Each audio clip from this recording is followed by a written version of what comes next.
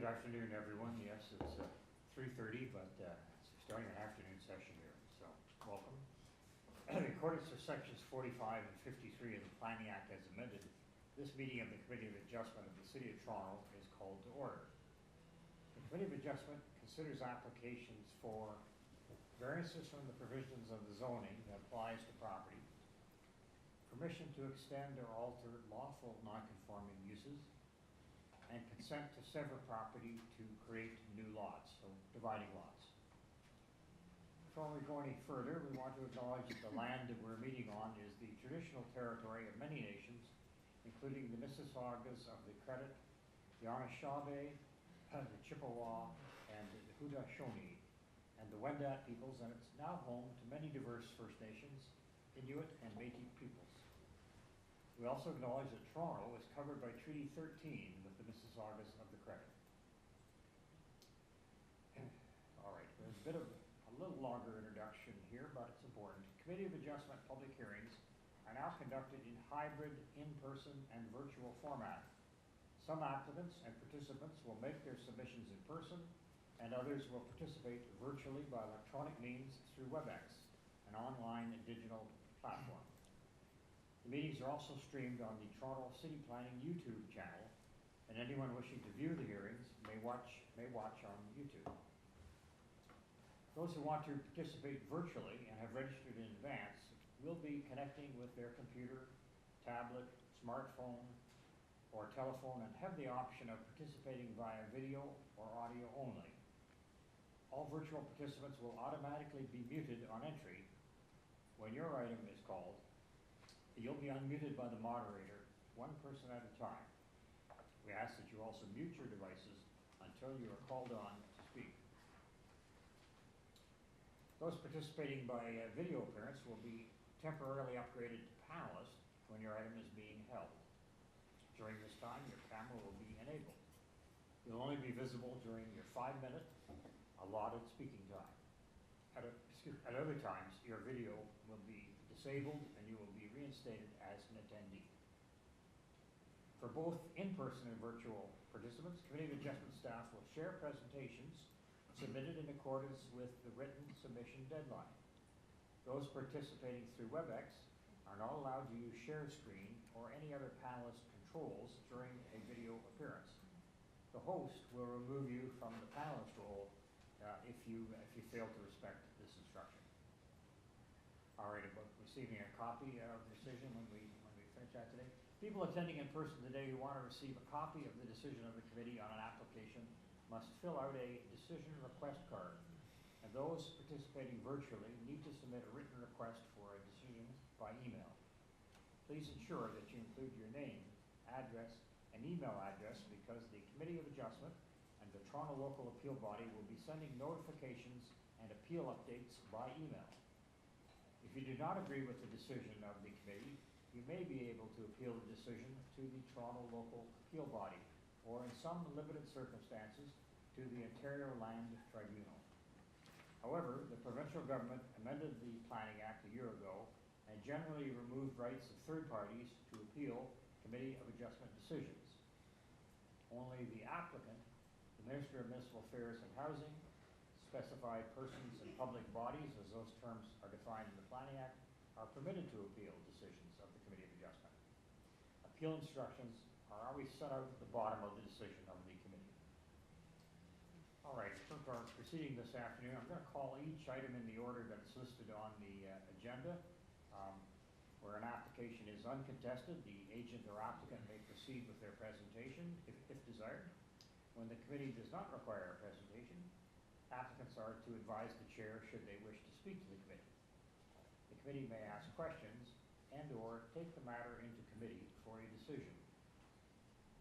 Each speaker, including the applicant agent, will be given a maximum of 5 minutes to address the committee. I'll comment when you've reached that 5-minute limit. Any presentation or other materials you wish to submit to committee must have been emailed in advance of the hearing. Staff and committee members cannot accept materials at the hearing. When addressing committee, please clearly state your name and address. Please remember to confine your remarks to the matters outlined in the application. So we allow the applicant or agent to proceed first, and they'll make a presentation to the committee if necessary. Please note the committee may not entertain revisions to proposals at the hearing today. The committee may decide to defer the application if substantially revised to ensure the revised application is accurate and that all those entitled to notice of the application are informed of the changes. Then individuals, either in support or opposed to the application, will be invited to speak. Generally, we first call on speakers in the hearing room and then those participating through WebEx. Committee members may ask questions of each speaker after they finish their presentation. When all speakers are finished, the applicant, agent, has an opportunity to rebut only those issues that were raised by the speakers. This will mark the end of the discussion. The application will then be taken into committee for a decision. Now, before we proceed further, I just want to ask our Deputy Secretary Treasurer, are there any declarations of interest for any item on the afternoon agenda? Through the chair, I see none from staff, but perhaps a member. I have a declaration of interest with respect to item 32. That's 994 Bathurst Street. And it's due to a personal relationship with the, I guess, the principal of the corporate applicant. All right, so that's fine. I'm sorry, what was the item number? 32, it's 994 Bathurst. Thank you. So at the appropriate time, you know, recuse yourself and leave the room. Good. Madam Deputy Secretary, what about files? Are there files to be closed this afternoon? Through you, Mr. Chair, there are no files to be closed this afternoon. All right, thank you very much. So people, as we go to the agenda, then we starting at item 21. Through the chair, sorry, if you just want to ask if there's any deferral requests for this afternoon, Thank you. which there are none. The chair was going to entertain all sorts of stuff. Thank you. Nothing to be deferred. And through the chair, I'll add one more matter of business. Member Cheng will be absent between the time of 4:20 and 5:20 this afternoon, but we will still have quorum, so we will still be able to continue. So we will mark Mr. Cheng as absent during that time. Thanks for that reminder. Yes, so you say we'll still have quorums, right? So we're just turning to and getting our materials for item 21, the South Kingsway. And just call these matters up, and then we'll ask for an applicant. Joe, you have been unmuted. Yes, my name is Joe Dome, 133 Torresdale Avenue, agent for the owner.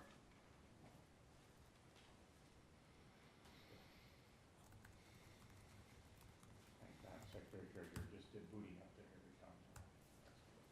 Can everybody hear me okay? Yes, we can hear you. Okay, yeah, I have a short presentation. I'd like to begin by clarifying that we would like to correct variance number 2 by amending the FSI from 0.67 to 0.6. This was confirmed by the zoning examiner as shown on the latest zoning notice submitted on file. No changes to the drawings, just a number correction. The owners would like to alter the existing 1.5-story dwelling to accommodate their multi-generational family livability needs by constructing a front 2-story addition with front covered porch, a rear 2-story addition with a 2nd-story balcony, and a rear covered deck. There are 4 variances requested here. Variance number 1 and 4 refer to the proposed deck setback on the north side and the eave setback on the north side. The proposed deck and eaves are consistent with the north setback of the existing dwelling and proposed rear addition. Variance number 3 refers to a proposed front yard setback of 6.51 meters. This pertains to the first floor window projection on the north side of the front main wall. And furthermore, the north adjacent neighbor at number 23's front yard setback is 5.48 meters. Variance number 2 refers to the proposed 0.6 FSI. Impact is mitigated by the fact that the proposed dwelling length is 15 meters. The height and the main wall height complies with the bylaw, as do the side and rear yard setbacks, and there are no soft landscaping variances requested. The FSI is consistent with other nearby two-story dwellings, including number 29 and number 37 South Kingsway, just to the north, which was approved for 0.6 FSI. We have reached out to Planning Department going back to September. They have no concerns, and there, as far as I know, there are no neighbors in opposition. And overall, we feel the application is quite reasonable and minor in nature, and I'd be happy to answer any questions you may have. All right, thank you. And just we're going to pause for just a moment. I'm going to ask for some technical help, if I may, Will. Just some materials have gone. But Madam Secretary, Treasurer, just in terms of what the gentleman just said, there are no objectors to this item. Is that the case? Through the chair, it looks like we do have somebody registered to speak. All right. Gold, do we have somebody on the line? It's weird, eh? Yeah. It's okay. In person, okay. In person. Very good. Oh, thanks.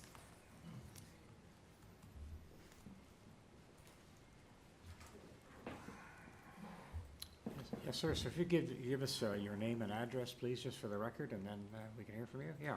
My name is Nicholas Singh. I'm representing the Swansea area ratepayers. Okay. Okay. All right. Yes. Well, you have 5 minutes. Please proceed. Okay. The ratepayers' main concern with this application is the FSI. The applicant addressed this and referred to it as being minor. We don't think it is minor, and to the overall application as being minor.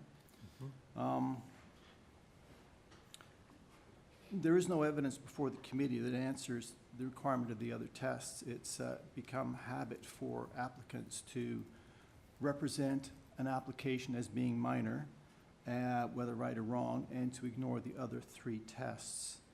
But the other three tests are independent of whether or not the application is minor. Yes, that's right. Yeah. Yeah. An application must pass each of the four tests, not just the first. Passing the first test allows the application to be heard, because after all, if it's not minor, the committee doesn't have the authority to approve it or the other three tests.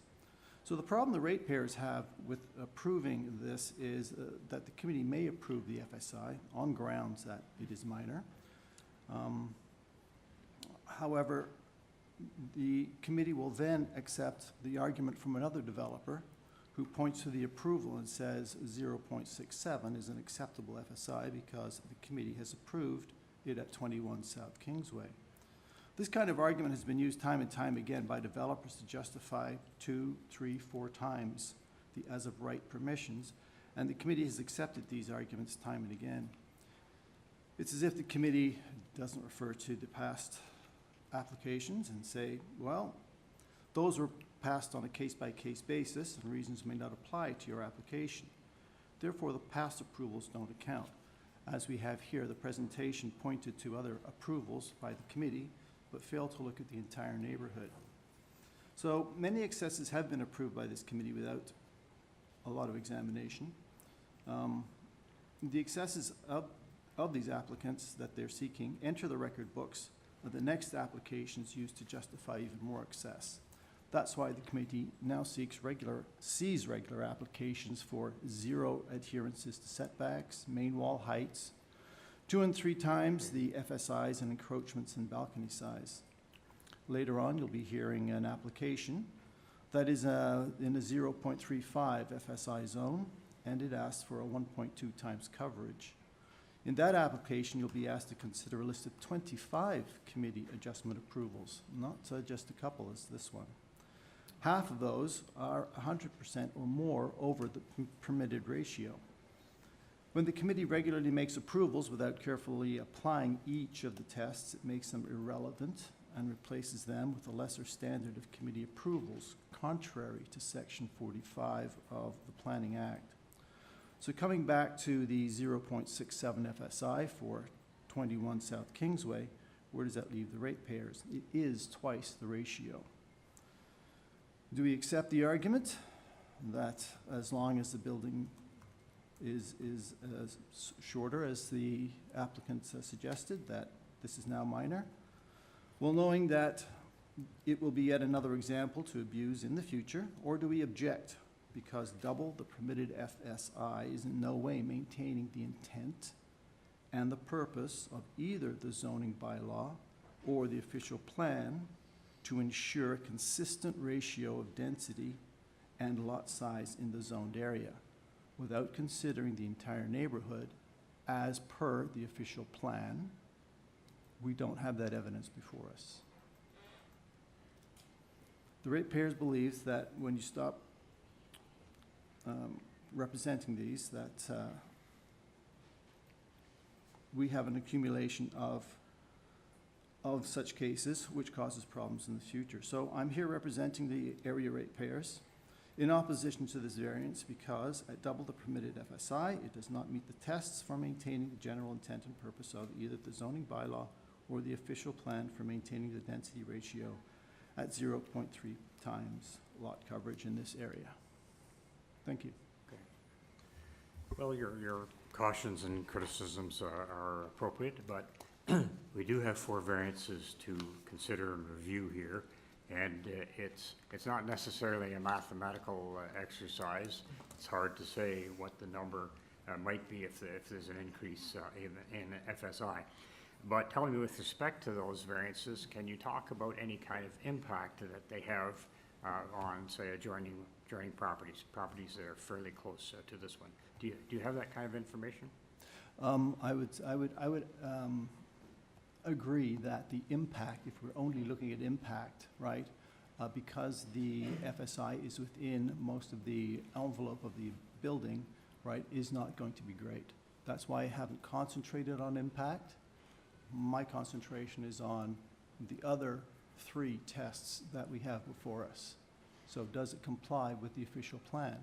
And again, without a proper assessment of the broader context, the immediate context, the neighborhood, and the full look at what is appropriate, what is physically on the ground, what is the physical character, we don't have the evidence before us to say it passes the test for the official plan or the bylaws.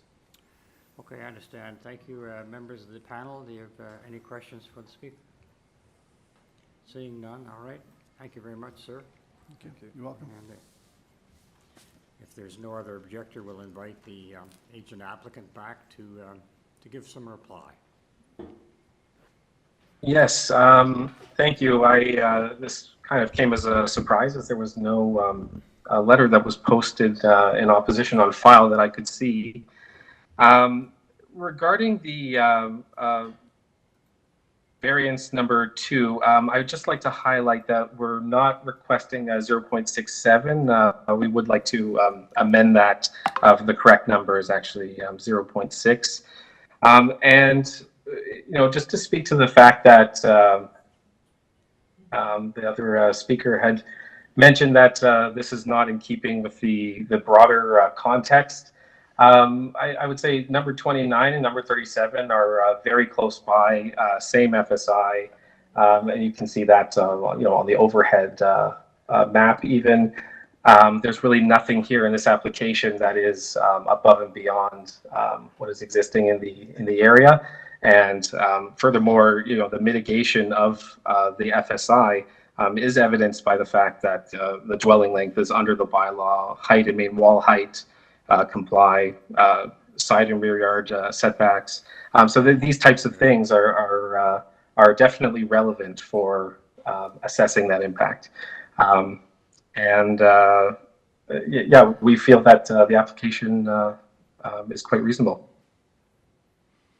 All right, and you'd be okay with amending then that variance number 2 to say so FSI at 0.6? That's correct. So you'll be, all right, your application will be amended in that respect. Okay, thank you. And through the chair to the agent, we also need the meters square confirmed by the applicant. All right, yes, is good. Yes, that's right. One moment.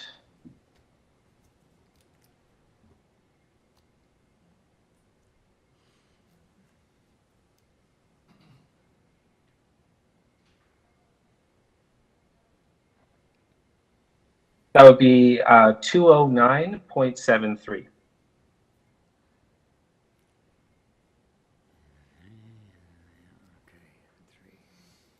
meters. All right, thank you. Okay.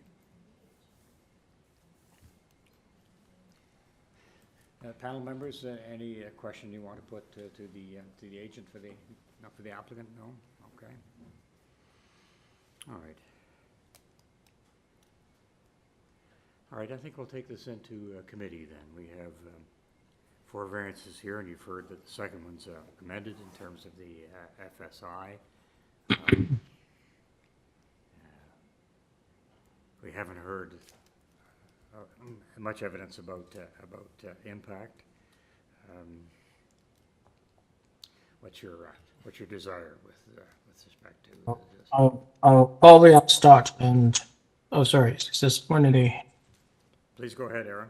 Thank you. okay, so I did look at the variances and I'm glad that they bring down the FSI. Yeah. And with the context of this South Kingsway, I think it is a very reasonable development and it does pass all the tests that we have. So I would recommend the committee to approve the application. All right, I'll treat that as a motion. Is there a Yes, second? please. Is there a second there, please, for that? Through the chair, as amended, as well. As amended. As amended, thank you, yes. As well, there is urban forestry condition number 2. Right, please, yes. Yes, correct. Is there a seconder for that motion, please? Yes, Mr. Ryan. Sorry. All right, so we have that. We have a second there. All in favor? Okay. Thanks. That was Member Reed, whose name I was trying to get out and didn't, but all right. All right, we're moving on to 22. I see that there are some urban forestry there. 102 Massey Street, and just give me a moment, I'll go to that, and I want to, I just want to take a look. All right, 102 Massey Street. So the purpose of the application is to alter the existing 2 1/2 story townhouse dwelling by constructing a rear 1-story addition with a rear ground floor deck and a rear 2nd floor deck. Also to rebuild the existing covered front porch. All right, with respect to that application, and may we hear from an applicant or agent, please. Through the chair, can you briefly go through the materials list first before we hear from the agent? Okay, all right. I'll get the materials list. All right, that's all right. Okay. Just we're playing a little hide and seek with this. Yes, okay.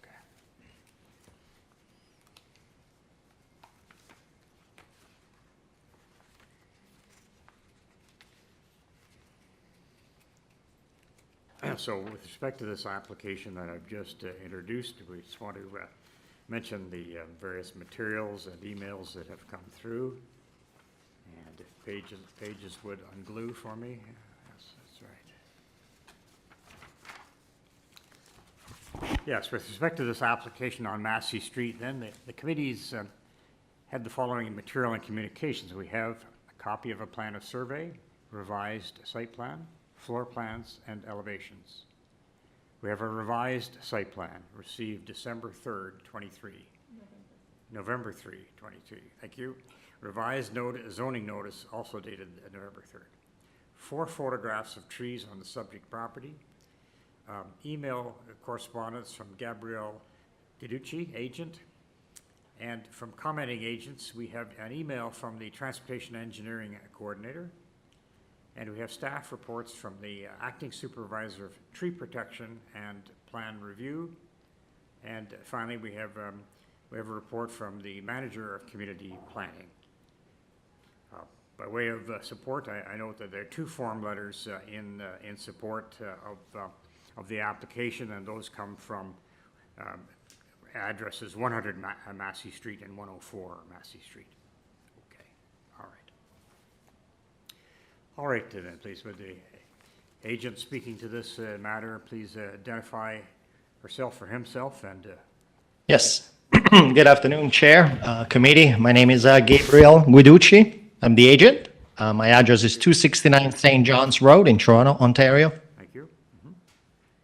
I would like to bring to the attention of the committee that the variance number 1, after a discussion with community planning, has been increased to about 13%.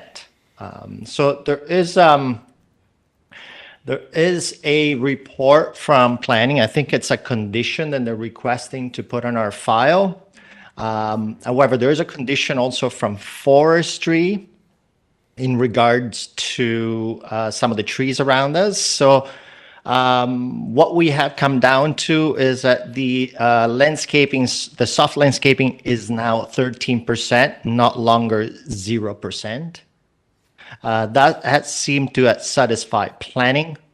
However, they have put a condition based on some of our latest drawings submitted. My only issue I would have in consideration of the condition from planning stuff, given that we also have a condition from forestry, they sort of cross-examine each other and could alter each other. So I'm okay with maintaining the variance as we submitted 13%. I don't feel comfortable receiving a report from planning tying me to a site plan that has been submitted at the time to meet a higher soft landscaping. Matter of fact, that if I have to make some adjustment to the landscaping due to some existing trees close by, I don't think any one of the trees will be impacted by any means. But I feel that if I have to do some adjustment in the soft landscaping, would that impact then my decision? Obviously, my minimum 13%, that would be a minimum to be required. I'm just concerned that they're going to tie me to a design of the landscaping that might not match what we end up with. However, we will still have a 13% soft landscaping. I hope I'm not making this complicated, but in a nutshell, here's what's happening is that we are removing an existing addition at the rear of this townhome, rebuilding it within its forms. I think we're extending it by about a foot. And the landscaping existing at the moment is all hard landscaping. So this was discussed with planning. However, they're not obviously promoting 0% soft landscaping. So we try to come up with a clever way to provide some soft landscaping for, runoff and whatnot.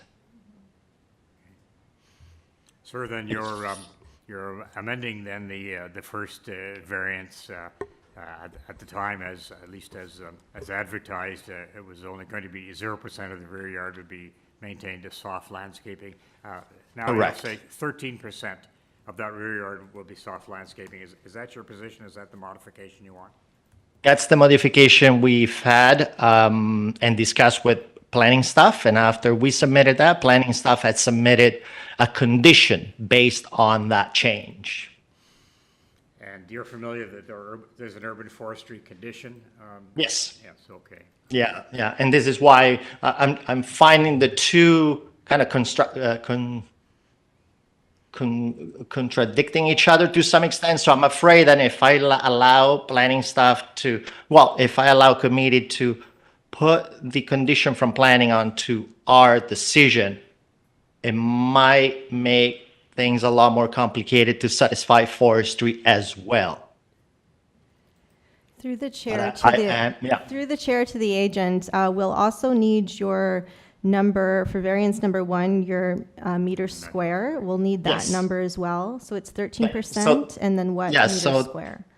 Of course, this was submitted. I'm not sure if it's there. There's a revised zoning review dated November 3rd, 2023, with a revised item 1 at 13% and 8.13 square meter.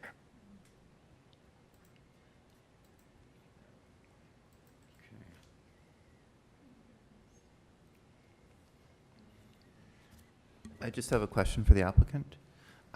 So the forestry condition is simply requiring an application to damage a tree. So I think that that would not actually affect your plans. Would that not be correct? I would hope so. I cannot speak for what we have to do to protect the trees, because an arborist has been engaged, but we're not in position to obviously get anything at forestry for approval. I'm just more concerned that if they have the application to protect or injure, sometimes what it entails is to allow enough green space around the trees, the subject trees, and so that means soft landscaping. So what I'm hoping to do is that if I can keep the 13% has submitted and revised, but just allow me to play with the design of that 13 square meter within the very tiny backyard that we are already kind of tied to. If I had a lot more space here, I would have loved to give a lot more green space. It would allow us a lot more elbow room to accommodate the green space requested. But I'm more concerned about making sure that we maintain and not injure any trees. There is not plan to injure or remove trees. It's just a matter of protecting them for the amount of work that we're doing. However, as far as my experience goes, we're not planning on excavating for this addition. There will be, there'll be sonotubes, maybe helical piers. So, technically we're not, getting into roots areas or any of that parts. But by any means, if it makes it simpler for committee to apply that condition from planning staff to our decision, I will be more than happy to get it, but I'm just trying to simplify our designing for that small backyard. Through the chair, to clarify for Mr. Reed, you're correct. There would be no conflict between tying this application to the plans and imposing the urban forestry condition. The applicant may not desire that condition, but that is the condition that was recommended by community planning.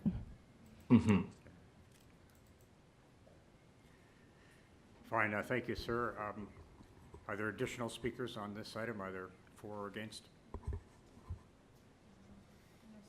No speakers. Through the chair, no speakers on this item. Members, why don't you? I think it's appropriate to proceed. I think the tests are met. The FSI is a very small change at all. I'm not sure I've got hold of all of the conditions other than the urban forestry condition. So if another member would like to lead off on this amended application, please feel free to do so. Sure. I sort of understand where the applicant's coming from, but it seems, I think it's probably best to just go with the conditions as given. I'm sure that it can be managed. So I propose that we approve the variances with the amended number 1 and with the forestry and planning conditions. Forestry condition 2, I think, and planning condition. Yes, it is. It's 2. Is there a seconder for that motion, please? Yeah, second. All right. All in favor? And Aaron? Yep. All right. That's approved, sir. You have your approval with that amended application.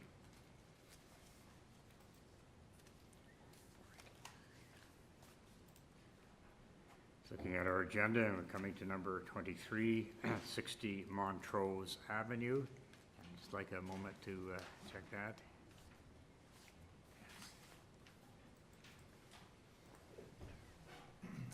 Yes, the 60 Montrose Avenue, then we have a minor variance application in to alter the existing 2-story detached dwelling by constructing a complete 3rd-story addition with a rear balcony. And the variance is sought to carry out that project. All right, on Montrose Avenue then, do we have an agent speaker before us today? Austin? Hello? Oh, hi. Sorry, can you just speak up a little bit and give us your name and street address, please? Yep, my name is Austin Emino of 82 Formosa Drive in Richmond Hill, and I'm the designer and agent for the owners of 60 Montrose. All right. Hey.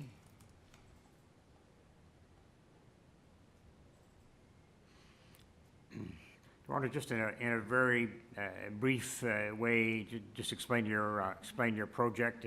You can highlight some of the variances if you think that's necessary.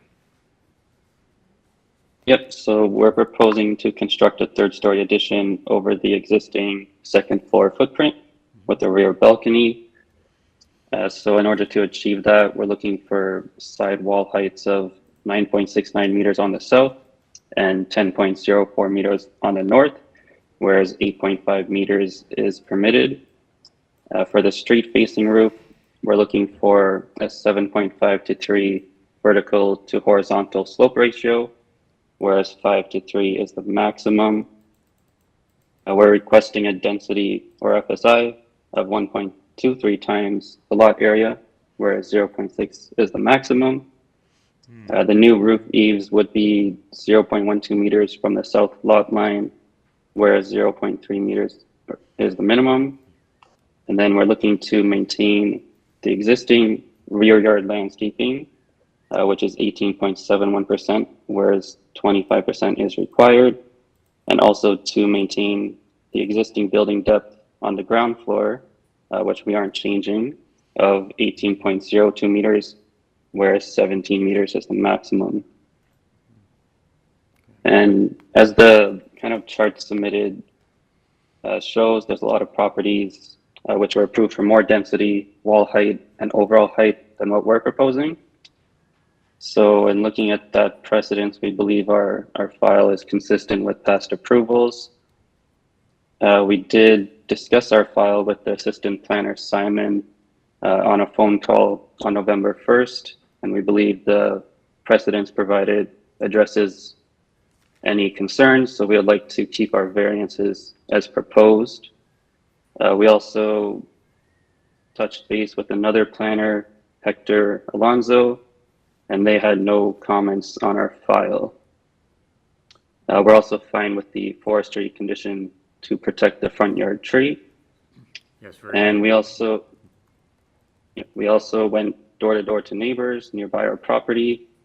We got verbal support from 41, 43, 45, and 68 Montrose Avenue, along with 299, 303A, and 307 Crawford Street, which is the street right behind us.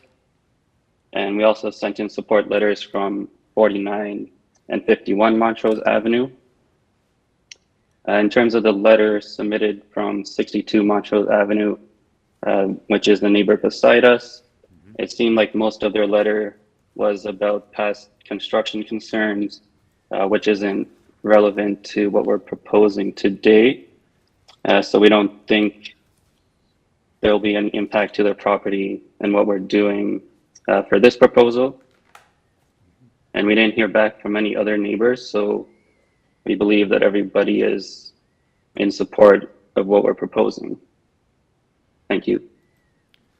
Through the chair, I will highlight that last night we did receive an updated report from community planning, which updates and supersedes the last report submitted from community planning. They just clarified their conditions in their report. Staff has kindly provided that report on the screen for you. Okay, second. And it is recommending condition number 1, that the front side of the proposed third-story addition will be stepped back a minimum of 1.4 meters from the east side of the lot, i.e. the front lot line, and that variance number 5 pertaining to the rear yard soft landscaping be refused. All right, sir, you've heard those. What's your response? Those acceptable then as outlined by planning in that very recent report? Yeah, so what we're looking for is to approve it as it exists, not following planning comments, because we feel that the precedence that we gave shows that other houses have done similar to what we're proposing. So we think it's unreasonable to make these changes. In terms of the reference pictures I sent in, there's lots of houses where the third floor wall aligns with the second floor wall below, whether it's in a roof line or not. So our proposal is similar to that. It kind of has a dormer look to the third floor, and the roof line kind of breaks off between the second floor to where the third floor is. So we feel like that reduces the massing impact of the third floor addition on the streetscape. And the houses that do set back their third floor to that roughly 1.4 meters do that because they have balconies. And then what happens is they create a straight wall face there. So in my opinion, that massing looks worse than what we're proposing. I think having a roof line and making it look like a dormer is more consistent with the existing houses in the neighborhood. So you're saying in essence then you can't agree to doing that setback for on the third floor as set out in that very recent community planning report? Yeah, we'd like to keep our proposal as is, and there's no variance associated with that, so we don't see the need to change it. And variance number 5, I think they're saying refuse, and let me just take a quick look at that. That's again one relating to soft landscaping. You're proposing 18.71%. Yeah, so that's an existing condition in the backyard. We're just looking to maintain it as is and not change it.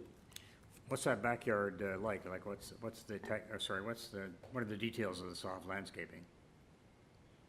Yeah, so there's a garage in the back since they're on a laneway. So the garage contributes to a hard surface, and that's an existing garage that we're not proposing to change. And then between the garage to the house, there's just an interlock walkway, and then the rest is soft landscaping for kind of like planters and grass. A concrete pad, yes, okay. All right. Thank you. Sorry. Questions from other members, please? Yeah, just a question. Sorry, I'm seeing that there is some soft landscaping indicated in the plans, but am I correct that the variance is for no soft landscaping? Oh, no, 18%. No, it's for 18. Okay, Yeah. got it. And okay. so we have a requirement of 25%. It's actually Okay, 80%. 18. All right. Sorry, what would be the impact on your plans of including 25% as soft landscaping as planning is asking for? Well, I mean, it's just, we're just adding a third story addition only, so they weren't looking to alter anything else on the property. So we're just looking to maintain the existing condition of how the backyard is today. And the zoning examiner just kind of flagged it because of that kind of one-story existing addition on there. So they're saying that was kind of added later and the city didn't know about it. So that's why they kind of recalculated soft landscaping. Through the chair, we do have a speaker registered to speak on this item, so perhaps we can move on to that speaker. Gold, do we have Maria on the line? Very much so, thank you. Maria? Here. Ask away. I'm getting feedback on the sound.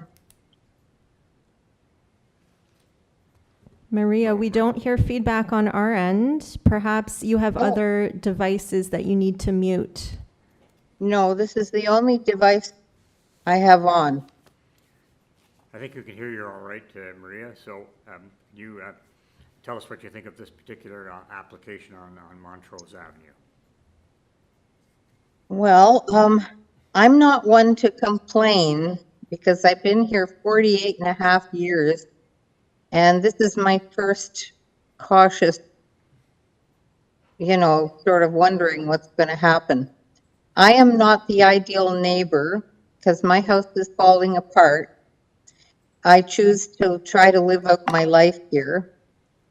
The proposed changes to the neighbor house will certainly shade the yard and overwhelm my little house.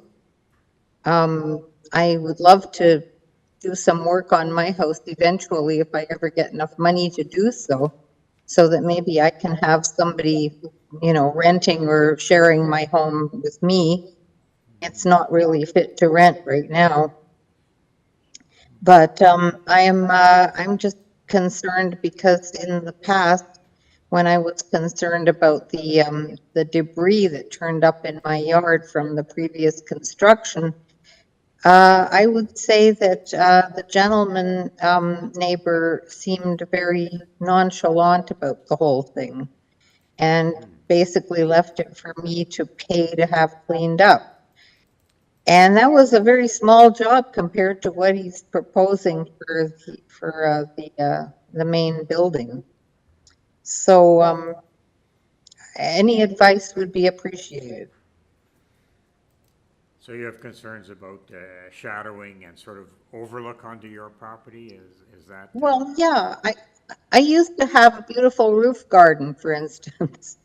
I think it'll have to go up, if I can get it rebuilt again, it'll have to go up a couple stories to get any sun.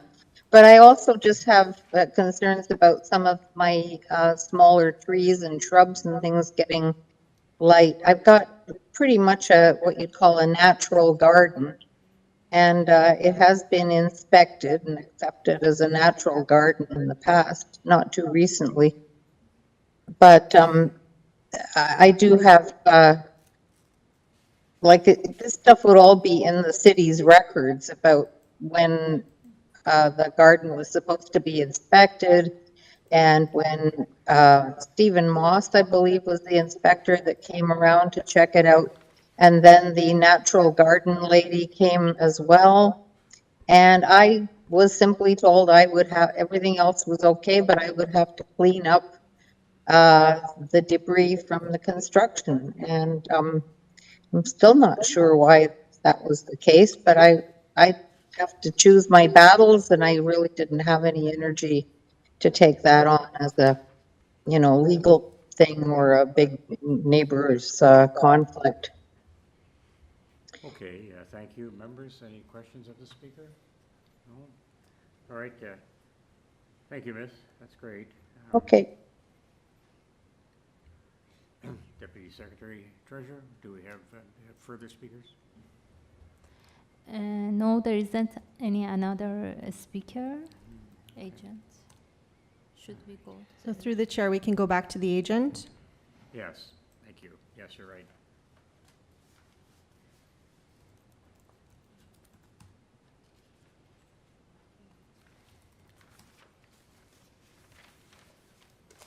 Yeah, so to address that, so that's the neighbor from 62 Montrose. So we did leave letters at the house, so we never got any correspondence from them, just a letter they submitted online. But in terms of daylight, I think the impact would be minimal with our addition since it covers the existing footprint. We're not asking to go any further back than where the second floor is today, which essentially lines up with the rear of their house. So we believe the backyard would still have sufficient daylight throughout the day. Just as an ancillary matter, you recognize, of course, when construction takes place, there is waste and there is dust and that sort of thing. So I take it, you would ensure that that the sort of protocols that need to be put in place would be put in place for your development. Correct. You okay with that? All right. Okay. I'm Secretary Treasurer. Any further speaker before or against, please? Through the chair, there's no more speakers for this item. All I'll take it into committee. So there is this issue from planning about stepping back that third floor. Any comments, thoughts about that? The applicant's not interested in that, making that change. Well, I am a little, I note the concerns made by the city staff. In particular, they make reference to the large massing compared to the surrounding properties and the maximum floor space index, which I see is more or less double in variance 3, as well as the inability to meet the 25% soft landscaping.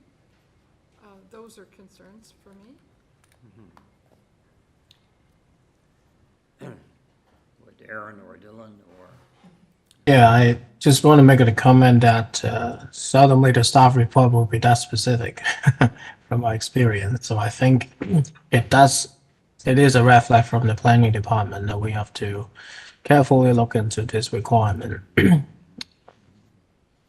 So I don't know if there's any way we can approve partially or, it does look like a pretty out of scale. I mean, it's fairly acceptable, but I'll let others to comment as well.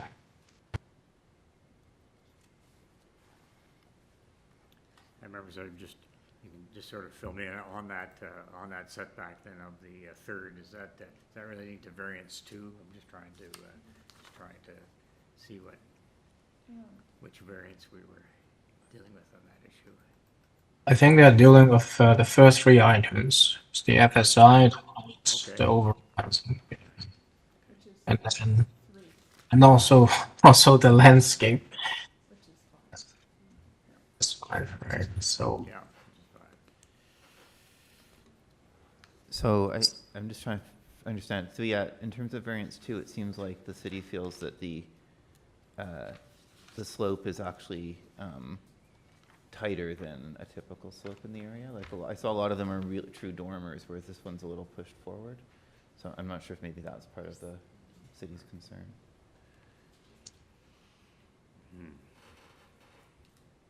Does anyone wish to bring forward a motion?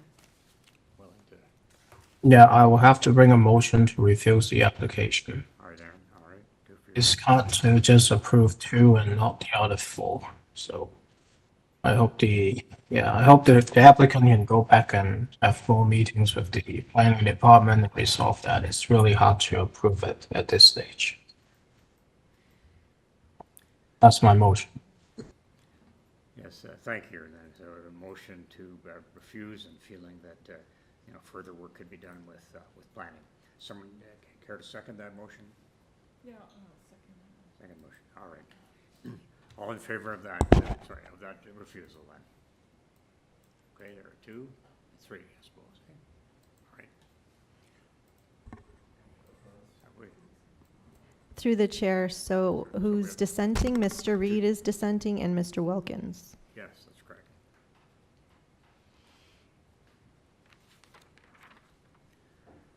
All right, sir, so the application is refused. I hope you have better success in dealing with the planning department and hopefully can bring forward a better proposal. Okay. I just have to leave now. I'll be back in about an hour. Thank you so much. Oh, thank you. We understood. Yes, we still have quorum. So we can move to item number 24, 133 Lamb Avenue.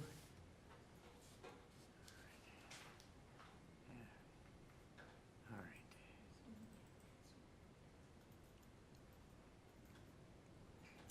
And at this property, then, the purpose of the application before us this afternoon is to alter the existing 2-story semi-detached dwelling by constructing a rear 2nd-story addition. Also to permit the enclosed front porch, which was constructed without an authorized building permit.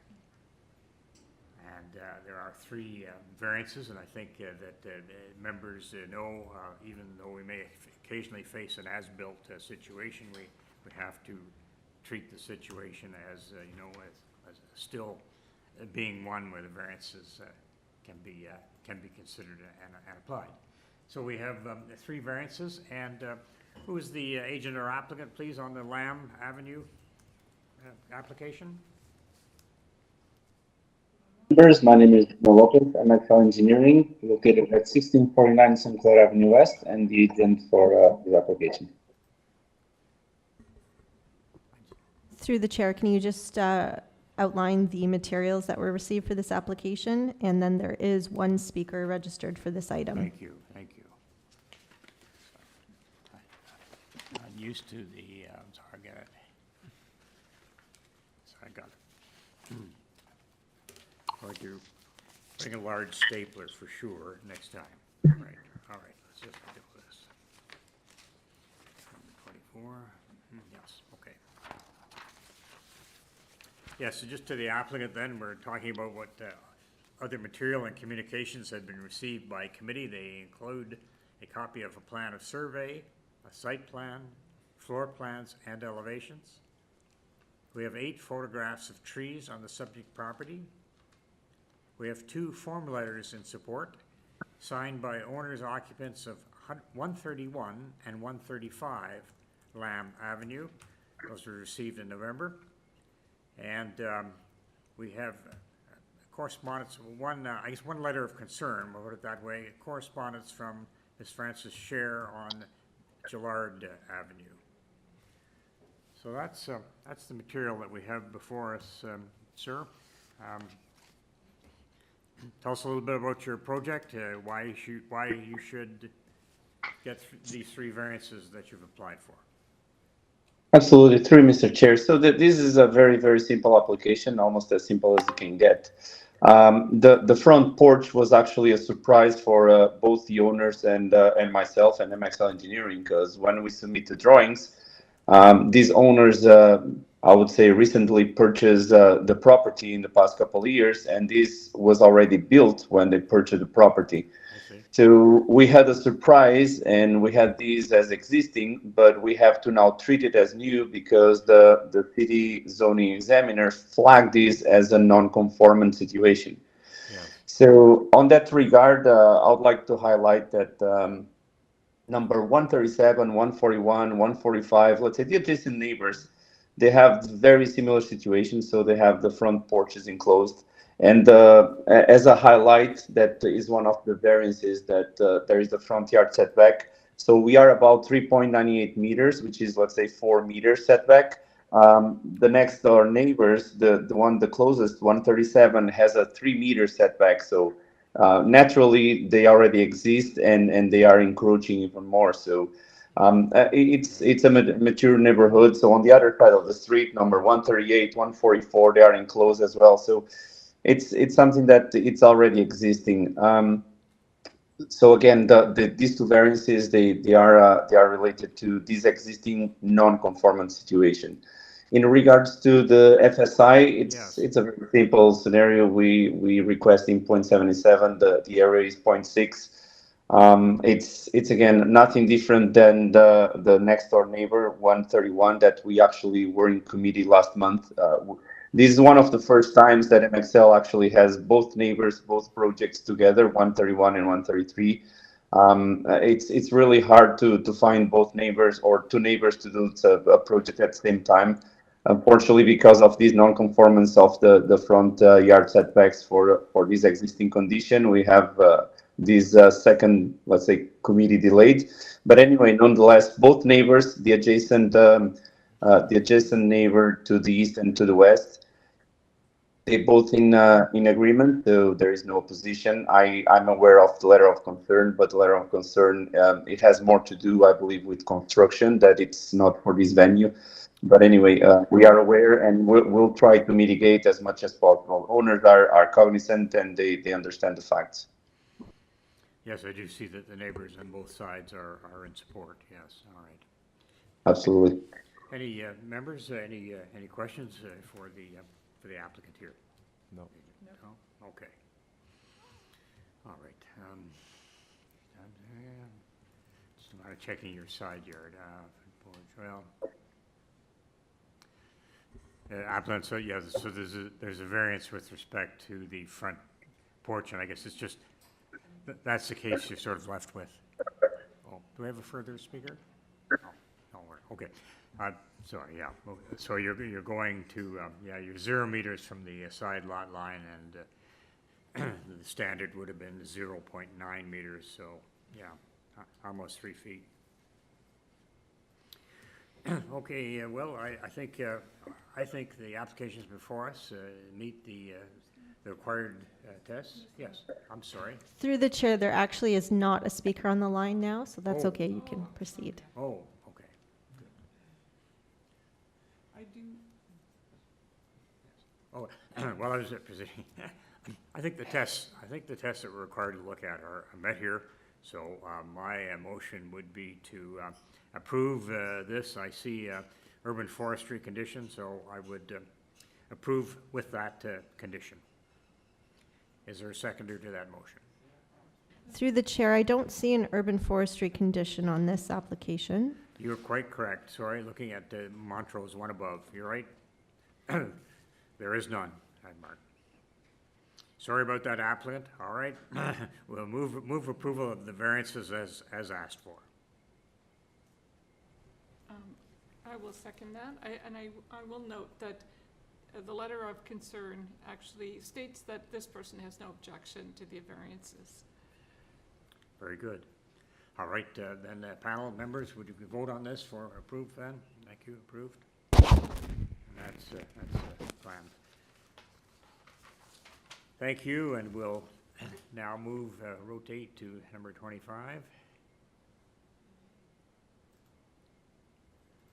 Just a moment here.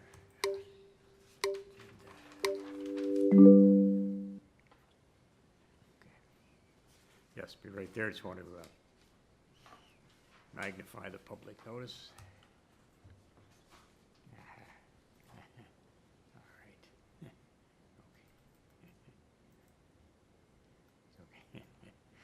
Okay. Sorry, that magnification not working so well. All right, appreciate Brunswick. So, on 68 Brunswick Avenue, then, the purpose of the application is to alter the existing 2.5 story detached dwelling by constructing a 1-story rear addition, a rear ground floor deck with stairs, as well as a 2nd-story rear deck. The existing 1-story rear deck and rear addition, and deck will be demolished, and the 1-story ancillary building, that's a detached garage, and the rear yard abutting the laneway, that will be maintained and unaltered. 2 variances are requested. All right, agent or applicant, please, to speak to this Brunswick matter. Yes, my name is Joe Dome, 133 Torresdale Avenue, agent for the owner. Right. This is a fairly straightforward application. The owners would like to construct the rear 1-story addition to the existing 2.5-story dwelling to add more family room and kitchen space to compensate for the addition of a ground floor bathroom. This would assist in allowing for main floor mobility and aging in place going forward. And there are 2 variances requested. Variance number 1 refers to a proposed length of 19.56 meters.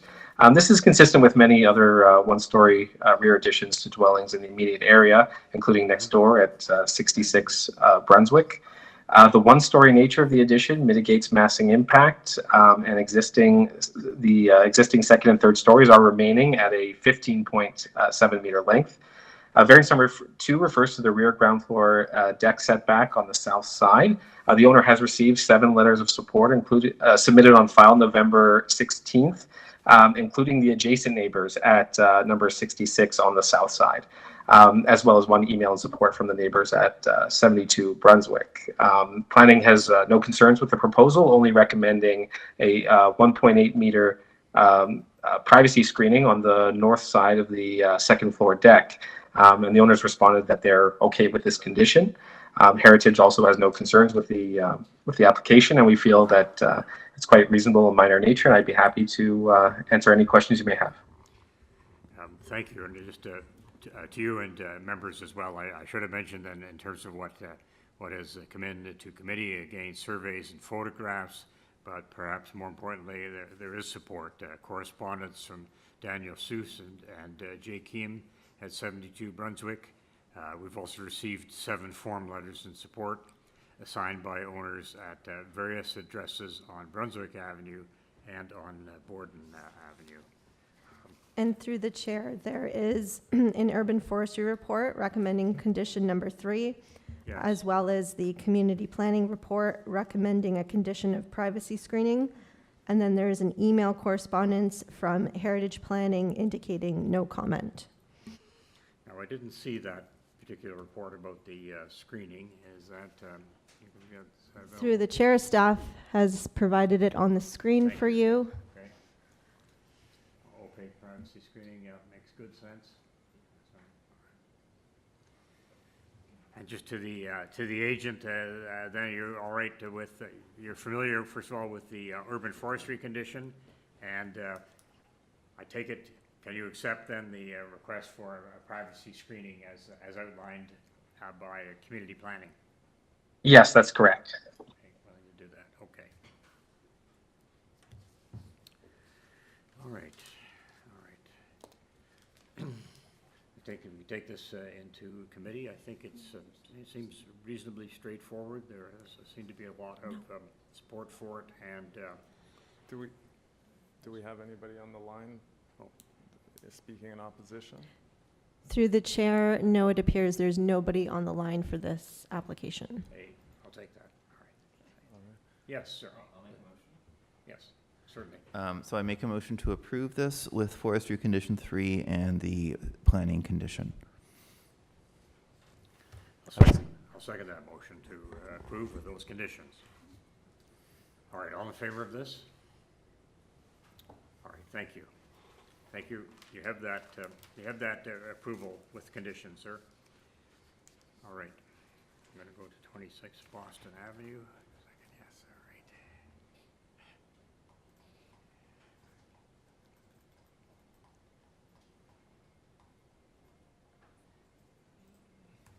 All right, just a second. Just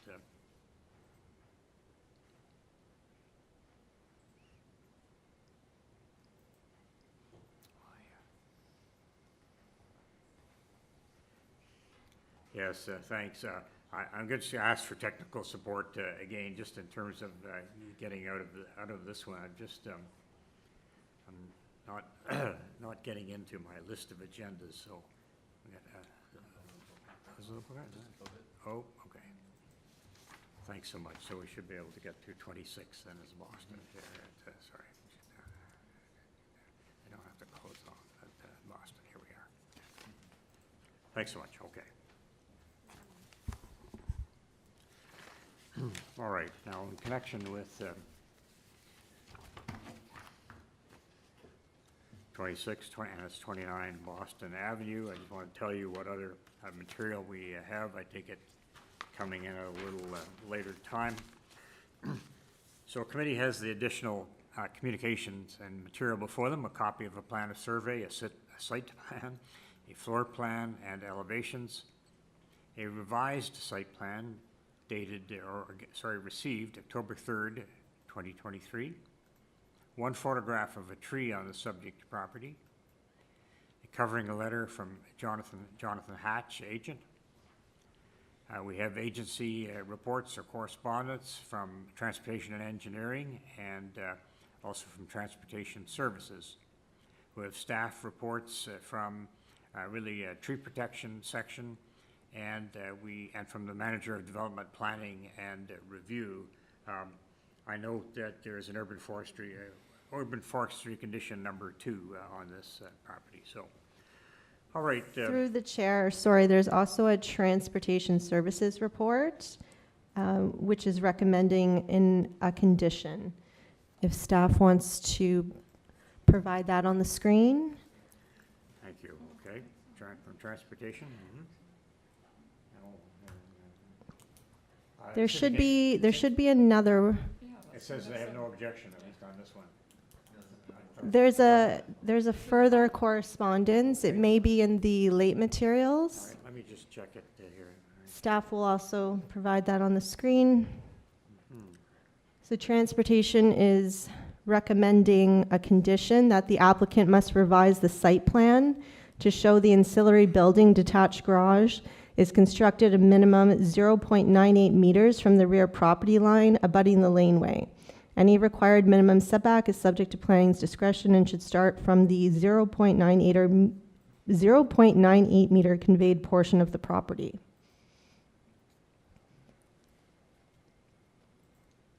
So through the chair, we can pose the question to the applicant if they've seen this condition and ask the applicant if they're aware and if this triggers any new variances or impacts their application. So applicant, then the request coming from this particular department is that you're going to have a minimum setback of 0.98 meters, so almost a full meter, and they're asking that you revise your site plan to show that. Does it affect any of your variances at the same time?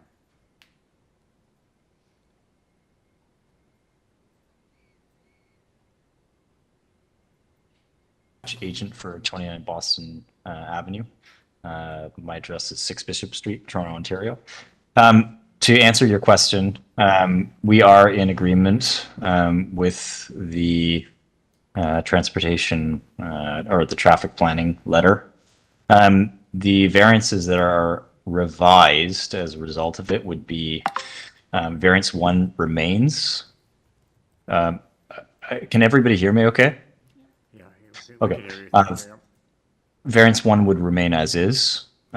Variance 2 would be revised to read the ancillary building detached garage will be located 0.98 from the rear east lot line. And then I believe as a result, variance 3 would be removed.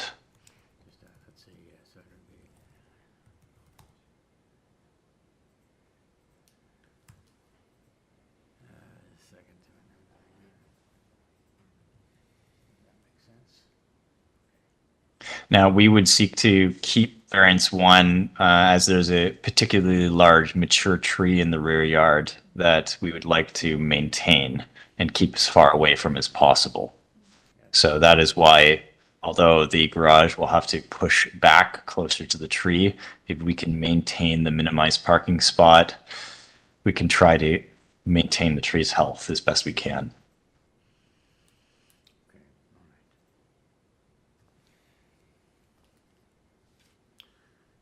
Are there any other speakers on this matter, please?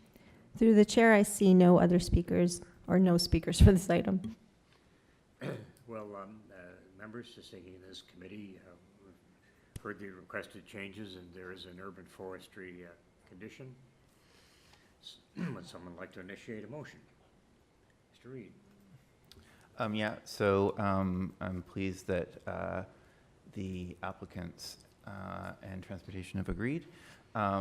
Also, I'm always in favor of smaller parking spots to encourage smaller vehicles.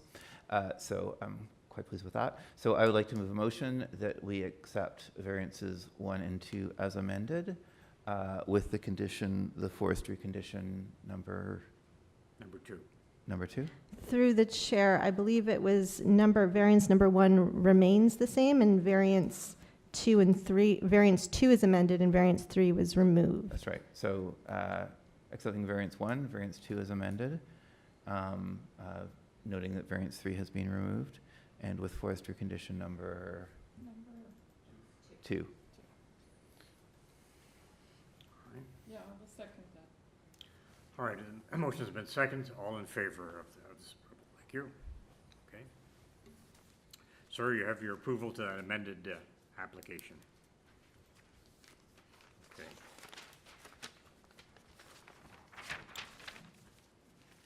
Right there is that. Okay.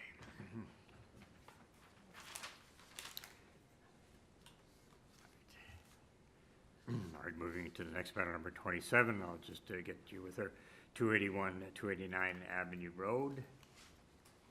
That must be about in the Davenport area, or maybe, or south. All right. There were two very I just, yeah. small variances. We may be able to just discuss. All right, that sounds excellent.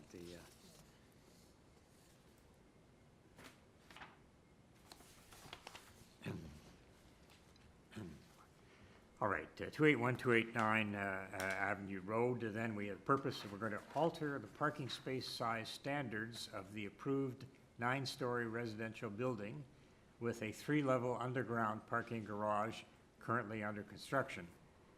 So there are two variances there really relating to parking space sizes.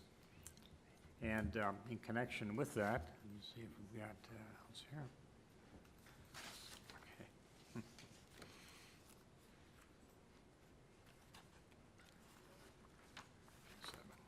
36, 37.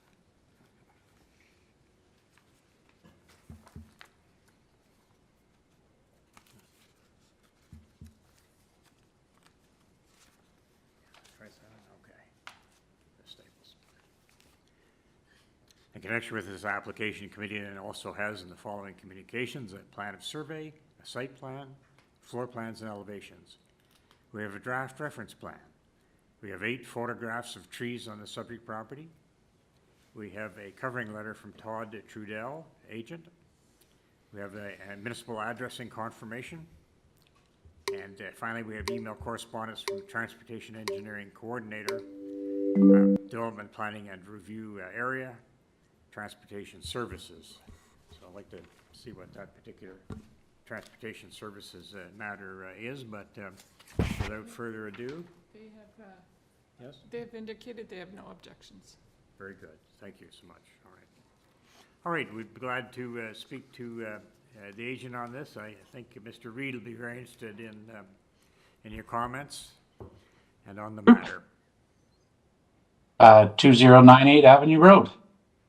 No, 281, 289, yeah, Avenue Road, yep. Yeah. Where's the major cross street there? It's south of St. Clair and north of Davenport.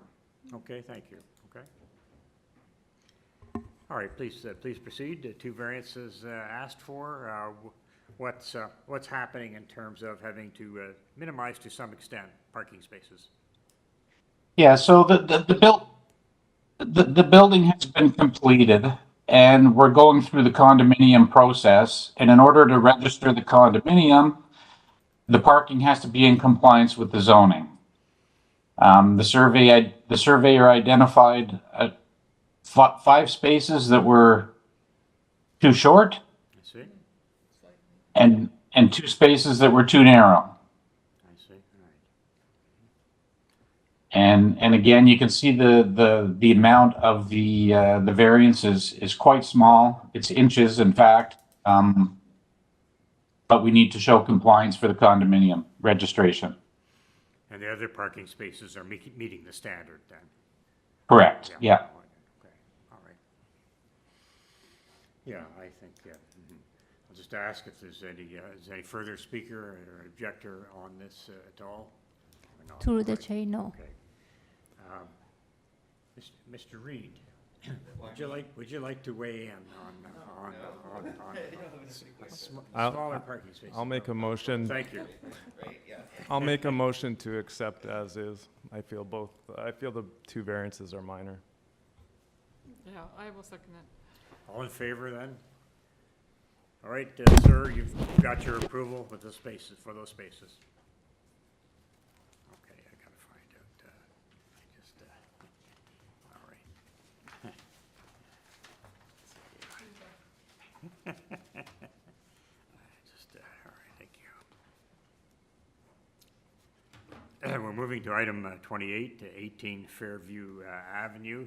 Just going to bring up the agenda, the public notice here.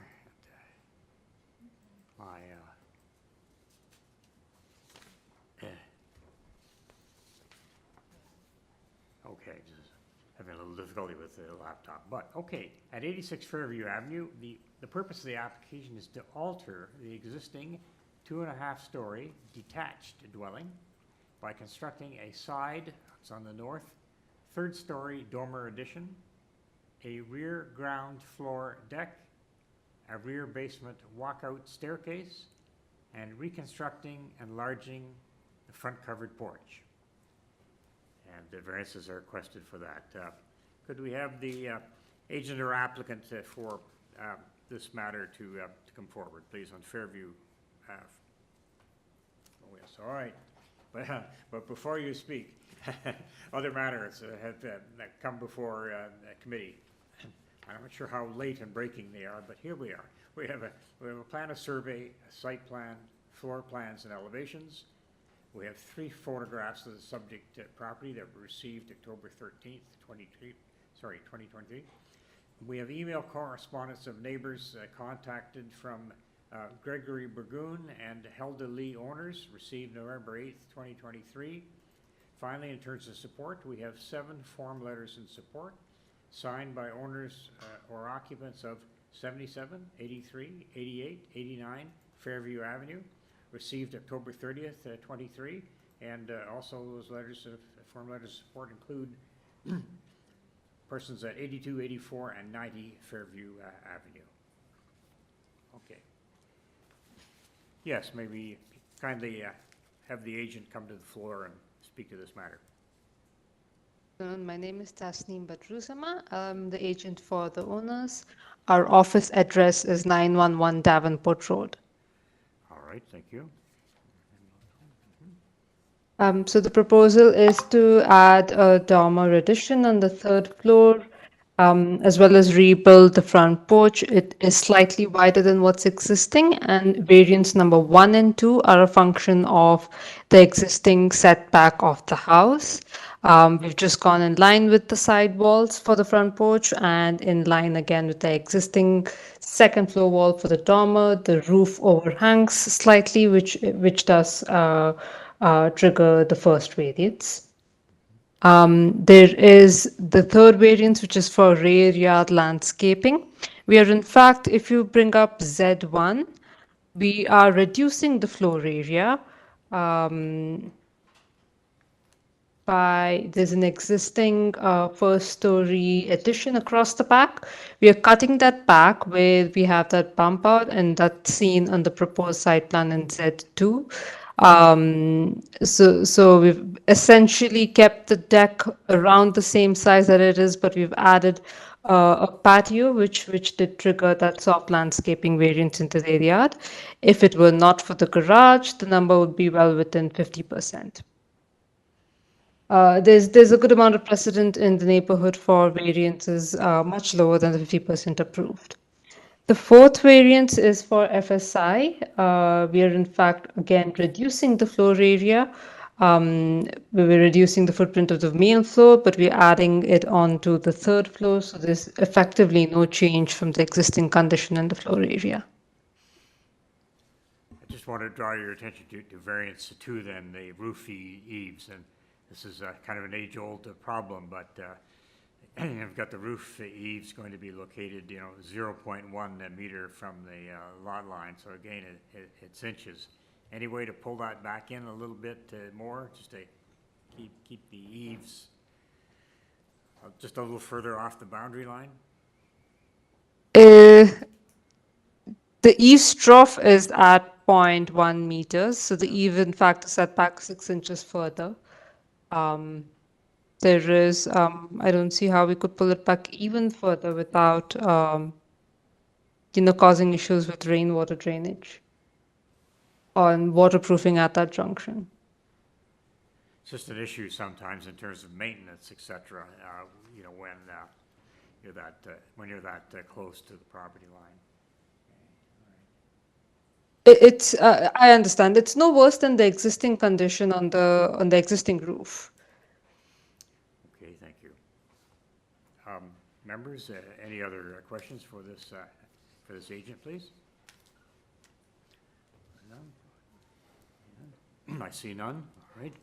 Okay.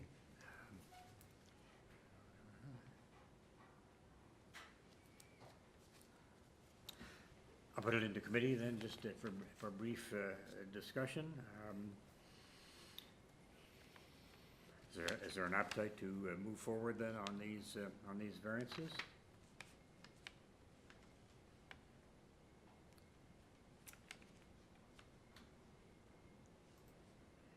And Madam Secretary Treasurer, I'm sorry, is there any other speaker on that issue? Through the chair, no, there is no more speakers. No speakers, yeah. Thank you very much, Joel. Well, I'll put forward a motion then to approve the 4 variances. I see no urban forestry condition on this, so the motion can stand as an approval of the variances as requested. Yes, Mr. Reed, second the motion. Those in favor, please raise your hands. All right. Okay, great. And I've forgotten, of course, that Aaron is left, but we have quorum. Thank you. That matter is approved. Okay. All right. Moving along here.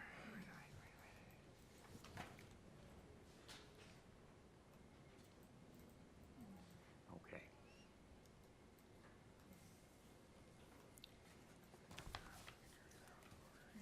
I'll get this over here. 29 Greenwood, yeah. Thank you. So we're at item 29, 149 Greenwood Avenue, and the purpose of the application is to alter the existing 1-story detached dwelling by constructing a complete 2nd-story addition, a front covered porch, a rear 2-story addition, and a rear ground floor deck. That is what is asked for, and appear to be 7 variances. And I'll just mention, in terms of other material that's come to committee, that material includes a copy of a plan of survey, site plan, floor plans, and elevations, revised plans which were received on October 31st, a covering letter from Gabe Ferrone, agent, a decision in 2014, it appears, that affects the subject property. Perhaps we can hear about that. And then commenting agencies. I see we have a staff report from community planning, and we have correspondence and concern from a Russell Namark at 1051 Greenwood Avenue, which was received November 14th. All right. Created the applicant agent then for this property on Greenwood. Would you please identify yourself and give us your name and address? Good evening, through you, Mr. Chair. This is Sal Creamy, address 2572 Eglinton Avenue West. Yes. Thank you. I've prepared a brief presentation. Would you like me to start? Yes, yes. Well, good evening, firstly, to the committee members and committee adjustment staff. Before undertaking a thorough review, I visited the subject property along with immediate context, and I can see that there is many examples of intensification and, dare I say, gentrification surrounding the subject property. I saw examples at 1071, 1069, 1063, 1057, and 1050 Greenwood Avenue, along with 8 Dieppe. And these are all within all these houses are within 100 meters of the subject property, which had very similar height. And I couldn't obviously measure to get accurate FSI, but you can see a sizable increase in comparison to the original houses, which is what 1049 is. It's an original example of the subdivision construction. And what the owners would like to do is to kind of turn this into their forever home, and thus the proposal before you.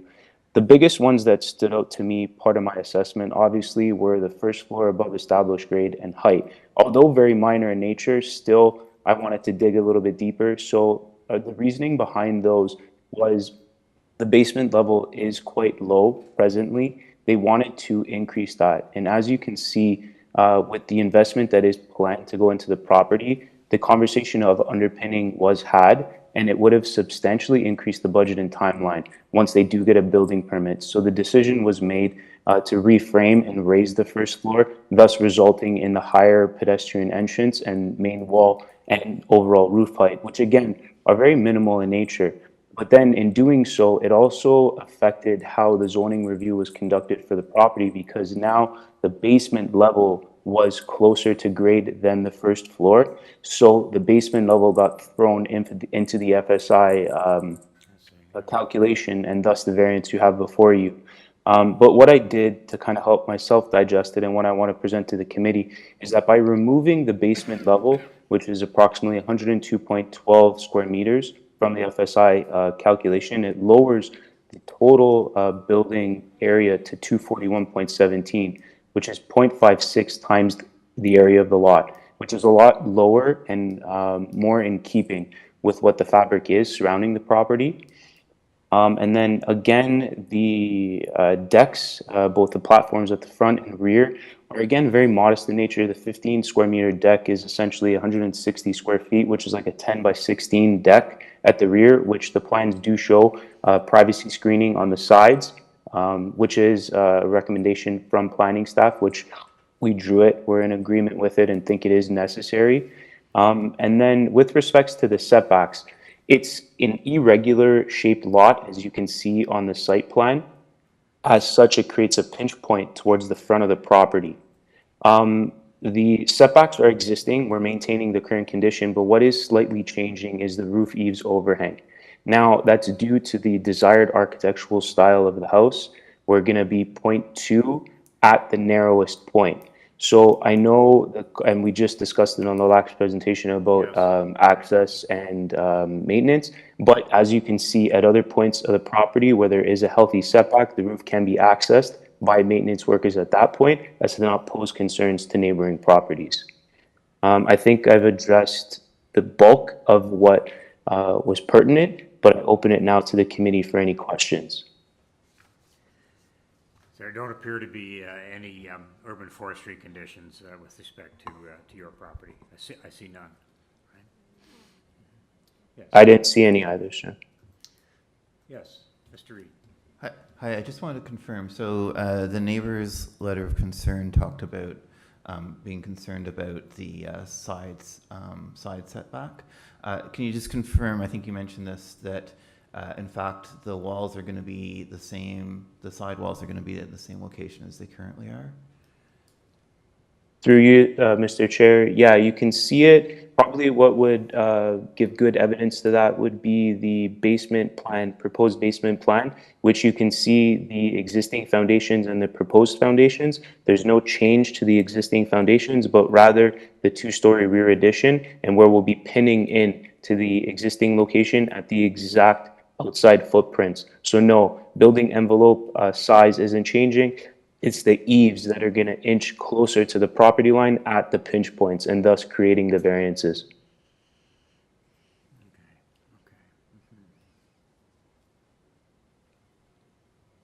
Staff, could you put up the planning, community planning report? That's an issue here. I didn't see it on my material there. Again, and that's a good idea.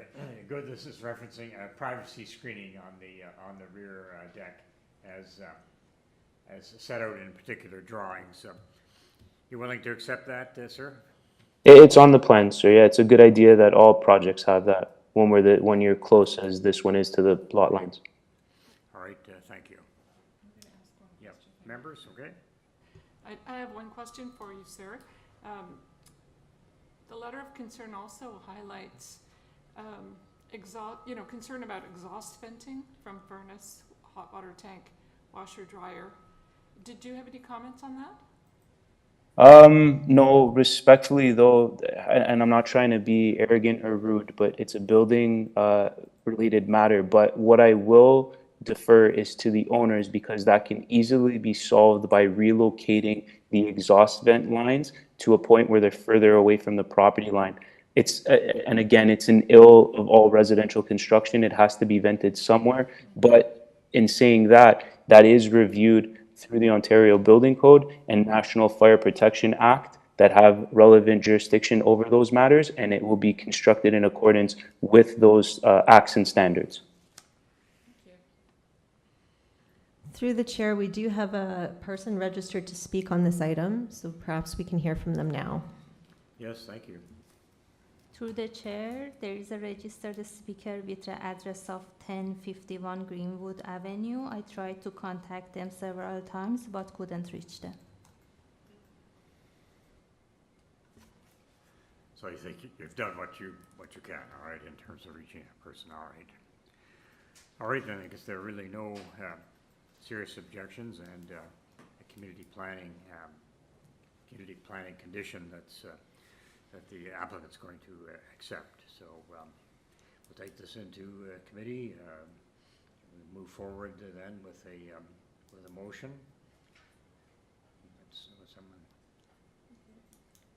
I move that the committee accept the application with the condition set out by the planning staff in their report of the 13th of November 2023.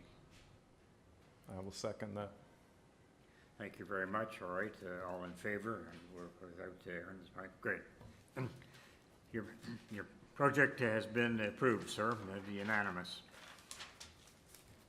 Okay. All right, number 30.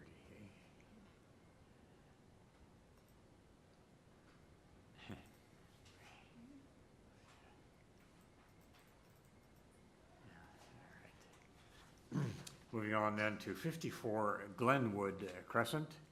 Just going to take a look at that. I'll read out the purpose, and then I'll just mention the other materials that we have on this. At this 54 Glenwood Crescent, the purpose of the application is to alter the existing two-story detached dwelling by constructing a two-story rear and east side addition, an integral basement garage with a basement storage room addition, a one-story front addition with a terrace above the integral garage, a first-story rear deck, a second-story rear balcony, a front yard driveway, and paving along the east side and a portion of the rear yard. The existing rear attached garage will be demolished. All right, and just with respect to those, okay, I can report that we have quite a bit in terms of material and communications that have come in, and I'm just going to highlight them. We have the copy of the plan of survey, site plan, floor plans and elevations, landscape plans and renderings. We have a revised site plan received October 20th of this year, 4 photographs of the subject property. We have a geotechnical investigation and slope stability study prepared by Christina Skaza, she's with TerraProbe. We have a stage and 1-2 archaeological assessment prepared by Dr. Helen Haynes of S&G Archaeological Consulting. We have supporting materials, the planner, ravine and natural feature protection, City of Toronto. I better just get that. That would be the, yes, ravine and natural protection. So we must be dealing with the slope here and issues related to that. We have supporting materials from the Archaeology Program Unit from the Heritage Branch of the Minister of Citizenship and Multiculturalism. We have supporting material from the TRCA. We have supporting, again, further materials from a planner at the Toronto Region Conservation Authority. Commenting agencies then, we have staff reports from the Acting Supervisor of Tree Protection and Plan Review, from the Director of Community Planning, from the Supervisor of Ravine and Natural Feature Protection, this is in connection with urban forestry. We have from the Manager of Development Planning and Review, Transportation Services. And by way of support, we have 3 form letters in support signed by owners occupants of 38, 52, and 56 Glenwood Crescent. All right, do we have that agent or that agent acting on this particular application on Glenwood to address us? Yes, I'm the agent. My name is Trevor Keir from 510 Jarvis Street. I'm the agent for the owners of 54 Glenwood Crescent. I think perhaps a map or a sketch would be very helpful here, as I presume that, we've got a slope in the rear going down to a stream, and so that's why we're hearing from different agencies that relate to these kinds of matters. The site plan is actually the 15th item. Yeah, there it is. Should I go ahead? Yes, please. The two-story house and a regular shaped 78-meter deep property back onto the Curity Ravine containing part of the Taylor Creek system. Brian and Christina, the owners, purchased the property in 2018 and have been working through the approval process with Urban Forestry, Heritage, TRCA, Ravines, TerraProbe, the Arborist, and now finally Committee of Adjustment. The goal has been to create additional natural space in the backyard by removing the double garage and a large driveway turnaround, open the back of the house to the ravine view, and create a ground floor bedroom and ensuite to facilitate aging in place in the future. We're asking for relief from the applicable bylaws shown in the review to build a two-story side and partial rear addition, a basement garage front addition, and a new smaller front foyer. 6.6 square meters of living space, a 38 square meter double garage, and 114 square meters of asphalt driveway are removed from the existing dwelling within the 10-meter ravine limit. The new rear addition is kept behind the 6-meter ravine limit established by TRCA.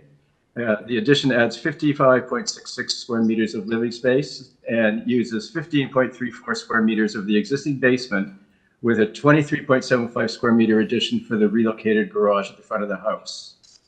We have 6 citywide zoning items. 2 are departmental approvals, 2 pertain to the front yard setback, 1 to the driveway width, and 1 to the second floor rear balcony. For the first one, we engaged TRCA early in the process, and we have conditional approval from them. The report has been provided in the supplementary materials. We've investigated the site with borehole samples and provided a TerraProbe geotechnical investigation and slope stability study.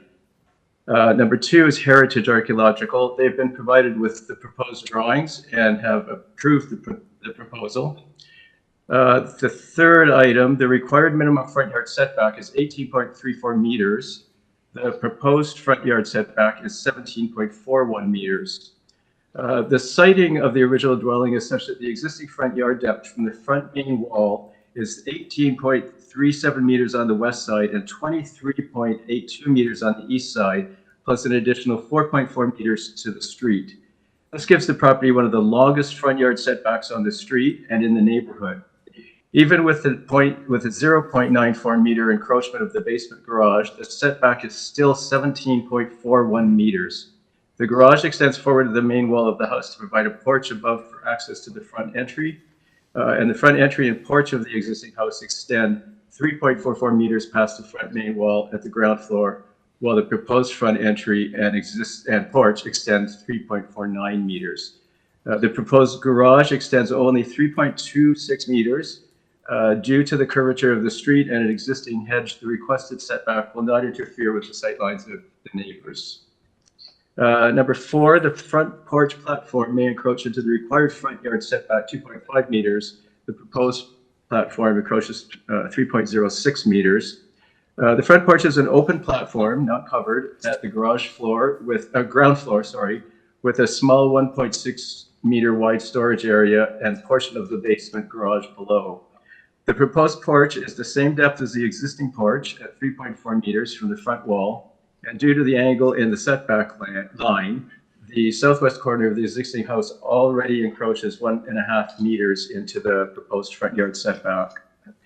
Number 5, the driveway is permitted to be maximum 5.2 meters wide. The proposed driveway is 5.66 meters wide. The garage and driveway replace an existing asphalt turnaround, as I mentioned. The proposed driveway is 0.46 meters wider than the maximum allowed due to required structure between the garage doors for the terrace over the garage.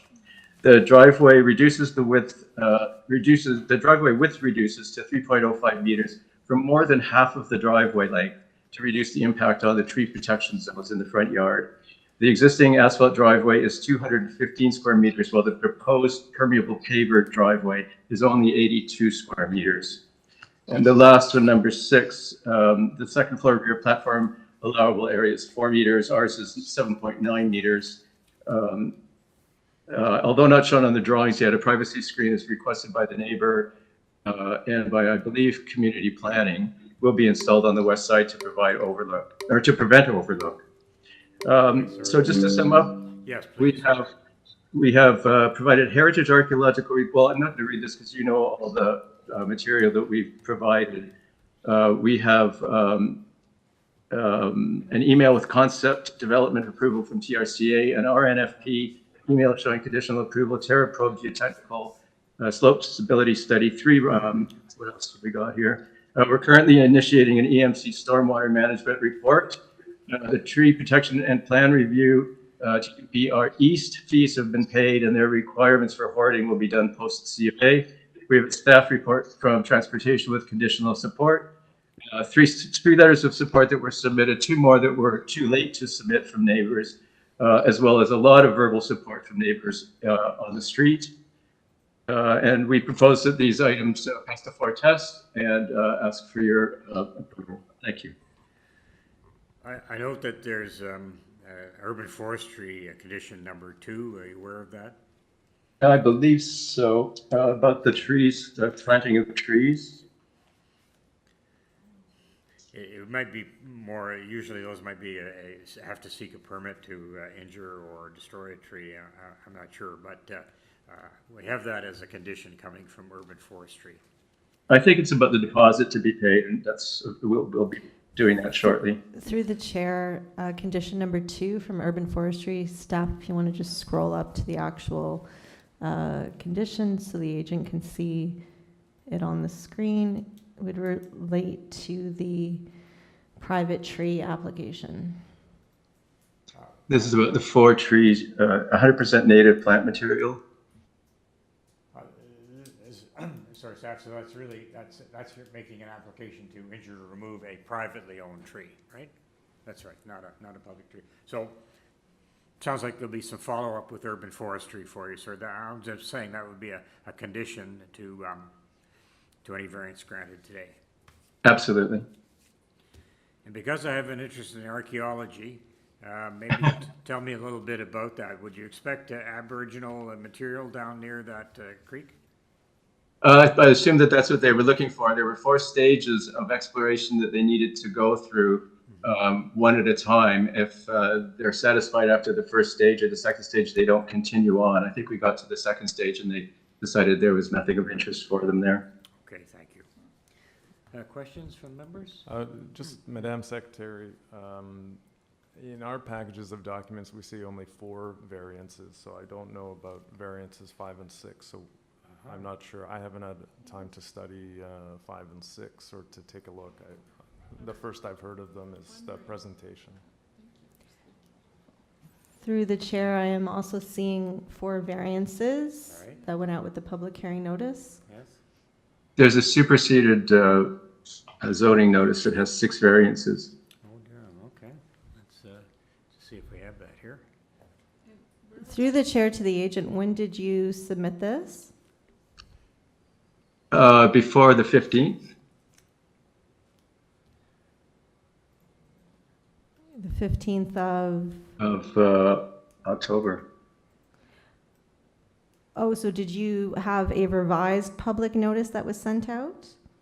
No. The zoning examiner sent out a notice, and then we had further conversation about they were having issues about how they wanted to consider the storage room underneath the front porch, whether it be part of the house or part of the porch. And so he revised the zoning notice, and it has six variances. So the issue really, though, is for us is that, you know, we've only given, I think, the public notice of 4, and so through the chair, yes. To the agent. So it looks like it's just the numbering on the zoning review notice, but there are actually still just 4 variances. Oh, sorry, 4 variances plus the 2 departmental, the conservation, TRCA and Ontario planning came across as the first 2 numbers 1 and 2 on the zoning notice. Beyond that, then there are 4 variances. Correct. So as the public hearing notice that went out, that is correct. There's 4 variances. Okay. Right. Thank you. Thanks for bringing that Doug, that's good. Okay. All right. Are there other speakers, either in support or opposed to this particular project? And Madam Secretary Treasurer? Through the chair, no, there is no more speakers. Okay, all right. So panel, why don't we take this into committee? Sir, can I answer the question of staff? The TRCA email correspondence number 2, is that a condition? Like they have some requirements. Are those conditions that we should incorporate? Through the chair, so with this application, the agent had submitted private personal correspondence between himself, it appears, and TRCA. So that's not actually an official comment to staff that was submitted. Okay. So when reviewing, we have to look at the official staff reports that were submitted in terms of what conditions are actually being recommended. So I believe that is just correspondence between the agent and TRCA, but not official staff comment. Okay, thank you for the clarification. So just to the agent, just sort of on that issue, it's like, are you going to need a permit for development from the TRCA? Like separate from this whole process, but you would still need a permit for development?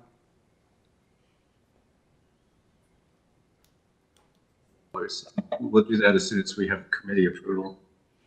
Okay. Yeah. So it can still be, it can be a, You know you have to we made, do it. Yeah, you know you have to do it. Okay. yeah. I'll just speak very briefly. So I was initially concerned about the wide driveway, but reading further, the TRCA is actually very much in favor of this because they'll get rid of the rear garage, which is obviously a really contributing to the natural environment heritage. So very much in support of this. Okay.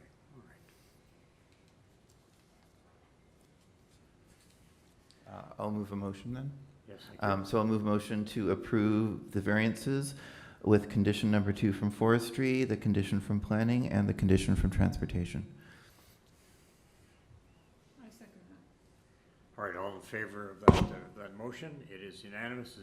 You have your approval, sir. Glenwood. Hi, for you, Mr. Chair, I'm back. Oh, thanks very much, Aaron. Good. Great. Good to have you back. Appreciated Oh, thank you. Appreciated your input today. Very Yes, helpful. thank you. I was back in the halfway, but I don't want to interfere you, so I keep silence until now. So we'll continue. Thanks very much. Okay, well, so we just finished off an item. We're moving to perhaps one that will be more contentious. 76 Ellis Park Road. It's number 31 on our agenda, and I'm just going to need a moment to pull it up. Yes, okay.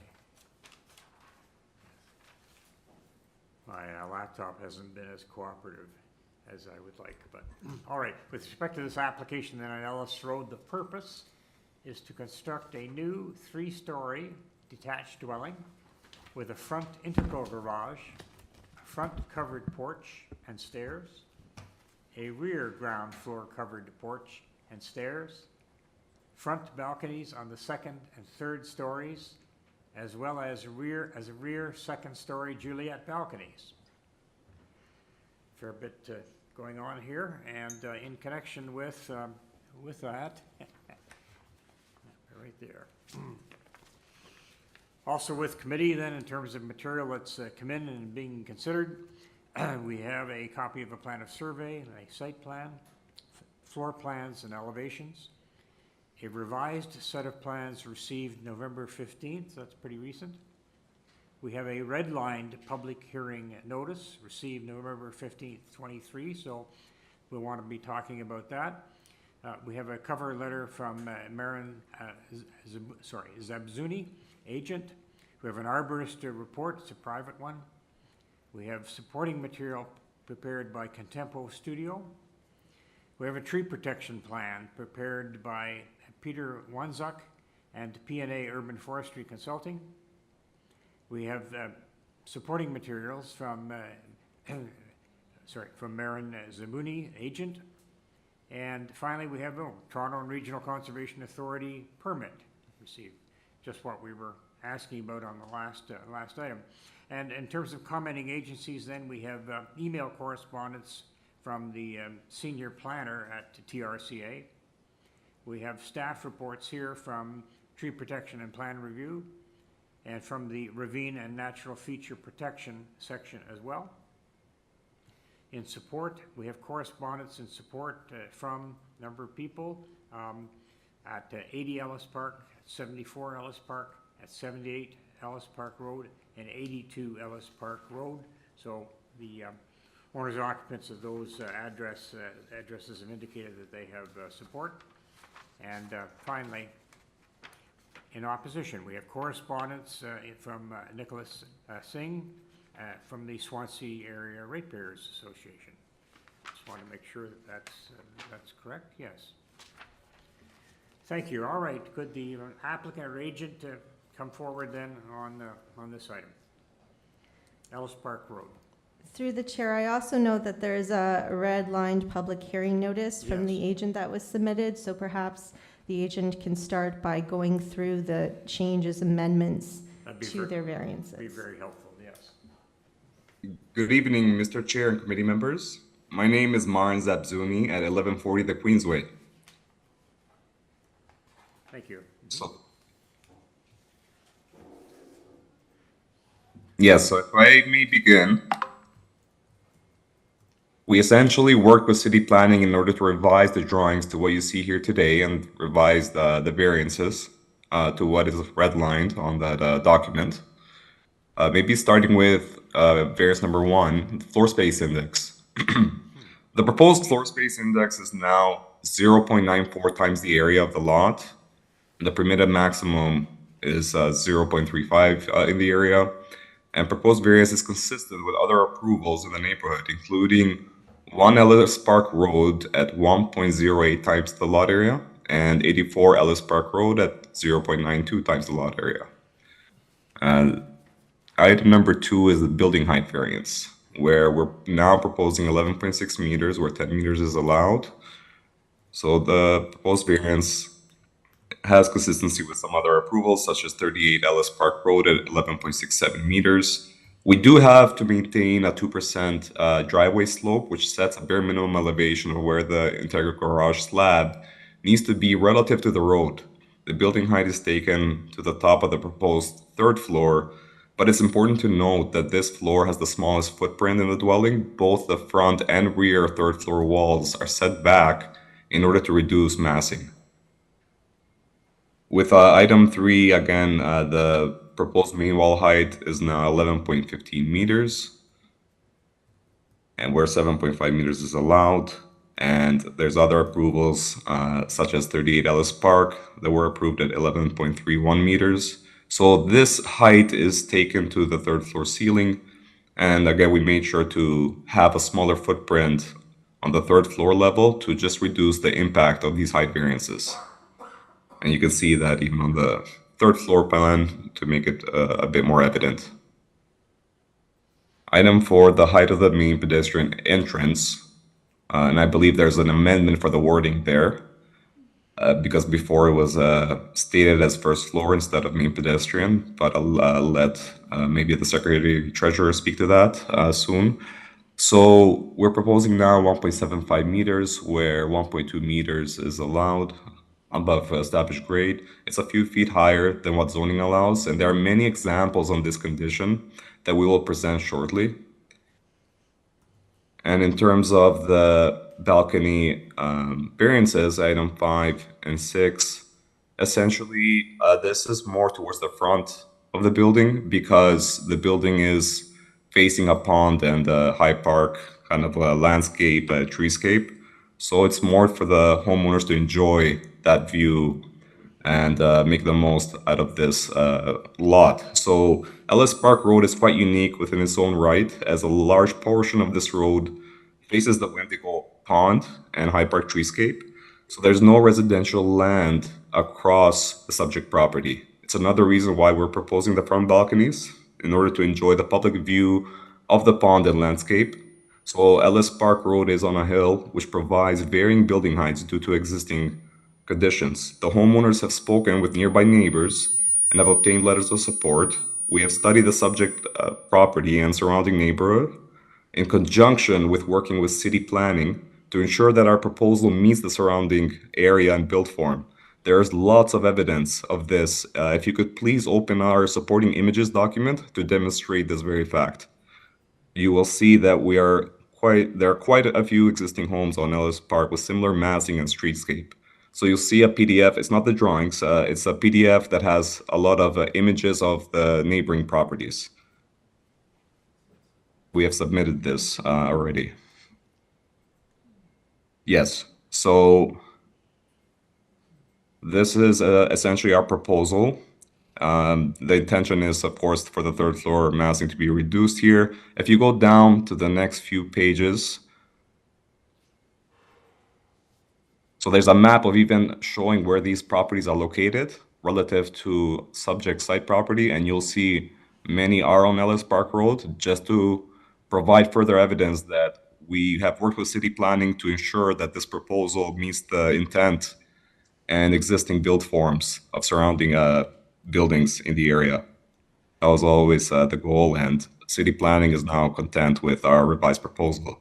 So if you go down, you'll see many examples of very similar massing and streetscape from 32 Ellis Park, 34, 40, and 38 Ellis Park Road. All right, sir, yes, could you just sum up then? Yeah, so to sum up, there's many examples here. We worked with planning, we worked with the neighbors. I understand that the Swansea Association submitted a last-minute document letter yesterday, I believe. And again, I don't know if they even received a public hearing notice, because we looked up their PO box headquarters. It's quite further away than this subject property. I know they're speaking to this application, but I'm not sure if they're a neighbor that is affected by this proposal. The homeowners did speak to neighbors that are actually affected from this proposed dwelling, and they are in support of this application, along with city planning. Thank you. All right, thank you. Just to staff, just tell me about in terms of that red line version to the hearing notice. Would that have been done in conjunction with talking to a zoning examiner or with our community planner? So through the chair, so the agent has submitted this red-lined notice with their amendments with a waiver form attached. So these are the amendments that they will be proceeding with. So this would be an amended application as per those revised variances. With regards to variance number 4, there was some question about the way in which the language of the variance was presented, but we can confirm that it is the correct section, chapter, and bylaw on the notice as per the zoning review. And the variance does reflect the intent of the bylaw in terms of elevation of the first floor of the dwelling and the main pedestrian entrance.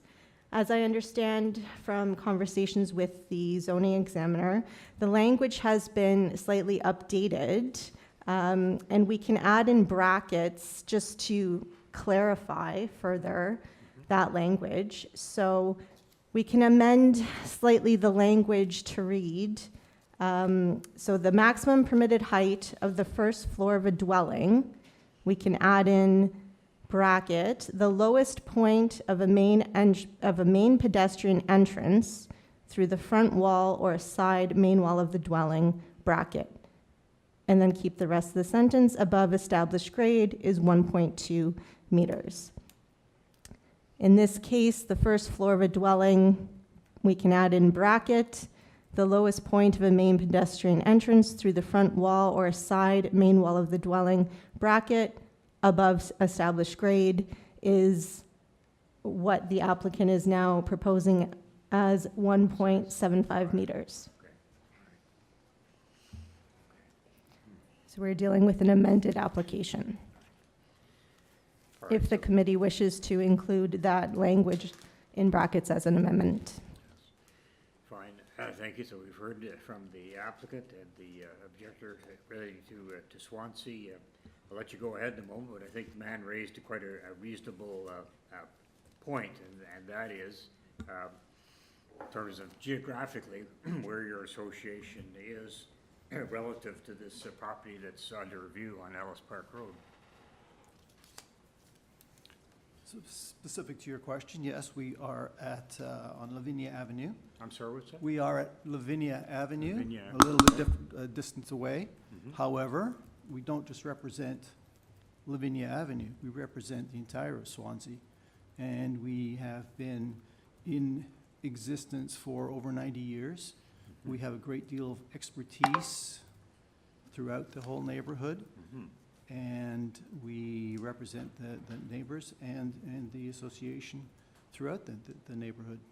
We also represent at the city. We were involved for 10 years at the OMB in negotiations for the bylaws, very bylaws that we are dealing with today. So we're not a fly-by-night. We haven't appeared just yesterday. And take it that Ellis Park then is in the old Swansea area then, is it is in the Swansea area, I don't know its yes. boundaries, but it's been around a long time. Okay, yeah, okay, sorry. Would it be fair to say that your submissions on that point relate to the earlier one in the sense of a concern about broader community-wide, say, increases in density or height, that sort of thing? Or do you have more particular, I suppose, ammunition aimed at this particular application? I'm not sure I understand your question, sorry. All right. Well, we've got a number of variances before us, and did you want to, do you want to speak to any of those in the sense of remarking on those as to whether you may or may not agree with them? Yes. Yes. Yes, I do. Okay, all right. I've interrupted you a few times, but all right, please proceed. Okay. On the matter of amending the language, I think that recognition that the language needs amending speaks to the question of whether or not the notice needs to be issued. And I suggest that it does. If the notice is requiring amendment, then it hasn't gone out to the public as it should have. And I'd be looking for a motion from the committee to defer this until the proper notice has been sent out.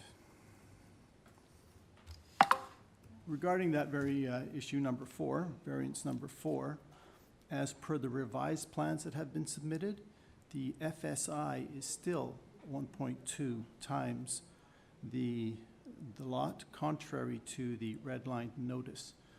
If you look at the plans, you will see that the basement is still, right, above grade, the established grade, too close. It's 1.4 versus 1.35. And as per the definition in the bylaws, the basement is still calculated within the FSI. That presents a small problem, I guess, for the committee, but shall I move on? Just hang on 1 second, and I just having a little laptop issue. But I think you were speaking about FSI, and unless the change notice says, it's dealing with the height of first floor, variance 4, unless I'm incorrect. Correct. Correct. So you had been speaking to FSI. Yes, correct. So the FSI is variance 1, I believe? Yeah. Yeah. Okay. Okay. All right.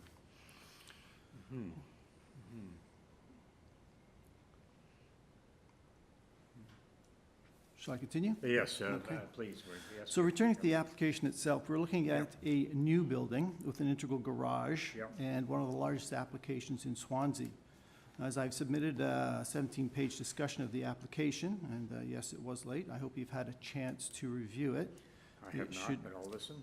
It should be reviewed then. I will try and get to it as much as I can.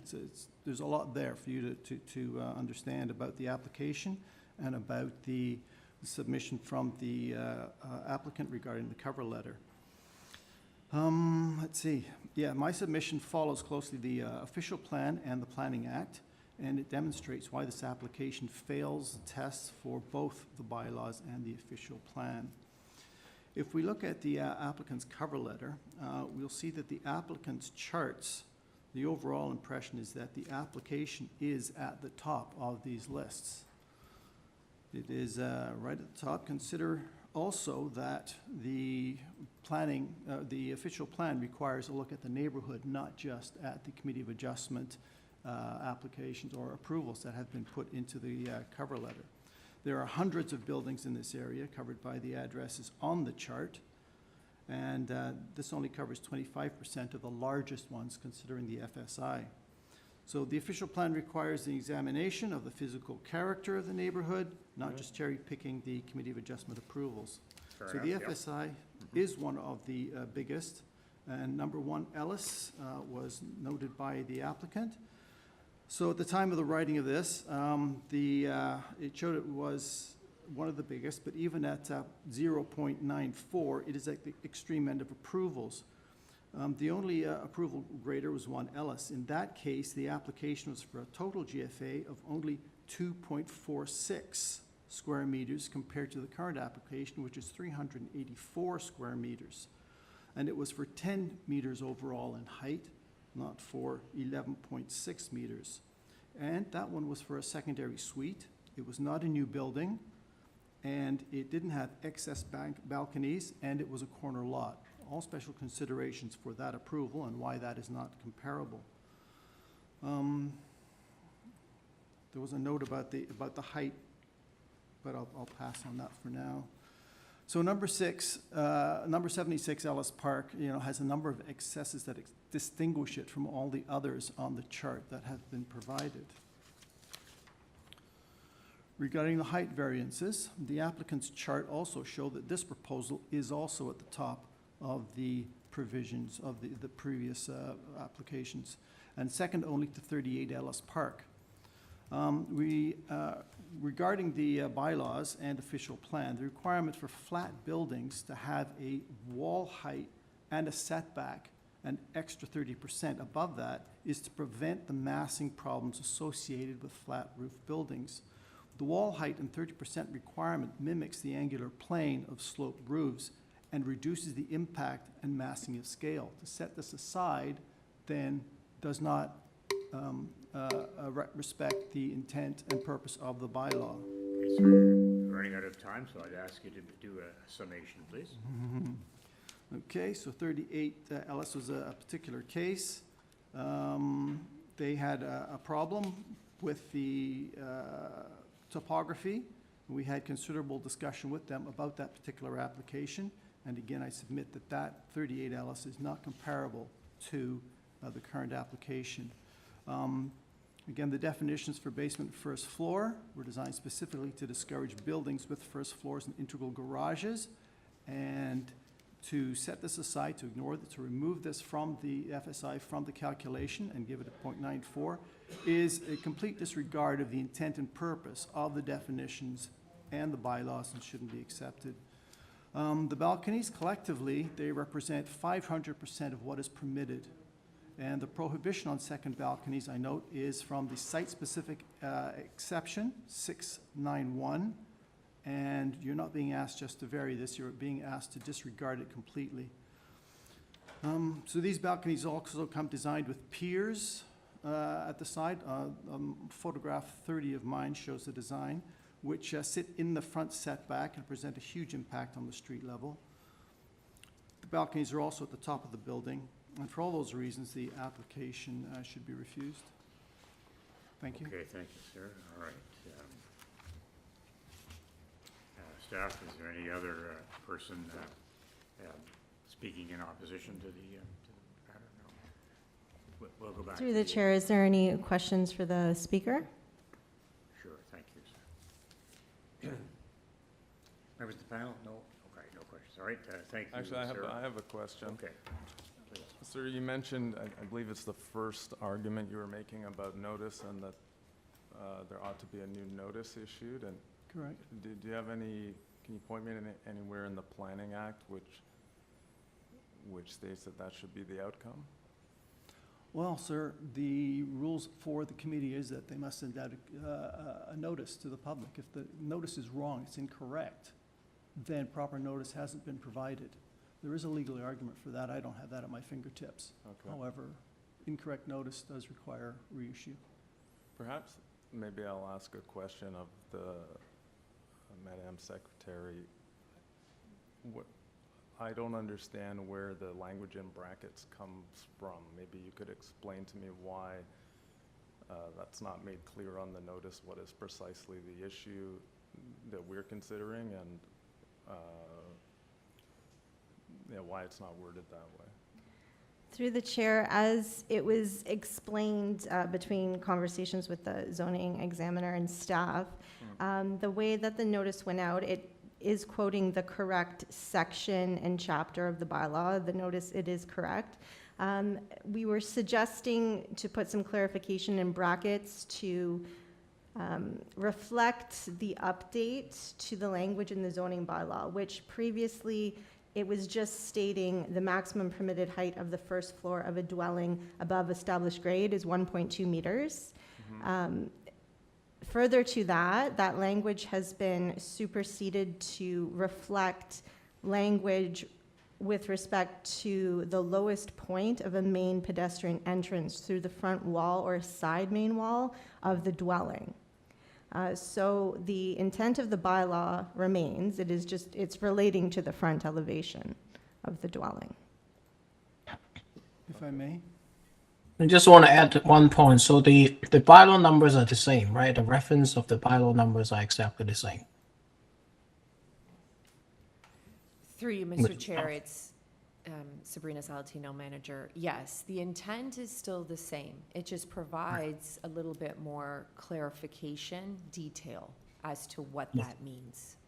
Wonderful. I think we have a legal. So it's in staff's opinion that proper notification was provided to the landowners within a 60-meter radius from the subject site.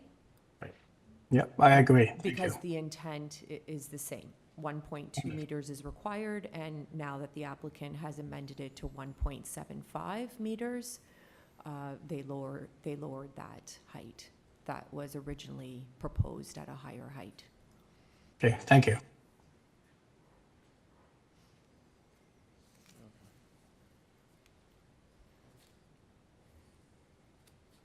Madam Secretary, I don't suppose that we would have the regulations under the Planning Act available in this room, would we? Probably not. Through you, Mr. Chair, it is part of the Planning Act for us to provide proper notification, and it is staff's opinion that proper notification was provided. So we are meeting the policy of the Planning Act. All right, thank you. All right, we should give the agent a chance to reply to the gentleman with respect to Swansea. Yes, happy to respond to their concerns. So in regards to the lengthy letter that they submitted recently, a significant portion of the letter argues that our proposed basement should be considered the first floor, and that they argue we're proposing a 4-story dwelling. They believe that the basement slab to the established grade dimension is 1.35 meters, and they go through great lengths in insinuating that the basement should not be considered a basement under the zoning bylaw. I would like to confirm that their assessment is incorrect, because the mentioned dimension of 1.35 meters is actually taken from the garage slab, not the basement slab. Our proposed basement is actually lower, below grade, which verifies that our proposal is correctly assessed as a 3-story dwelling. The revised drawings were also reviewed by the zoning examiner. If you require further evidence that the city has carefully reviewed the drawings and have confirmed the proposed FSI of 0.94 times the area, we did upload the revised zoning notice from November 15th. It's uploaded today just to confirm this, to make sure that it's not just our waiver that we submitted with amended revisions. We also confirmed this variance with the zoning staff. So I can confirm that that's correct. In regards to FSI, I wish to emphasize that the proposed building footprint is within the as of right building envelope, We have no front yard setback, side yard setback, or rear yard setback variance for the dwelling. We also comply with the required building length and building depth of zoning bylaws. In fact, the proposed width of the dwelling is actually smaller than the width of the existing dwelling. The increase of our FSI is largely due to the inclusion of the third floor. We made sure that the third floor is set back from both the front and rear walls of the floors below in order to reduce massing. Again, we have worked with city planning to ensure that this home fits the neighborhood and that they have no further concerns with our proposals. The homeowners of this property have been living there over 10 years. The proposal is a home that fits the neighborhood. We have worked with TRCA department on this application and obtained a TRCA permit, which has been submitted to the committee. We have also worked with Ravine department on this matter alongside city planning. There's been several layers and departments that we went through in order to bring you the revised proposal that you see here today. Furthermore, the homeowners spoke with neighbors, as mentioned before, in close proximity, who are the most affected by this application, and they have all provided a positive support to our application. We do ask that the committee please take this into consideration when making their decision. Thank you. Okay, thanks very much.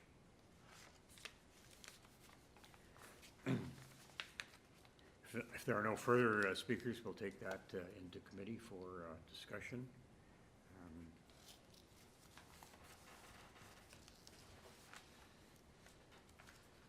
I have to say, in terms of sort of immediate neighbors, there seems to be a lot of support for this application.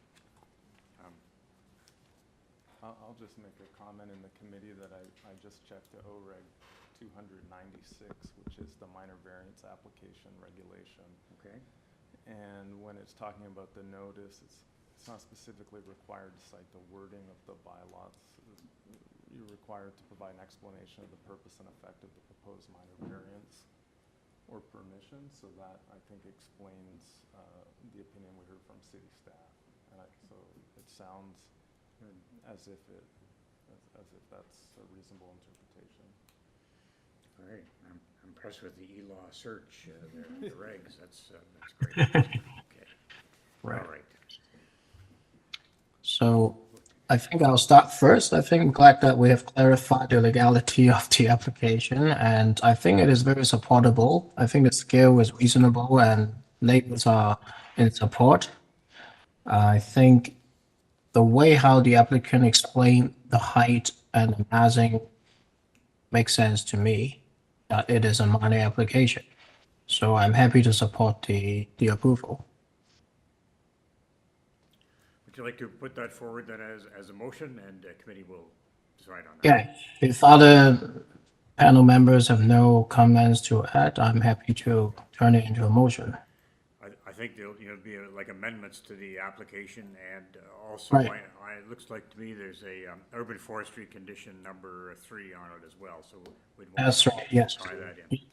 Please Yeah, proceed. so as amended and with the urban forestry condition number 3. Do I have a second? Puts forward that as a motion. Does anyone wish to second it? I'll second that. All right, second by- all right, if we have a motion on the floor then to approve and as amended. All right, please raise your hands in support of the motion to approve. All right, that's gone forward. That has been approved. Sir, you got your approval there with respect to Ellis Park. Through the chair, and Mr. Wilkins is dissenting. Thank you. We'll make him read more regulations. So this, for 32, I have to do. Oh, yes, thank you. Recusing yourself. Thank you, yes. Thank you. I thought he was getting a break, but yes, thank you. Because of the earlier declaration, he's appropriately. But maybe after this, Chair, could we have a break after this matter? I think that we can. Sounds a good idea. All right, so we've arrived at item 32. The address is 994 Bathurst Street. Let's just get to that. I'd be interested to know just what the cross street is there, just to kind of orientate my view of it. So, yes, okay. Agenda. Let's see. my laptop is liking to order or open everything in small print, but here we are. Sorry. All right, the purpose of this application at 994 Bathurst Street, it's is significant. I'll just read it here. To alter the existing 2.5-story mixed-use building by constructing a 3-story addition above the rear 1-story portion of the building, as well as rear terraces. These rear terraces on the 3rd and 4th stories. Also to convert one parking space within the existing integral garage into a pedestrian entrance and stairwell. There will be a total of 3 residential dwelling units and 1 parking space within this building. The existing commercial uses on the ground floor, which I guess because this is a coffee shop and coin laundry facility, will be maintained and unaltered. So we've got a mixed use application here.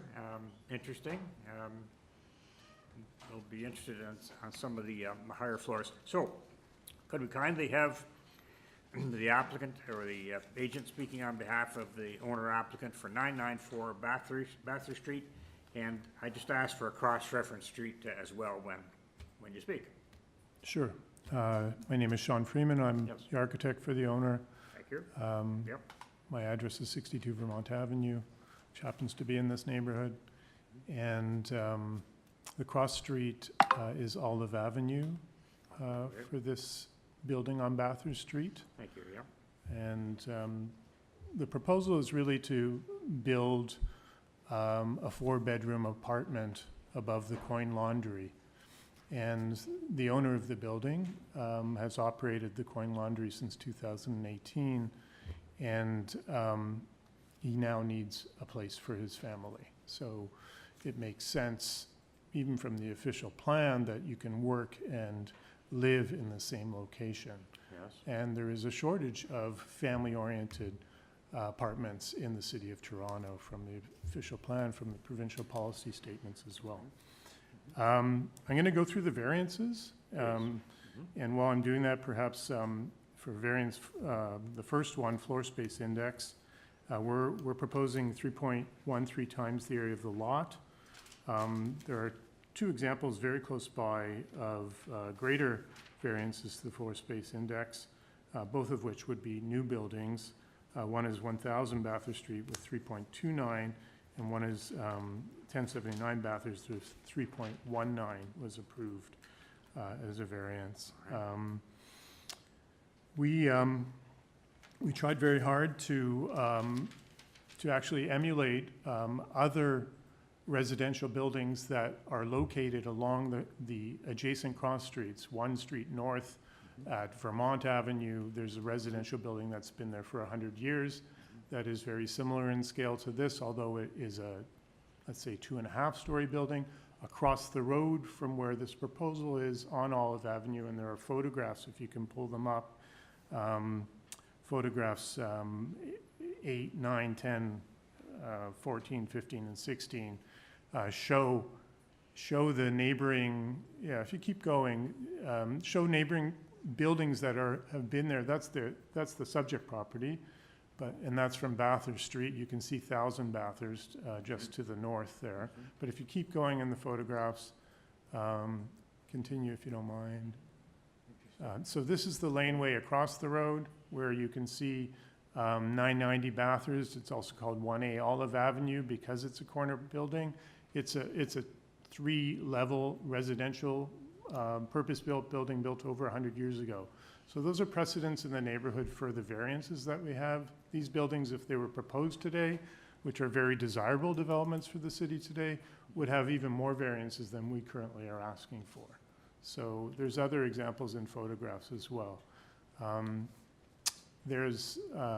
Keep going, please, on the photos. That's the one across the road where it meets the laneway. This is 1 block south where there's a 2-story and 3-story building that's mostly residential with commercial on the ground floor as well. Been there for 100 years and walk by it, and people walk by it every day and have no issues with it. If you keep going, there's another photograph on Fallis Avenue, 1 block south, keep going if you don't mind. One more, maybe? Yeah, there. That's a more recent building that was built on the one block south, same relationship to the side street, Fallis Avenue.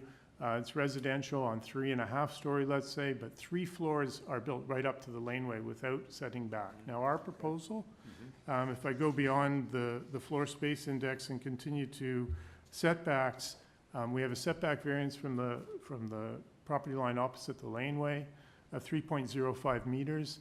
Our current wall, which the owner really doesn't want to have to destroy the building that he recently purchased a year ago, is that 3.05 meter setback. And what we're proposing is to add a second floor on top of that, and then we set back from the laneway, and then we set back again at the 4th floor level. So we're trying to achieve the setbacks that are required by angular planes as well, which is another one of the variances.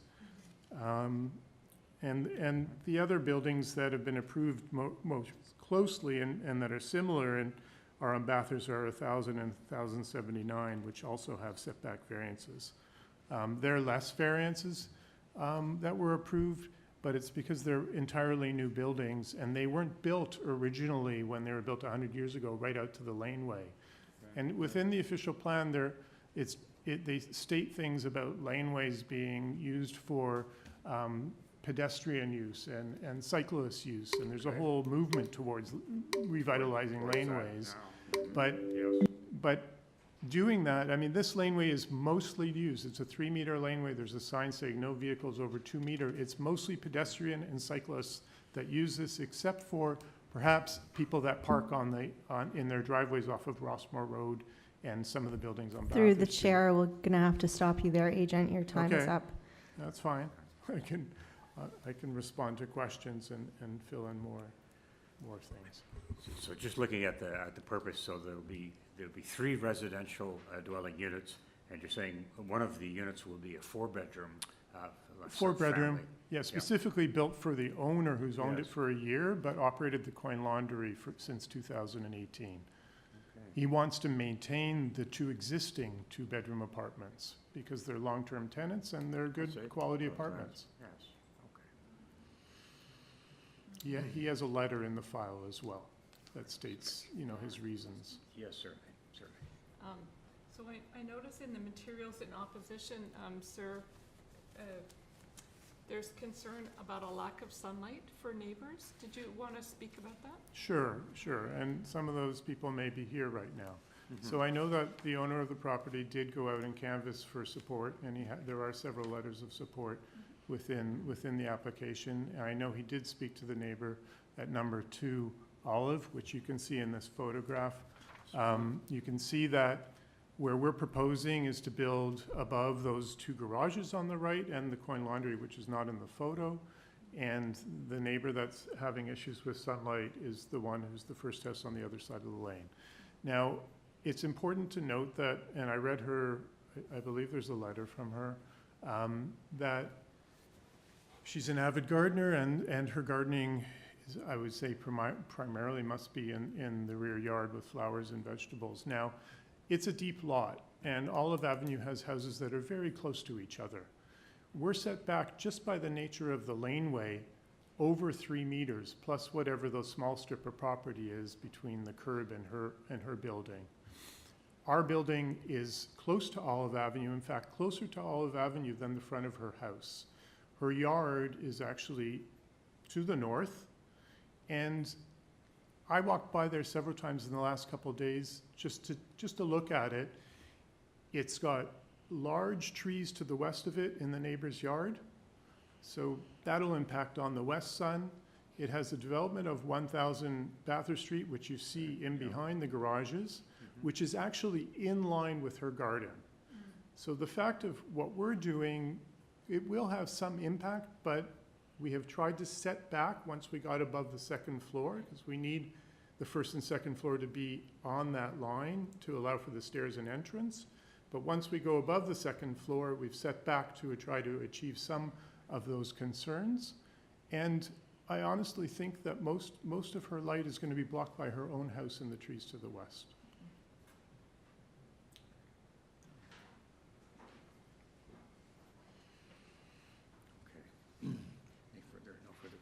It's also, maybe I can add, I was communicating with the owner just recently, and Yes. he told me that when he spoke to the neighbor at number 2 Olive Avenue, she suggested that he take over one of the 2-bedroom apartments so that he could move his addition away from her.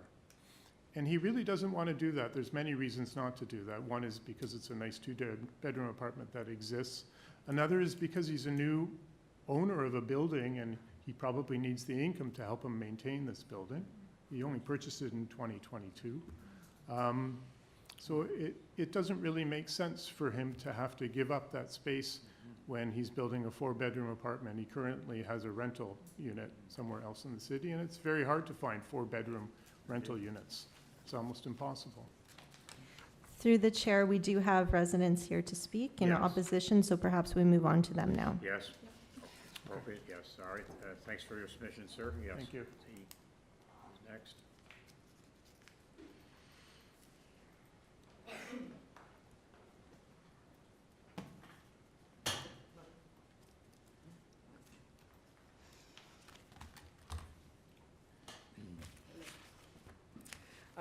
My name is Priya Glassy. I'm here on behalf of myself and my mother, Asha Glassy, and we are the residents at 2 Olive Avenue. I'm not sure if a shadow study was done during the summer to confirm Mr. Freeman's assertions that there will not be a blockage of sun in our backyard. Let's see here. Basically, our primary concerns are the impact of this application that'll have on my mother's enjoyment of her home. My mother's 81 years old. We purchased the house in well, I had nothing to do with it. I was in utero. It's the only family home I have ever known. The loss of the morning and afternoon sun on my mother's garden, which is located at the back of the property. She's an avid gardener. She has been for my entire life of 48 years. We grow our own fruits and vegetables in the backyard, as well as flowers. She tends to her garden from the spring until the fall. The 4-story structure will result in a material loss of light. We've lost a little bit of light with the other building that was mentioned at 1,000 Bathurst, but the way that the sun angles in the summer, you can see it partially in here, but this is November that this picture is now taken. The sun is not in this position during the spring and summer months. It's moving back up, and then it comes back forward. It goes from north to south as we tilt on our axis. It's going to have not just an impact on the prime growing season that we have, and it's very short here. That's going to, the garden helps reduce the cost of food, helps with food sovereignty, but it also has a great impact on our mental health. This is a retreat for my mother and myself. I suffer from mental health issues, seasonal affective disorder. Sun is a big part of that. So there are very specific regards to the light. The 1,300 extra square feet over what is permitted is going to increase the shadow in the rear garden. They also want to remove a limb from a tree that is at least 80 years old. That tree on the front of 2 Olive Avenue was large when the house was purchased in 1974. Okay, so that was 48 years ago. The tree is humongous now. If you were nearly, 80 to 100 years old and someone wanted to chop your arm off, you probably wouldn't be too happy about it. So that silver maple will most likely have a reduction in its long-term life. The apartments across the road are not nearly as tall, and the light comes from a different angle. They're on the south side of the street, not the north. It's a completely different angle of sun, so using that as the comparison for the light doesn't help.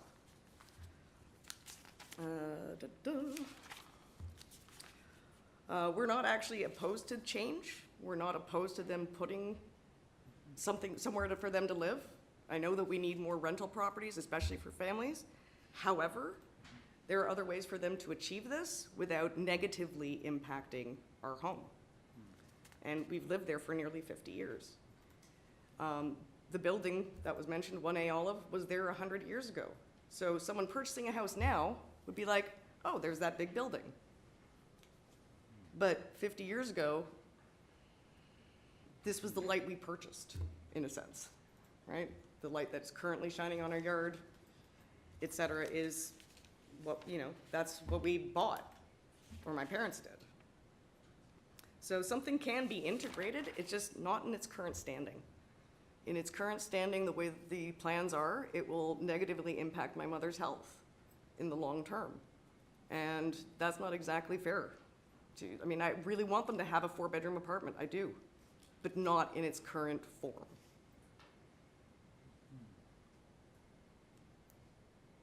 Also, the letters that they received in approval of this, several of them are actually related to the architect. One of them rents their space because it's the coffee shop beneath it. Number one, Olive works for him part-time. So I'm taking those letters with a grain of salt because they all have some sort of meshing together business-wise. Conflict of interest, thank you, Mother. That would be pretty much it. Thank you. Through the chair, any questions for the speaker? Just about that large tree, you were saying, it's a private tree, not on public land? No, it is a public tree. It is a the City of public tree. Toronto's tree. I don't know when it was planted, but it was a very, very long time ago. And it is over 2 meters in diameter. Well over. It's huge. I don't know if it relates to this tree, but it looks like urban forestry is putting a condition. Yeah, well, there's, like it says, it's 6.6 meters from the tree. It's supposed to be the protection zone. That goes right through that building. Right. I just have a quick question to this neighbor. And if you look at the variances, there are 5 of them. And I think the item that affects you the most is probably number 3. See your rear lot line? Because that's probably the item that affects your backyard and the sunlight the most. Am I correct? Yeah, it's Because you mentioned I'm trying to help. So 3 and 4 would both. That's what I'm trying to understand, because if we're talking about 12 meters and 13 meters, I mean, you mentioned as it is now, it's not acceptable, but if they reduce the height back to 12 meters, it will be still creating the same impact as you mentioned. So I'm trying to see if it's item number 3 that has a more major impact to you. And I would like the applicant. Yes, that would definitely have a major impact. Right, because the other numbers are relatively less related to your concerns, and I'm trying to understand that. Okay, well, thank you. I will probably pass the question back to the applicant. All right, thank you. Is any further speaker in opposition? Otherwise, we'll, okay, thank you. All right.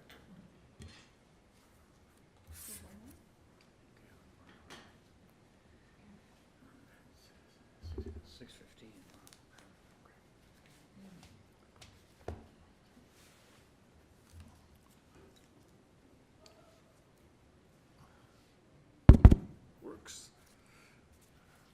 Hi, good day, sir. Good day. Are we all ready? Yes, we can proceed. Good afternoon, panel members and staff. My name is Robert Brown. I reside at 88 Spadina Road, Suite 212, Toronto, Mary 5 Roger 2, Sam 8. I have been qualified to provide opinion evidence before the Toronto Local Appeal Board, or a body. I have appeared before the TLAB numerous times on behalf of neighbors and local associations and applicants. I was a member of this panel, Toronto East York, and have heard over 5,000 cases. That was a number of years ago. Okay. But Impressive. ended in 2016. Okay. The application before you today raises some significant issues regarding CR zone applications that abut neighborhoods as this one does. I wish to bring your attention sections of Toronto's official plan that have relevance to this application. Specifically, I want to draw your attention to Chapter 3 and Chapter 4. In Chapter 3, OP Chapter 3, Section 3.1.1, point 10 states that the lanes provide an important function as off-street access for vehicles parking. But as part of that public realm, lanes will be public, and opportunities for lane enhancements should be identified as part of the development approval process. This has not been done by this applicant. Also in Chapter 3, Section 3.1.1.14, it says design measures which promote pedestrian safety and security will be applied to streetscapes, lanes, parks, other public and private open spaces, and all new or renovated buildings. This has not been done. Policy 15 within Chapter 3.1.1 is that new and existing city blocks and lots within these will be designed to expand and enhance the public realm network. This has not been done.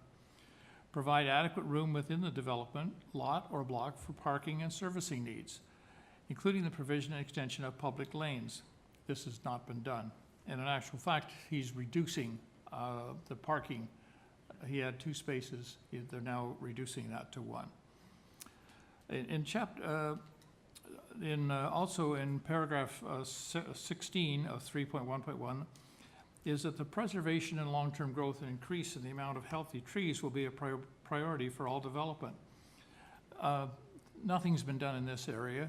They haven't even considered putting in a green roof. Turning to Chapter 4, which is, as you all know, deals primarily with neighborhoods, but there is sections dealing with mixed-use areas. So development in mixed-use areas where this particular property is supposed to create a high-quality commercial, residential, institutional, and open spaces that reduce automobile dependency and meets the needs of the local community. Well, he's adding additional dwelling units, but at the same time, he's removing parking.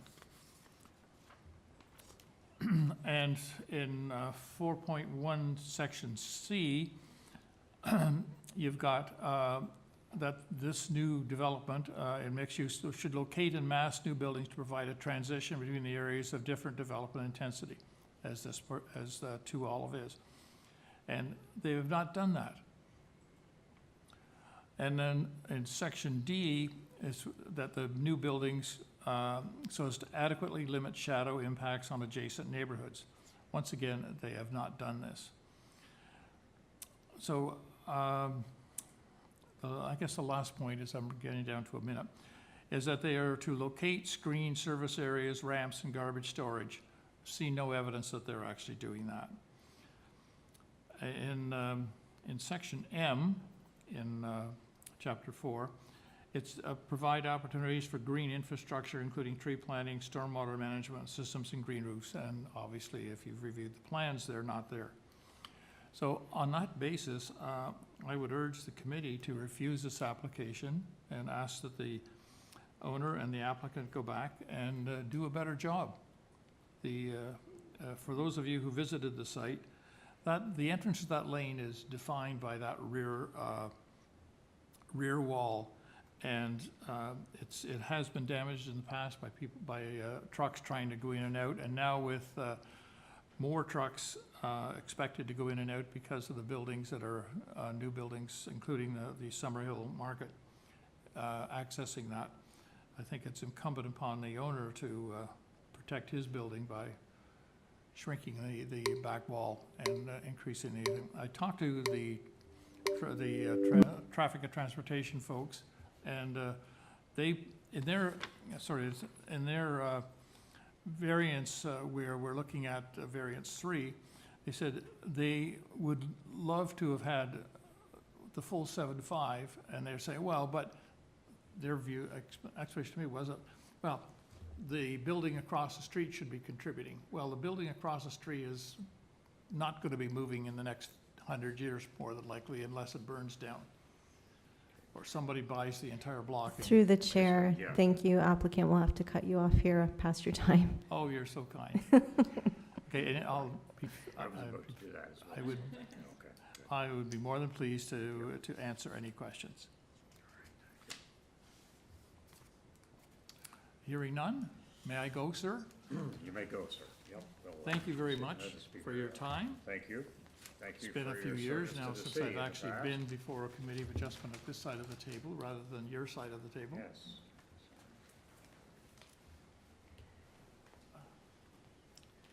And, Through the chair, I'll also point out before we get back to the applicant, something else to great. consider and flag is the Transportation Services Report. They do recommend conditions. So Transportation Services is recommending that the applicant must revise all of their plans to show any new rear addition and redevelopment to be set back 1.98 meters from the rear west property line, as well as revise the site plan to show any excess curb to be restored to a full-face curb on Olive Avenue, and then just for the applicant to submit the application for curb restoration to permits and enforcement.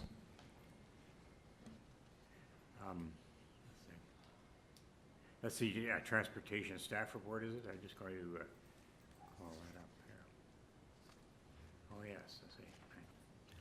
All right, I have a quick question to the staff. Is this application being reviewed by site plan application, or it is just a straight zoning review? Through the chair, we can double check that. We'll have to verify. I don't see any reference to that, but we'll check. Thank you. All right, I think we can return to the applicant, and I guess, Mr. Freeman, as you start out, I guess one question I have is yeah, have you been able to do any kind of shadow studies? That's sort of an issue here. I haven't done Okay. a shadow study, Okay. but I've spent a lot of time at different parts of the year on the site. I would like to suggest that we, you know, for the client, the owner of the property, that we accept the transportations, both of their requests, one of them being the 1.98 meter setback that they're requesting. The other one is that we restore the curb along Olive Avenue to represent the reduced parking, to only access the one parking spot and not the two. And in respect to the neighbor and the future relationships between them and these people that hopefully will be living in this 4-bedroom apartment, I spoke to the owners, and they would consider reducing their floor-to-ceiling heights on their bedroom levels to bring the height variance down from 3.13 meters. What are we at here? 13 point, where's height? 13.04 down to 12.6 meters, which is a difference of about this much, to help with alleviate any of the issues with shadowing. And then they will still be able to get the spaces they require for their family. Yes. Sorry, so if you're accepting transportation condition 1, does that mean that in fact you're going to be setting back the second floor as well as the other floors? We would, to accept their condition, we would have to set back the second, third, and fourth level. Fourth level's already beyond, but the second floor level would have to set back that 1.98 meters as well. And in my impression, it won't give any additional variances because we can rearrange the way the stair works. The variance is kind of created right now by the way that we get up into the house or the apartment. And also, so that would that mean that in fact a little bit more sunlight would make its way through to the back? Absolutely, because the wall will be set back a full 1.98 meters from where it is at the proposed at the second floor level, and then the subsequent setbacks that are already there will continue. Yeah. Through the chair, so just to clarify to the agent, so none of your variances will be impacted except for lessening the current variances that you have by, Right, it'll be lessening the variance, but well, we'll lose a little bit of area, so the FSI will be reduced, and we'll lessen the setback, so we'll be further away, so it'll be less of a variance on the setback requirement from the opposite side of the lane. And we'll be providing a nice 4-bedroom apartment for a family that I think deserves it. And your floor space index will be reduced, right? Yeah. Pardon me? Your in variance 1, the floor space index will also be reduced. It'll be reduced, yeah. To what I'm not sure. I'm not sure. I could try to calculate it fairly quickly if that's important to you. I mean, it'll be a smaller variance for sure. I could figure out the 1.98 meters by the width of the property and tell you what it would be on the second floor level that we diminish it by. through the chair, perhaps we take a break at this point. We can stand this down and the agent can do that calculation and then we can reconvene because we should have the new FSI number. Okay. Right. Yes, I think at least a 10-minute comfort break right now, yes. Yes, a 10-minute break. Thank Okay, you. I'll figure that out. Thank you. Thank you.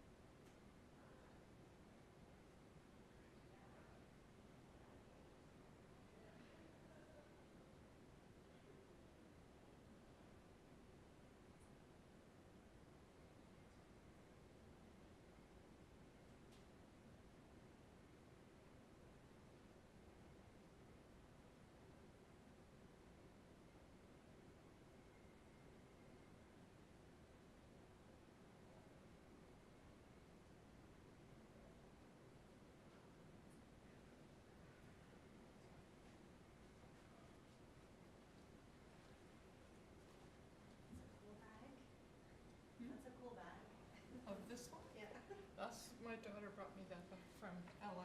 That's cute.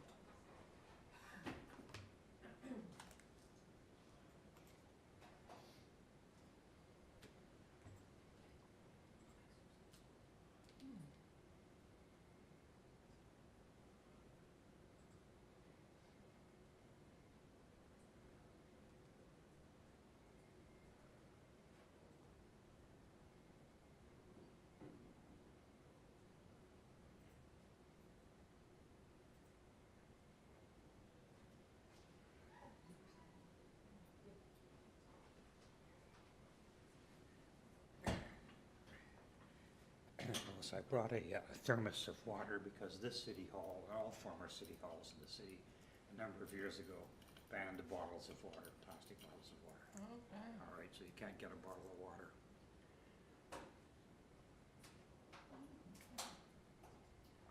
I'm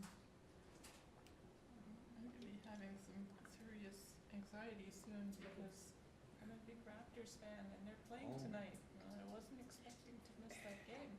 I'm a Toronto Maple Leaf fan, so I have the same problem on But that. they're not playing till Friday, right? That's right. They're still on their way home from Sweden, yes. Mind you, the way they played last night, I really don't want to see. And the Raptors. I was at the game on Sunday. Very good. That was a really good game. After they changed from Nick Nurse, I wasn't quite as eager to, but what's this? They got some very good young players. Yeah. Sorry, I don't. They have a really strong team, but as you're saying, it's sort of they're in the rebuilding. They're young. They're going to need a few years. If they can get postseason, I think that's good enough. Good you enough know? for I them, think that yes. would be a feather in their cap. Yeah. But let's see. Yeah, I think I might just take a quick second to get some water. Yes, for sure. Yes, you And do. then I'll be set Yes. to go. Gary, just mute your mic for a second. Oh, thank you, yes. And then let's remember when to turn it back on. Well, getting used to your procedures more and. Yeah. Yeah. Have to staple loose papers.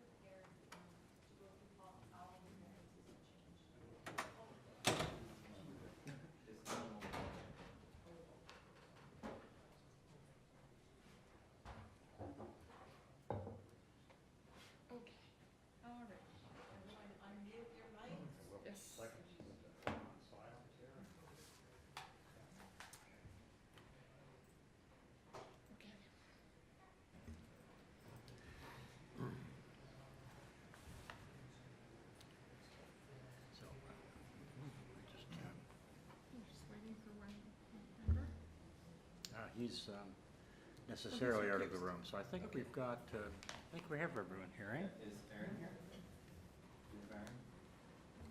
Mr. Chang, are you back online? Yes, I've been here. I forgot to turn it on. Thanks. It's okay, thank you.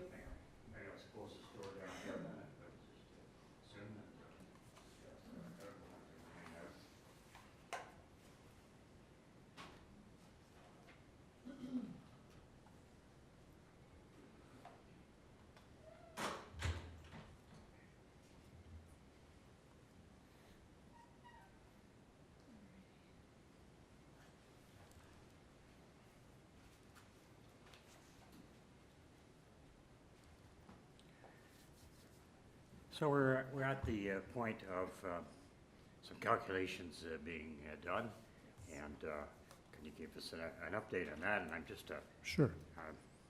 I'm just going to need it to also tell me what it's in relation to. Absolutely. So I'll go through the variances in order, starting with number 1 and how it changes. Yeah, thank you. Just a sec. I get there. That's great. Yep. Yeah. Just say when you're ready and I'll. Yeah, thank you. It's just the ES machine. Okay, just get 1 minute. Okay, thanks very much. I'm there now, so.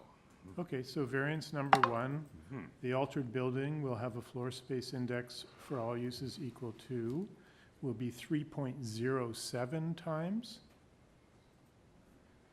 And the area of the lot, Yes, area of the lot, yes. yeah, and it'll be 624.72 square meters instead of what was there before. 624.72? 624.72. Yeah. And 3.07 times. Variance number 2 doesn't change. Okay. Variance number 3 does not change. Variance number 4 changes. The altered building will have a height of 12.6 meters. That's by talking to the owner and getting him to diminish the height from floor to ceiling. And variance number 5, I believe there'll still be an angular plane variance. It doesn't change, it's just slightly different.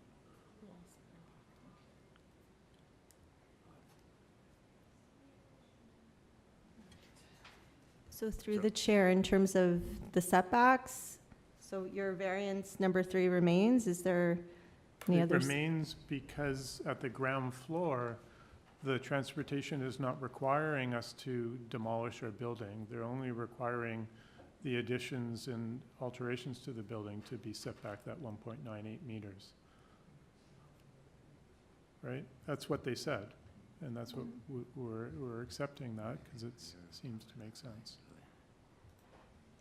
Through you, Mr. Chair, Sabrina Salatino, manager. So as part of these revisions then, you are okay with accepting the conditions of transportation services? Yes. Okay. Absolutely. So the redevelopment will be set back 1.98 meters from the rear west property line for any of the additions above the 1 story? Yes. Okay. Yes.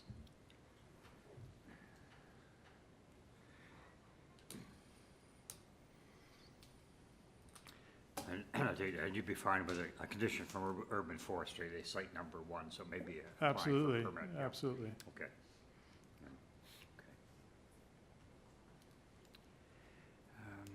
Okay, so where we're at. Any questions further to our applicant? No? Okay. And Aaron is with us? Yes. Okay. Aaron, any further question to the applicant? No, I think with this condition, it's pretty good compromise and supportable application from, at least from my personal point of view. Through the chair to Mr. Cheng's previous question about site plan, this application is not subject to site plan. Okay, thank you. In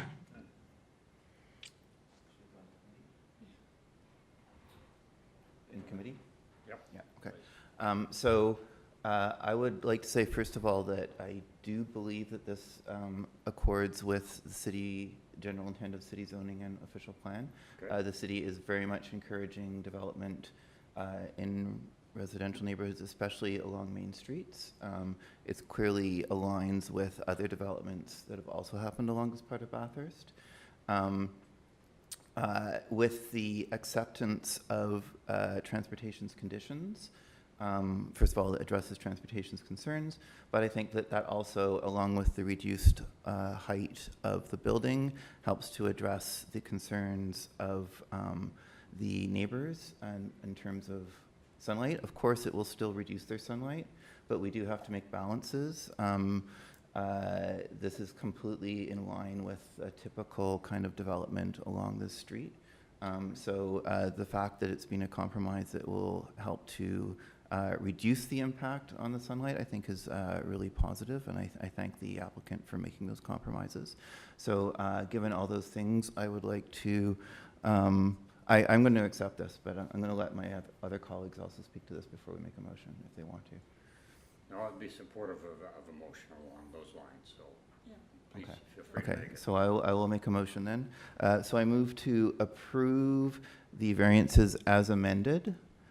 Do I need to go into any more detail about the, sorry, okay.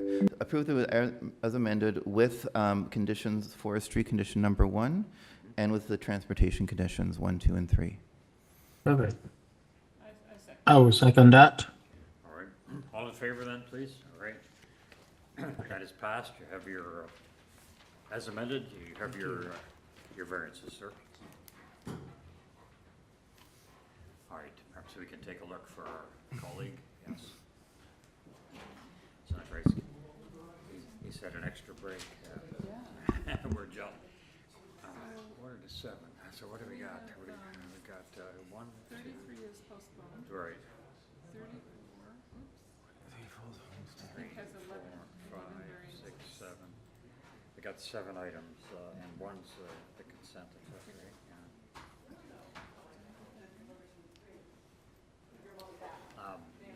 Staff, just while things are setting up, any other further advice about a break or stop? We're at 6:45. I think I counted 11 more items. What do you think we just had a break? Should we proceed for another 30 or 40 minutes? And Not at 11. Yeah, please. We have 6 more items? I meant 11 variances to an extent mattered, but Oh. there's only 6 more items? 7. Mhm. 7, maybe. Yeah. 7. Okay.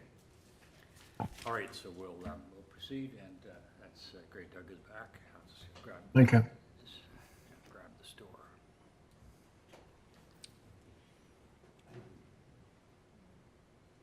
Where am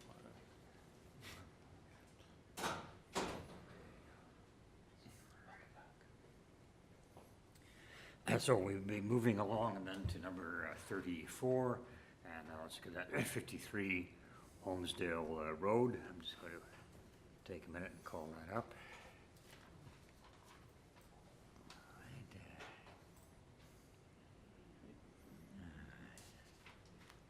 Pretty close. Holmesdale just before it.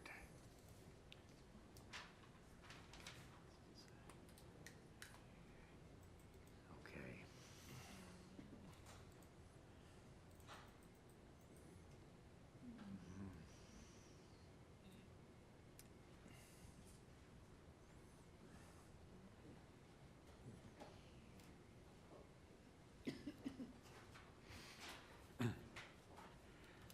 All right, item 34, 53 Holmesdale Road, and the purpose of the application to alter the previously approved development in minor variance application number, and it's given in 2021, for construction of a new 3.5-story detached dwelling to currently converting the existing 1-story detached dwelling into a 4-story detached dwelling by raising the basement to become the ground level, thereby raising the existing ground level to become the 2nd story, and constructing a two-story addition above. The altered dwelling will have a front second-story covered porch with a front third-story deck above a rear second-story deck, a rear third-story, and a Juliet balcony and a rear fourth-store balcony. Also to maintain the existing parking space in the front yard, it says on the driveway of the site. Okay, well, that's quite a package. We'll ask for the applicant in a few seconds. Just wanted to take a look. There are 11 variances in connection with that purpose that I've just read out. Okay, could we please have the agent or applicant relating to 53 Holmesdale Road? And through the chair, first, could you kindly go through the yes. list of materials? Yes, yes, I think that's right. Just, I've got yours. Wait, yours. Lois has been good enough, unless you took it back. You're in my stuff here. We're going to staple some of this stuff whenever I get to. And it's because, no, it's not over there. Okay, all right. I'll get it.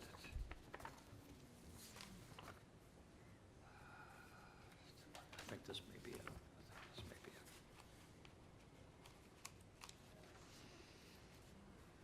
All right. I get my own stuff out of here.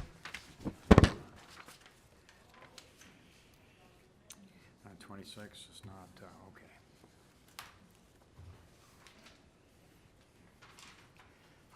Okay. We're not paper-free yet by any means, it seems. Yes. Okay, 34.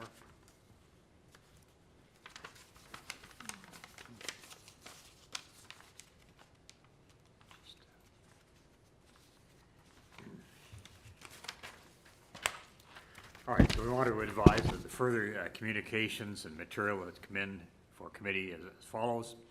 We have a copy of the plan of survey, site plan, site plan, floor plans, and elevations. We have 8 photographs of trees on the subject property received on October 2nd. We have a covering letter from Terrell Wong, agent. We have a decision in 21, so but the same Committee of Adjustment then, going back to 21, there was a decision affecting this property. Commenting agencies include correspondence from Transportation Engineering Coordinator, Development Planning and Review, and that's relating to transportation services. We have staff reports from the Acting Supervisor, Tree Protection and Plan Review, so we have urban forestry there, and in connection with urban forestry, the division from ravine and natural feature protection. In opposition, we have correspondence in opposition from Claudio Rossett on behalf of Antonio Rossett, 51 Holmesdale Road. That was received November 15th. All right, and Deputy Secretary Treasurer, that's the material that we have. And we call the applicant to the floor, please. Good evening. Good evening. My name is Terrell Wong. I live at 12 St. Andrews Gardens in Toronto. This is our second time here. So I gave a history within the application earlier. So today I'd just like to talk about the few variances that are different from the last time. And so this is our second time coming to Committee of Adjustment in May. So when you say Yep. last time, you're referring to that one in 21, is that right? In 21, yes. Yeah, okay. We were, yes. And we were successfully brought forth a much larger project with both a rear addition, a side addition, and a 2-story addition above the existing house. Since winning, 2 things have happened to bring us before you here today again. First, the cost of construction has doubled, encouraging my clients to reduce the total gross floor area by eliminating both the rear and the side additions. Secondly, we have had a structural report done that states that the existing foundation is in an area of a high water table. For this reason, we are unable to lower the foundation farther in the ground to gain adequate height in the basement for living accommodations in this multi-generational home. Under the recommendations of the engineer, we are now proposing to pour a new 6-inch structural slab at the existing foundation level to avoid any unnecessary exposure to water. Because we were forced to go up, the existing basement slab is closer to grade than the proposed ground floor level. This renames the basement as the ground floor and turns our 2-story addition over an existing bungalow into a 4-story building. The proposed front entry deck, although similar to many in the neighborhood, is considered to be on the 2nd floor and cannot benefit from the 2.4 meter allowable extension from the front of the building, even though it is within this setback. Different from the last proposal had a roof above the proposed front porch. We have decided to add a second upper deck in the same footprint as the lower deck to add extra outdoor space for the second generation of this multi-generational family. Because we were forced to go up, the proposed ground floor is now higher out of the ground. This allows for a standard 2.4 or 8-foot ceiling in the basement. Although our original submission was similar, there was a door facing the street on that side addition that dealt with this variance in the original case. So now, because our door is at the front of the building at the 1st floor height, we consider that too high over the 1.2 meter height setback. Building up from the existing foundation also creates new height variances for our building. The top floor of our building is designed with 2 different angled slopes, and this was to accommodate the minimum height requirement for a staircase from nosing to the ceiling, so that we wouldn't have to add dormers to the top of the roof, and this substantially reduces the volume of the roof. So only the top 2 feet of the triangle, or 0.7 meters, I think it's a little bit more than 2 feet, is above the allowable. The main wall heights also had to go up, but we tried to reduce them as much as possible. We've also included environmental strategies in our process. This building has been designed to the EnerPHit, which is a passive house renovation standard.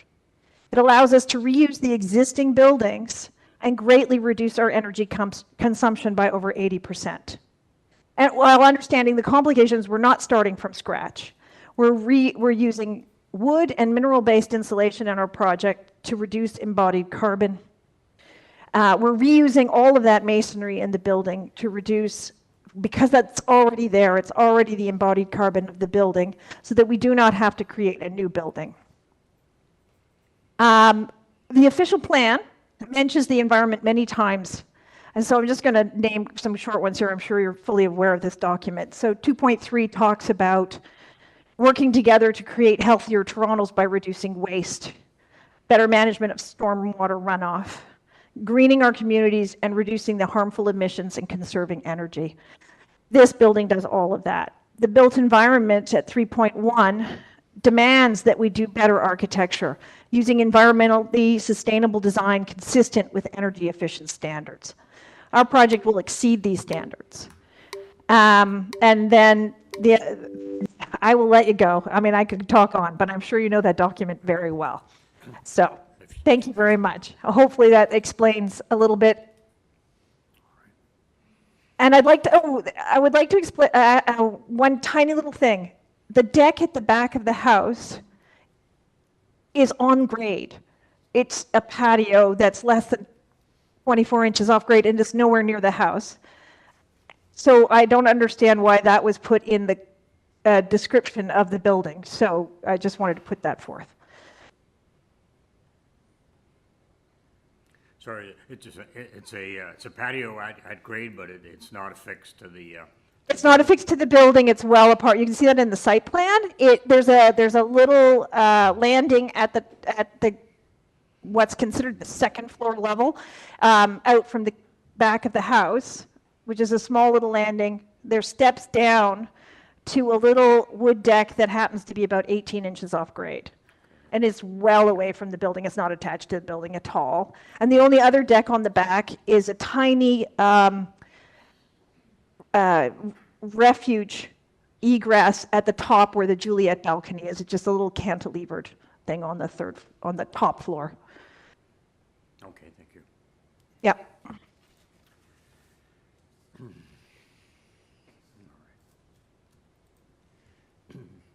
Members of the panel, does anyone wish to ask Do you have any further speakers? questions of the applicant? Seeing none, hearing none. I see that there's an urban forestry condition. Are you aware of that and willing to accept that as a condition? Should the committee approve this? Oh, sorry, absolutely. Sorry, I just- didn't know just- if you heard just that. that- Yes, just that. I will accept that. Okay, all right. There's a,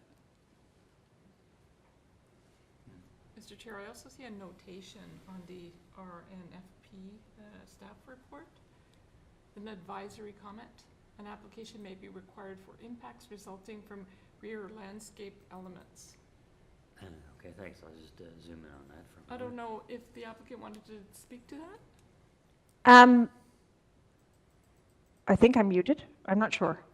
I guess I'm not. Okay, so when we went through the first time, we had an arborist and a landscape ecologist on our team who did a report, and the conservation services who worked with my clients who own the house to create the edible forest behind their property had no qualms about this project. So I'm surprised to see that they have something, but maybe they didn't remember that conversation from 2 years ago. Okay. But we're totally open to working with the Conservation Authority on this project. I noticed in the original decision there was a condition about privacy screening on the balcony. But it says covered balcony, which I don't think is the case anymore. I assume that little Juliet balcony on the 3rd floor, it was something similar to that was referred to? It was on the 2nd floor, and it was a covered balcony. It was this, was much bigger on the back of the house. So it's kind of the opposite of what it is now. Now there's 2 small decks on the front, and before there were 2 large decks on the back. So the 2nd floor had that, and that was the privacy screen for. The top floor one, that area of refuge, which is a requirement of the building code, is much farther away from the property lines, and it's a much smaller deck. We could provide privacy screening if that's required. Okay, thank you.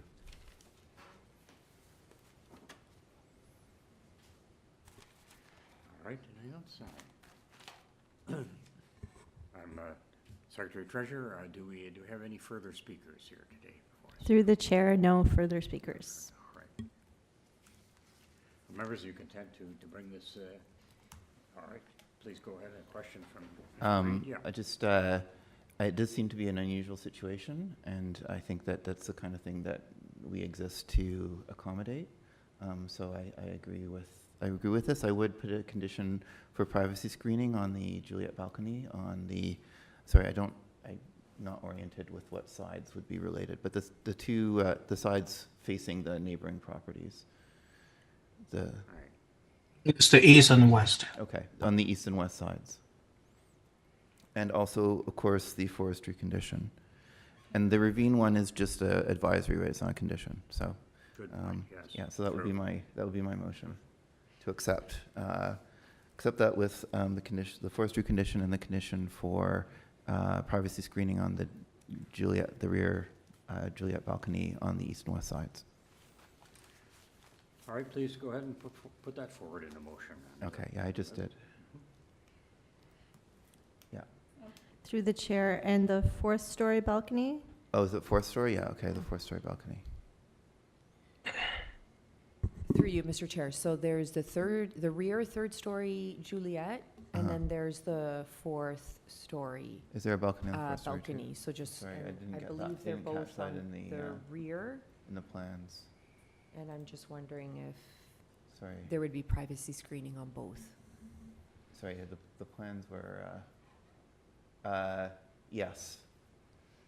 So, yes, privacy screening on both the, I just want to add that it's not possible to add a screen in the Julia balcony because it's not protruding out from the wall. The only balcony that's protruding out is on the highest floor, which is on the that's fifth. right. So sorry, the stories are mixing up. So the third story balcony, it doesn't protrude, so it's not relevant. It's just the fourth story balcony that the condition is. Sorry about that. Is that all clear now? Okay. I think that sounds perfect. Yeah, I'm happy to second that. And Okay, if understood, all in favor then of that amended proposal? All right. It's been approved. Thank you. 53 Homestead Road, you have your approval. All right, next 3570 Caledonia Park. I'll get this one up a little bit over here. Caledonia. So sounds good.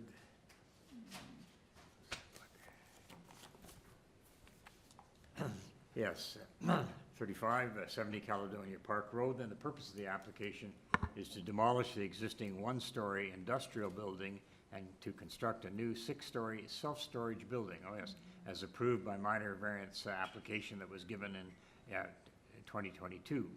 The current application is necessitated to correctly identify the variances regarding the required loading spaces, non-residential gross floor area, and rooftop structure setback as cited in variances 6, 7, and 8 respectively. So it's interesting, we've got an employment or industrial type zoning here, a little different from the usual kind of residential types of zoning that we have. And in connection with that matter, committee has the following: copy of plan of survey, site plan, floor plans and elevations. We have the decision from 2022 available. We have an arborist report prepared by a private service. We have a planning rationale from David Hune of Bousfields. And commenting agencies, we have the email correspondence from the project analyst, third-party projects review. Oh, that's Metrolinx again. And finally, we have a transportation services comment, I guess. Yeah. All right. All right. If we could have the applicant or the lawyer acting on this application, would they please come forward? Sure. Good evening, Mr. Chair and members of the committee. My name is David Hun from Bousfields, Inc. at 3 Church Street, Suite 200, Toronto, Ontario, M5E 1M2. I'm the planner and partner at Bousfields, and we are the land use planning consultants for the agent and agent for Alphabet Caledonia Self-Storage Inc., owners of the lands municipally known as 70 Caledonia Park Road. By way of background, on behalf of our client, we submitted a site plan approval application back in June of 2021 in support of a 6-story self-storage building and have been working with staff through that review process. And as a result, we submitted an application for minor variance back in October 2022 for five variances, which the committee approved in March of this year. Shortly after, we resubmitted revised materials for the SPA application, and unfortunately in their last review, city staff identified 3 technical minor variances that were not captured in the initial minor variance application. So please note that these 3 requested variances in no way alter the design of the building that was previously before and approved by the committee. The first variance relates to loading, and although the previous approval sought a variance to the size of the loading area, the decision acknowledged the reduction in the number of spaces, loading spaces.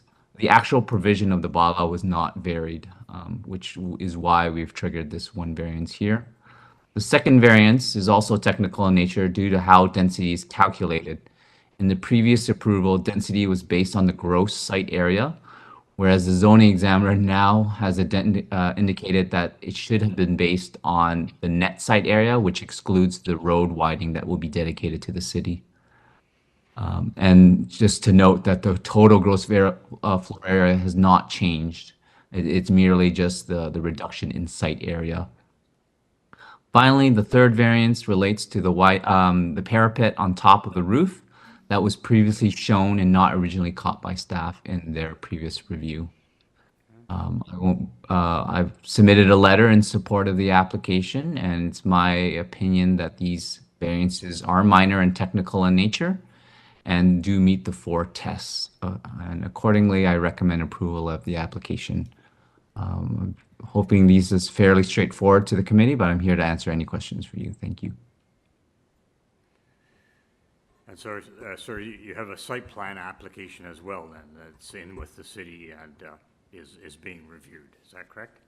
That's correct, and we're hoping that we're going to receive a notice of approval conditions very shortly, and then also get this zoning cleaned up and then off to the races.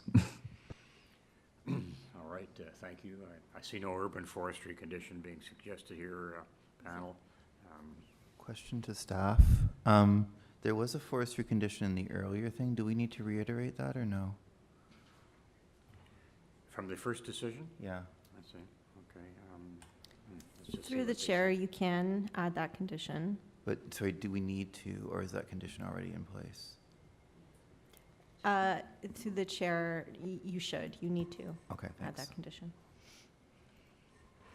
I'm not seeing that I'm not seeing that in the material. There's the private arborist report. It's in the previous decision. It's at the end of the Yes, previous decision. okay. So it's a bit hidden. So one of our panel members has just raised the issue, I think, that would like to, reimpose then an urban forestry condition as set out in the 21 decision of Toronto and East York. Yeah, Mr. Chair, I'll note that, these comments have been captured through their most recent site plan comments as part of that resubmission. Right, good on there.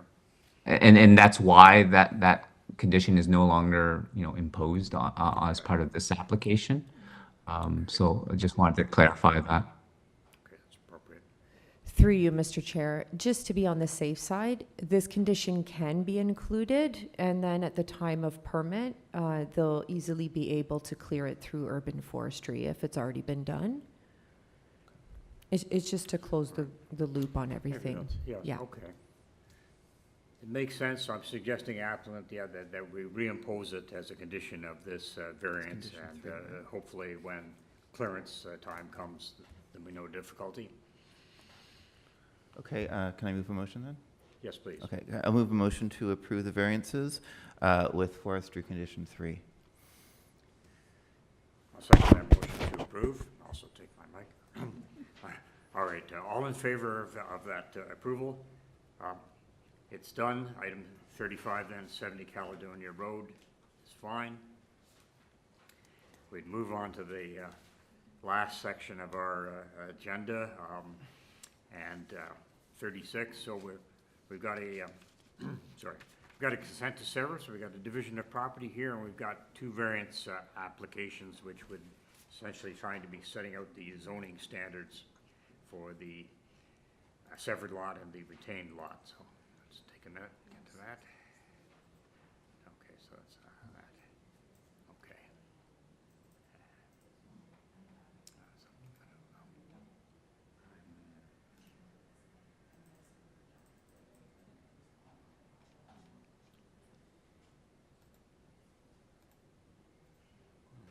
What is that?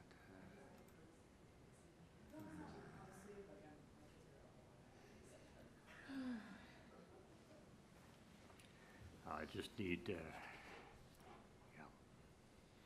just going to need that technical help just for that last section, 36 through to 40.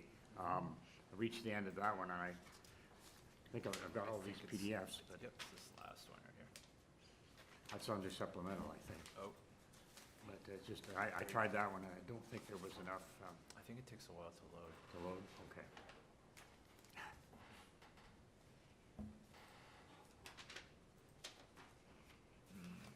Let's try this again. No, that was, okay, that was it. Okay.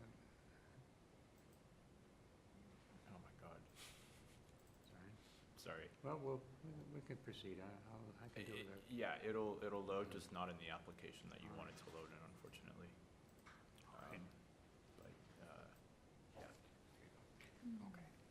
Yes, this relates to 542 BERESFORD, if I'm pronouncing it right, BERESFORD Avenue. And the first document is the consent to sever. To sever an existing residential lot into two residential lots and to maintain an easement to right-of-way. So we should see those. We have the draft reference plan. We can see that, and then the two variance applications will we'll deal with all of those together.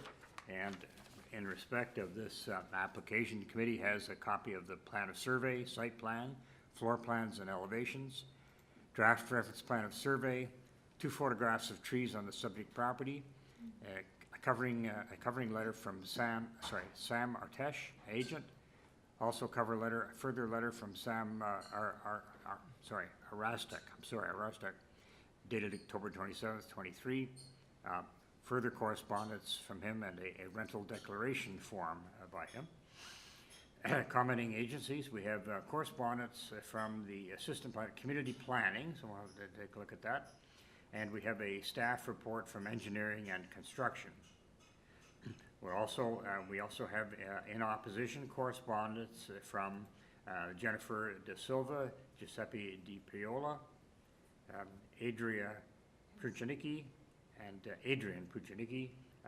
they are at 544A and 552 Beresford, respectively. All right. And fine. May we have the agent or applicant come forward now and. Through the chair, just before we get to the agent, I'll just flag for the members in the Engineering and Construction Services report. In addition to the standard consent conditions that we include, they have also included 8 conditions, one of which does relate to 0.98 meter wide strip of land along the west limit rear of the site abutting the public lane to be conveyed for lane widening purposes. So perhaps the agent in his presentation can address this specific condition and how this may or may not impact any of the requested minor variances.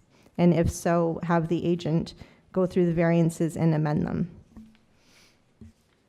Yes, and the city could take a conveyance as part of the consent, so not so unusual to get a road widening. Okay, sorry, applicant. Good evening. My name is Sam Araste of 4789 Yonge Street, Norfolk, Ontario, authorized agent of owners. Yeah. So the purpose of this application is to seek your approval for the proposed consent application to sever existing 2-story detached dwelling into 2 semi-detached single-family 3-story dwelling by means of renovation and addition. This addition includes a 3rd-story top-up on existing 2-story structure and a 3-story extension to the rear of the current house. This development has been carefully designed to meet and exceed all the required height requirements, building depth and length requirements, as well as the setbacks requirements, except for the existing non-compliance front setback for side of A. I would like to go through the variances that we have received for the proposed side A and B. Variance number 2, side A, is the proposed front yard setback is 5.88 meter versus the front setback of 6 meter. It is important to note that the existing front yard setbacks is only applicable to 3rd floor of side A and is currently considered existing non-compliant setbacks. In order to comply with the required setback, slight adjustment of less than 5 inches to the placement of 3rd floor is necessary. It is crucial to acknowledge that implementing this adjustment would have an impact on the aesthetic of the front elevation facing Beresford Avenue, potentially resulting in an aesthetically unpleasant appearance.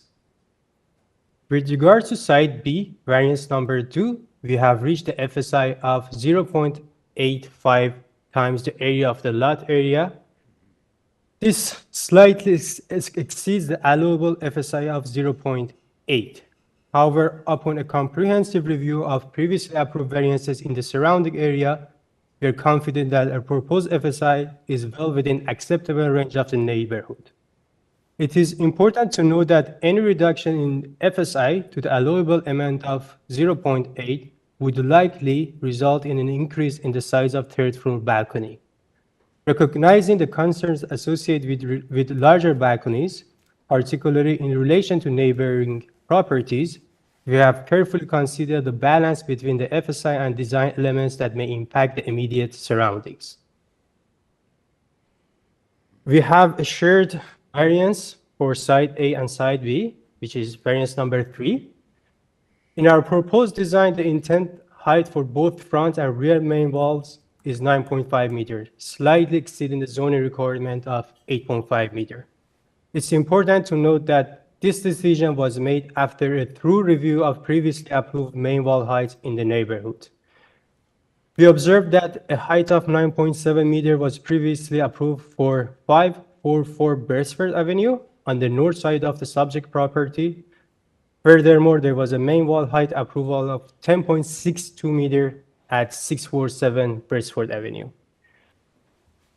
These precedents in the neighborhood demonstrates a range of approved main wall heights that goes beyond the specific zoning requirements. By aligning our proposed height with these prior approvals, we aim to ensure consistency within the local context and adhere to established norms in the area. We have another shared variance, number 4, for both side A and side B. In our design, we have proposed a third-story balcony with initial size of 25.6 square meter for side A and 27.7 square meter for side B, both facing the backyard. Recognizing the importance of addressing privacy concern, we have collaborated closely with the City of Toronto Planning Department to devise an effective solution. Following discussion, an agreement has been reached to incorporate a 1.5 meter privacy screen on north and south side of the balcony. This measure aims to mitigate the potential privacy issue for the neighboring properties. Additionally, as part of collaborative effort to balance the design considerations with community concern, we have agreed to reduce the size of the balcony from 25.6 square meter to 17.6 square meter on side A, and from 27.67 square meter to 18.92 square meter on side B.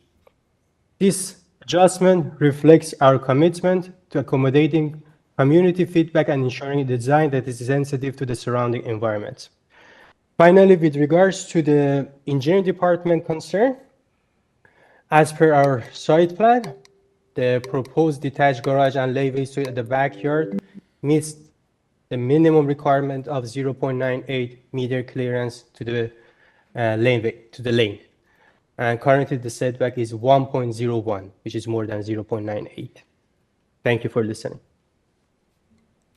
Through the chair, can the applicant go through the public hearing notice just quickly to identify the change that he made? I believe it was to variance 3, if staff can pull up. So to the agent, can you please start with your part A? We have the notice on the screen. Can you just clearly identify which variance you're changing? So the size of the third floor terrace from 25.6 square meter is reduced to 17.6 square meters. And the revised set has been submitted to the city. Number 3? Is that 3? 25.6 to 17.6. So, sir, just to be clear, so we're talking about variance 3? Yep. In the public, okay, all right, so, all right, thanks for pointing that out. We've got platforms. Okay, sorry, just one more time. Just tell me that again. We have reduced from 25.6, like 25.59, Yeah, okay. to 17.6. 17.6, okay. And for side B, Oh, yes, okay, and, yeah, there.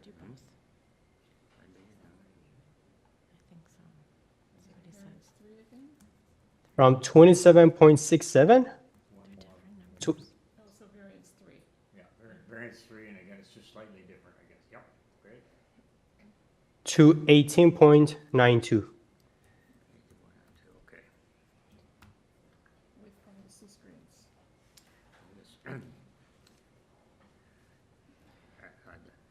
Through the chair to the agent, are there any other variances that are changing? No. And sir, you're okay with privacy screens? Yes, our revised set already implement those privacy screens. Would those be opaque or wooden, or does it matter? Opaque. Opaque. Opaque, okay. Okay, thank you. Panel members, anything further to the applicant? Okay.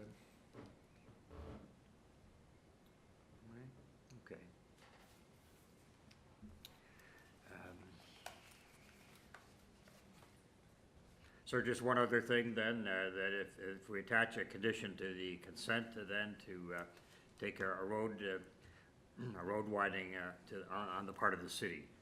So you understand that'll take place. Yep, Yep. we have more than the requirements. So it's a condition we'd have to build into the severance. Yeah, okay. All right.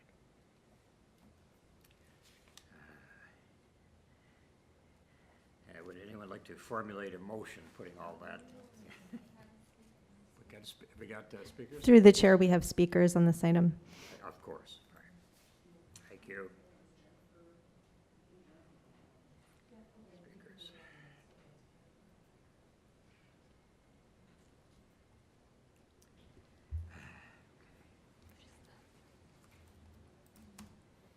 Hello? I'm not sure if the panel can hear me. Yes, you have been unmuted. Thank you very much. My name is Jennifer De Silva, and thank you for providing me with the opportunity to speak today. I own the property next door to 542, so I'm at 544A. And I do have some major concerns with the proposal as it is currently sketched out. Mainly, some of them are related to the privacy, and I know the agent just spoke in terms of how he would be reducing, or how the owners would be reducing, the deck size. I do have one question as to why one of the decks would be smaller than the other. On Plan B or Part B, the deck is still 18.92, as opposed to the deck in the Part A, which would be 17 point, I think, 6 he had mentioned. Yes. But I'd say, like, in terms of our major concerns for myself and my family are the lack of privacy, the lack of sunlight, and the loss of pleasure and the loss of enjoyment of our yard, mainly because of the 2 garden suites that are also going to be built in the back. So the 2-story garage, and I believe a garden suite on the 2nd floor, as well as the proposal to also have, I think there's the deck on the main floor in addition to the one that they had mentioned on the 3rd floor. Essentially, as I understand from what I have read in part of the submission, is that each one of the homes would contain a bachelor apartment as well as a 4-bedroom apartment, and then with the garden suite. So essentially, it'd be like having 6 units, which I will say is currently what they're using the property for, even though it's zoned as a single-family residential, because they're using it as an Airbnb rental. And the other piece that I would mention is the exacerbation of the parking on the street, because they are moving from a 5-car parking space to 2 cars, with essentially potentially 6 families if they continue using it as the short-term Airbnb rentals that they have been using it for. Those are my main concerns.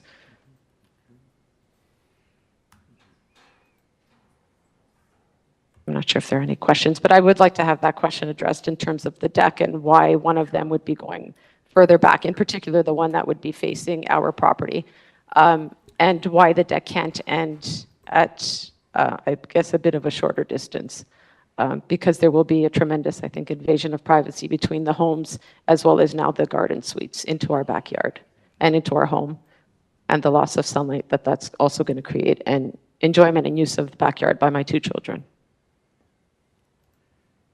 Well, we can get back to the applicant about the sizes of the decks in terms of. Thank size, you. Why they're not matching totally.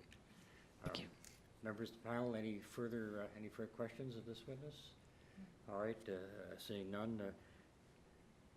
Thank you, Mr. Silva. Thank you for your remarks. Thank you very much. Do we have a further speaker online or in person? Yes, okay. And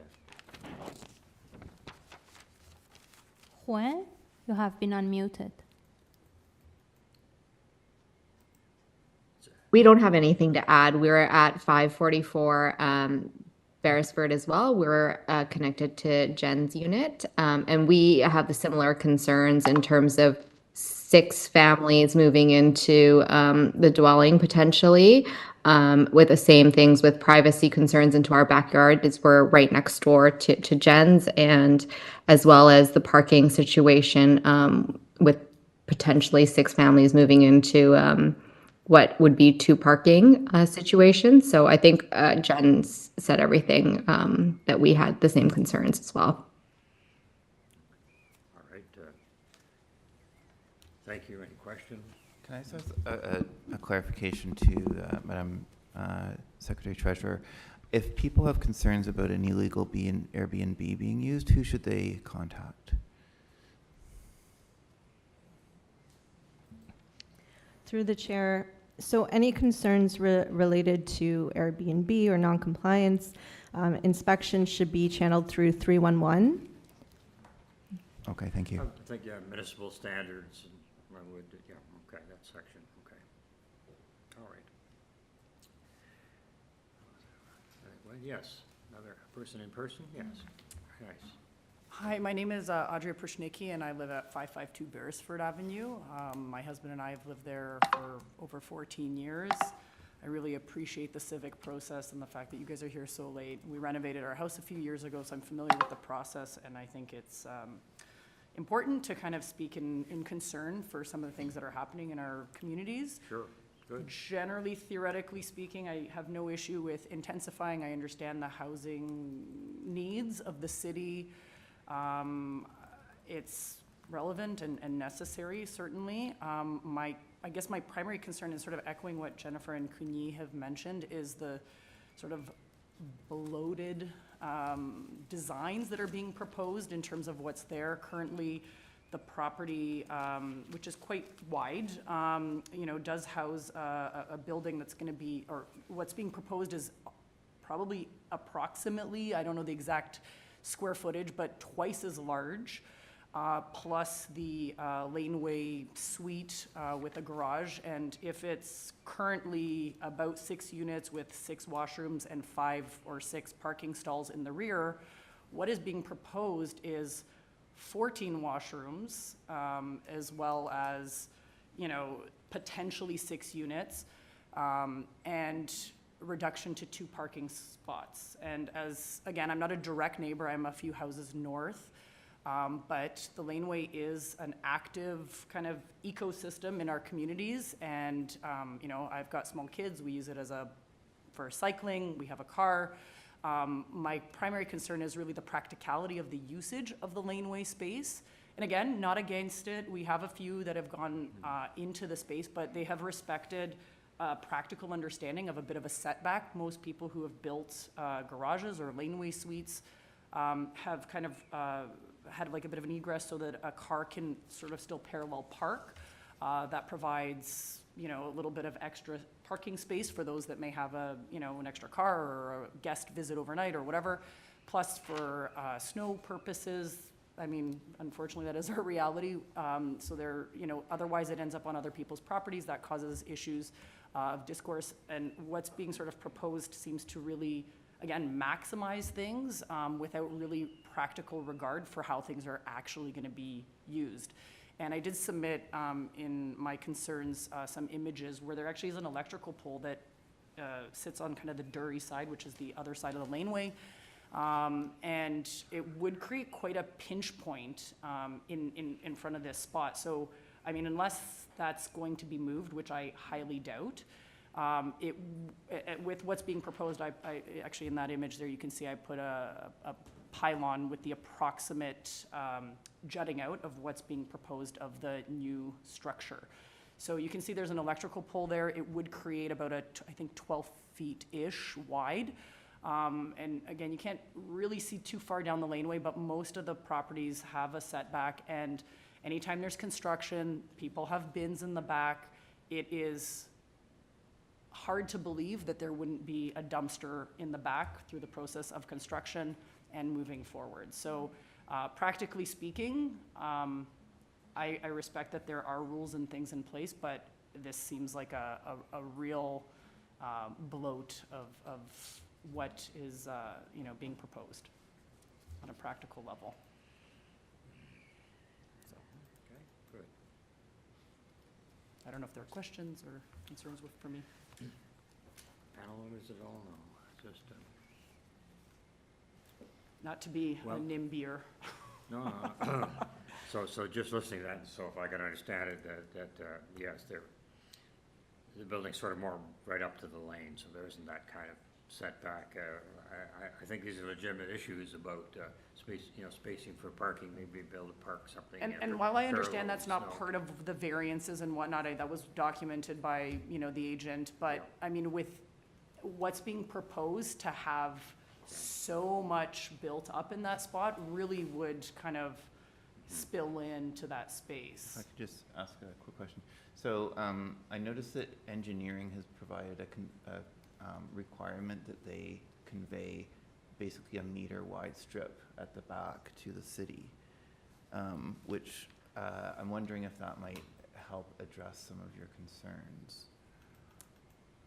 I mean, a meter, I guess, is better than what's proposed there, but a meter's not gonna, it's not gonna fit a dumpster, it's not gonna fit a car, and that's what these Right. laneways unfortunately are being used for. I can understand the enthusiasm to use this space, I really totally can. My concern is that if it's gonna be used for, an actual resident, a couple, an Airbnb, there's gonna be a vehicle there, there's gonna be a vehicle maybe on the street. It's just creating an unnecessary issue where, that could just be recessed a little bit further. It could be, from what I see in the design, could be pushed back. Right? I don't know.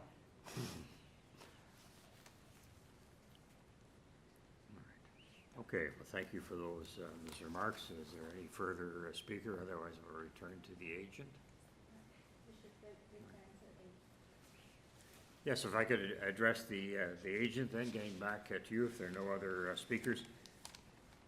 So I'll just leave a couple of questions or issues with you and ask you to answer them. Then, sir, just respect to then the back decks and the fact that they're not the same. I understand you'll be okay with some opaque paneling, but one is about 17, if I'm correct, 17.6 meters, and one is square meters, I presume, 18.92.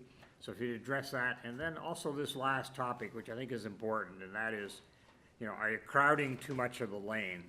The lanes needed for a lot of things, just in addition to vehicles, and as mentioned, these could be, garbage cans, recyclable things, and just a little extra room to move. So can you speak to those matters, and you can rebut anything else that's been put out there? Sure. With regards to the first area of concern, which is the size of the trace that doesn't match on each property, I would like to emphasize that this is a renovation project, and achieving a symmetry semi-detached property is very difficult to achieve. Let's put it that way. And the reason there is a difference between the size of the terrace is the width of each side.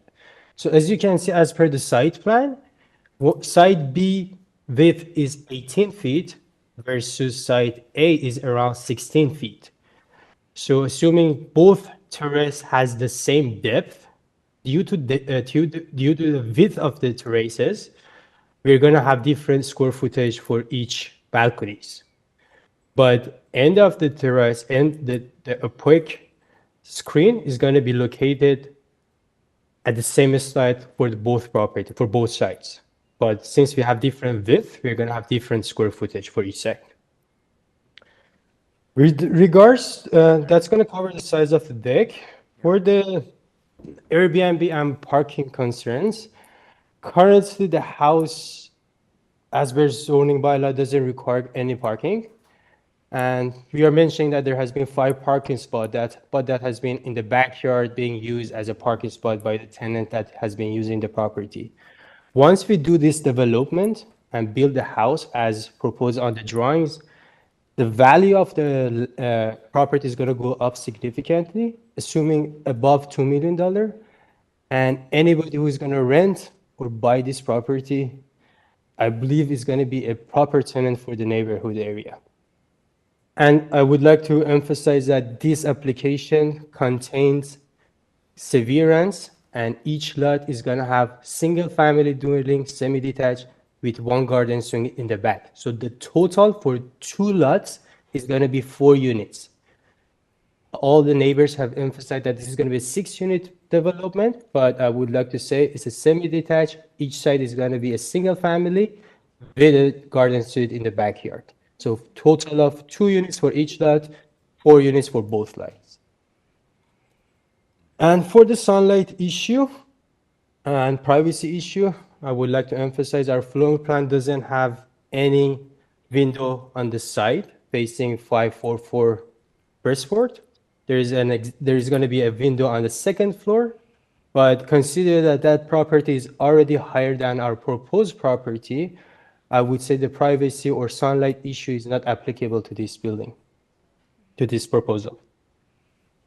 And finally, with regards to the proposed detached construction level suite at the back, this proposal fully complies with the current zoning bylaw, and no variance is required for this addition, and is not under review for this committee of adjustment application. The new laneway suite and garage has been carefully designed to meet the requirements outlined in the zoning bylaw. Furthermore, I would like to emphasize, upon the approval of the consent application, there is confirmation from the zoning department that the new laneway suite zoning application will be automatically approved. This is due to its full adherence to the existing zoning bylaw and eliminating the need for any variances. As mentioned before, the engineering department asked for 0.98 clearance to the boundary line, but we are proposing 1.01. And the laneway requirement, zoning bylaw requirement from the laneway is 2.5 meters from the center of the lane. And as per the site plan, we are clearly meeting the requirements.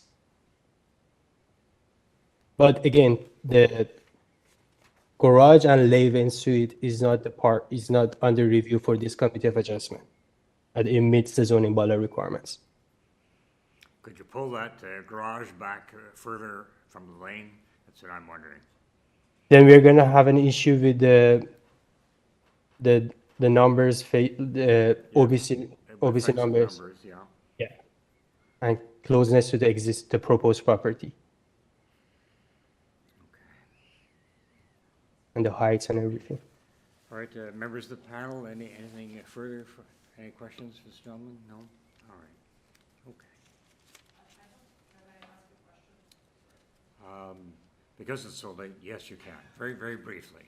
Why the stair access to the basement if it's not going to be used as a suite? Like, in the designs, there's a separate laundry room, there's a separate kitchen, there's a separate entirely outfitted basement unit. So, I mean, So through. family of 5, we've got 4 washrooms, this has got 7, so, I mean. So through the chair to the applicant, the agent can answer the question regarding suites and entrances, and perhaps if it's a nanny suite or what the intent is. It's currently designed as a nanny suite, and having 2 laundries in a house is very typical nowadays. But for now, for the purpose of this application, we want to have as a single family dwelling unit. But even if the future owner would like to apply for basement rental suite, they have an option, and again, it's going to meet the zoning bylaw requirements of the area. But for this permit, For this application, we're applying for single family for each site. All right.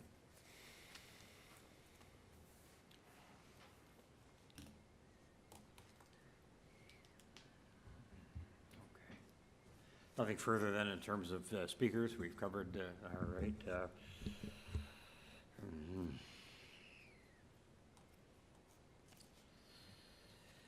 Well, my own thoughts, I'm a little concerned about the density.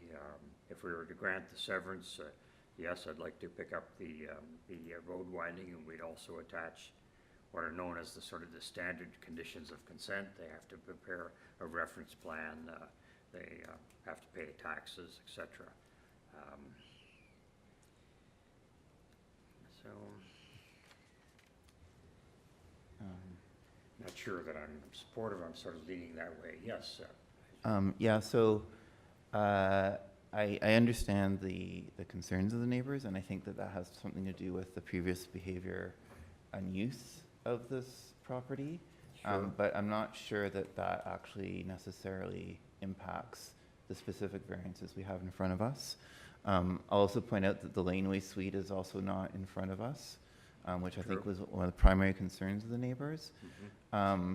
So the actual items that we have in front of us, I find fairly minor. I don't think it's even too high. It's just the walls are a bit higher, and the terrace is larger. But the terrace will be privacy screened, so I don't see that as an issue. I do think that the City of Toronto is encouraging greater density in neighborhoods. This is a pretty accessible neighborhood. It's desirable. There's a huge demand at the moment for ground-based housing in the city, and there's really very little space to expand it. So I think it is valuable, and this is quite a wide lot. So we actually had a much narrower lot, the last one I was in. And this one actually is quite wider and really has enough space for two decent-sized semi-detached houses. So given all those things, while I do sympathize with the change that the neighbors are facing and the clearly difficulties they've had with these owners, I feel that the actual variances are minor, and that this very much fits with the intentions of the zoning, current zoning, and official plan. So I will move to accept it with the engineering conditions that were. So I'm not. So I don't mean to move now, because I want to leave space for my colleagues to speak if they wish to. Exactly. I just wanted to member Cheng. What is your thinking about this? I think I tend to agree, because even if you take out the garden suite, it's not going to affect these variances in front of us. And it seems like that is an as of right development at the back. And if you just focus on the numbers and even the collective, accumulative effect on the street or on the neighbor, it's very hard to say that this is an overbuild. And you really can't control what the future owner is going to change the basement. I mean, there's almost every house owner have that right to rent out the basement in Kijiji. So it's not something we can control at this level. So for that reason, I'm in support of the development as well. Ellis, would you like to opine at all? Do you have any comments just on that issue, or just on? I guess I'm leaning to perhaps turning it down myself. So I couldn't. I wouldn't put forward an affirming motion, but other panel members can. Yeah. It's difficult. I have nothing further to add. I think my two colleagues that have expressed support have said what I was thinking. So I would make a motion to approve with the standard severance conditions as well as the engineering conditions, and to approve the variances as amended. As amended, and Subject to the engineering stuff. yeah, subject to all the conditions recommended by staff. As amended. Is there a seconder for that motion then? Yes, Great. Okay. All right, all in favor, please? Moved, okay. In favor, yes? And one dissent. Thank you. All right, we're moving,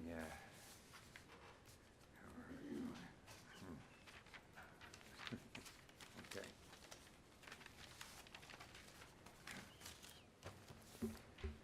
And through the chair to clarify on the last one, the motion has been passed. To approve. Yes, sorry. Yes, no, the application is approved, the majority there. So the application as amended is approved on Bushford Ave. I'll just tee up item 37 Gower Street. Right. 35 Gower. Ha, all right. All right. Mr. Chair, is there any opponents presented? Sure. Staff, do we have, just on number Gower, are there any speakers? We have one correspondence in opposition.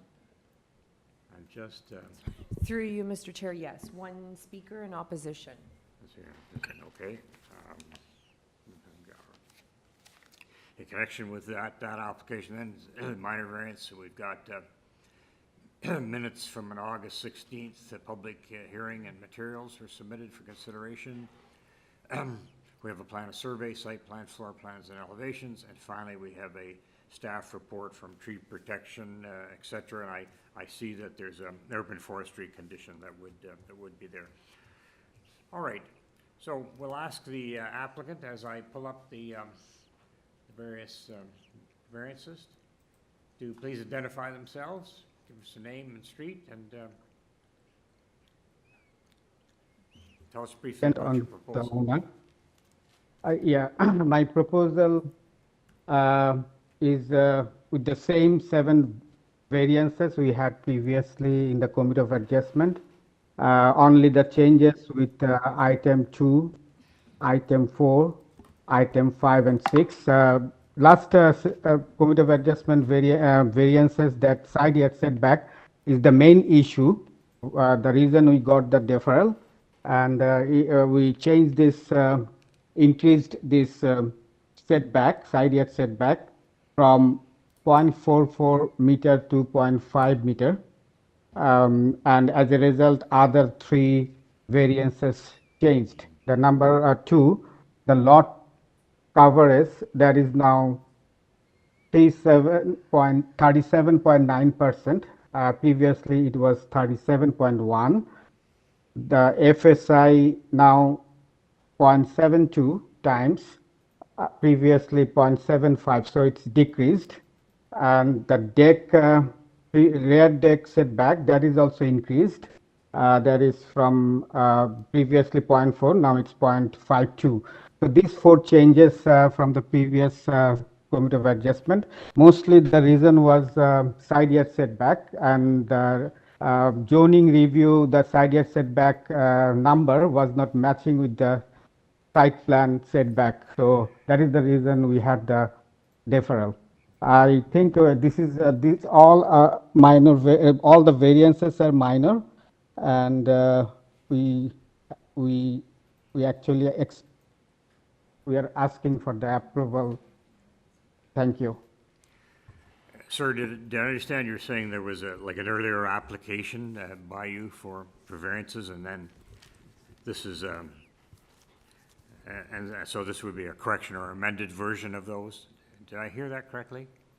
Yeah. It's the last deferral we got because of the side yard setback. That was not matching with the site plan and the zoning review. They're not the same, was not the same, right? So with this deferral, we changed our proposal, and as a result, 4 items are revised, and these are changed. Okay. Any further questions for this applicant? Seeing none, all right. Deputy Chair, then could we go to a speaker in opposition then?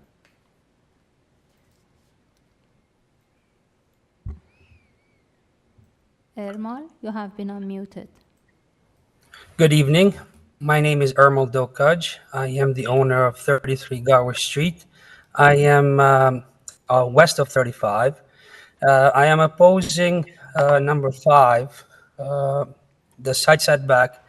If you refer to the zoning bylaw, the lot is over 12 meters. So the actual setback, it should be 1.2 meters. It's currently presented to you as members as 0.9 meters. And then at the reduction that the applicant is requesting is over 60%. So from 1.2 to actually should be, he's asking for 0.5. And that's, it's leaving no space. Like my family is growing. I have 3 children which are growing. And if I have a plan to build something or to have something to increase the size of my house, I have nowhere to go. So I think the way this has been presented or examined by the examiner, I don't think is correct. Now, what's your own side yard setback? I take it you're on an adjoining property? I'm not sure, but my property sits at the corner. If you can pull up the survey, so I'm kind of a corner unit backing into the backyards of the other properties. So this is actually my only area that I can go to my backyard. So if he's gonna come that close to my property line, then he's reducing it too much.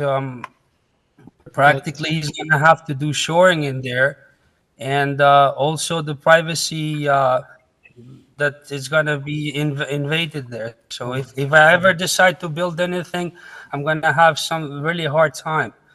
And the other thing, though, I don't see a reason why would the city examiner would present it as a 0.9 meters when clearly on the survey is over 12 meters as a lot, because this is a 40-foot lot. Okay, sir, thank you. Members, any other questions? No? Okay, seeing none. I just want to ask a very quick question. So do you have a right of way or some sort of shared agreement on that space? No, it's just the house that is going to be built is right at my balcony practically. Okay, So thank you. Yes, just with respect to the applicant then, I'm suggesting let's see if you can't do something to expand that side yard setback, that west setback. Can you push that to 0.7, 0.8? That's your 5th variance. Yeah, actually, we can push it. The problem is that we are keeping the existing building, right? And we are having a garage in between the property line and the garage, right? Sorry, the existing building. So if we push that, we lose the garage because it's already tight.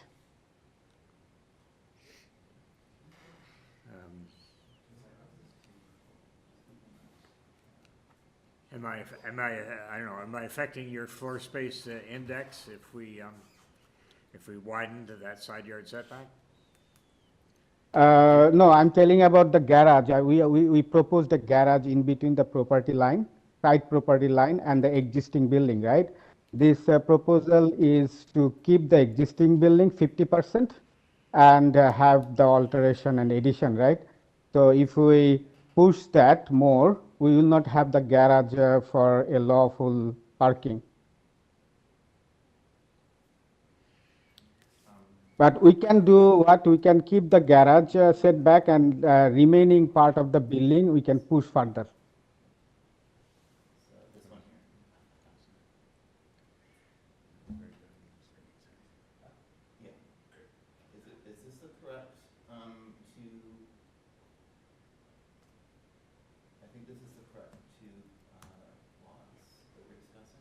Sir, we're just looking at a street view of the street. I don't think they can see it. Okay. I felt that this would be helpful in orienting ourselves as to what's in the plan. Okay, all right. Gonna check what he's doing again, sorry. Sorry, can I ask a question of the applicant? Please. So to clarify, so we're just looking at Google Street View of the two buildings. Are you basically planning to build over what is currently the driveway as your extension on the side? Yeah, on the side, it's on the driveway. Okay, thank you.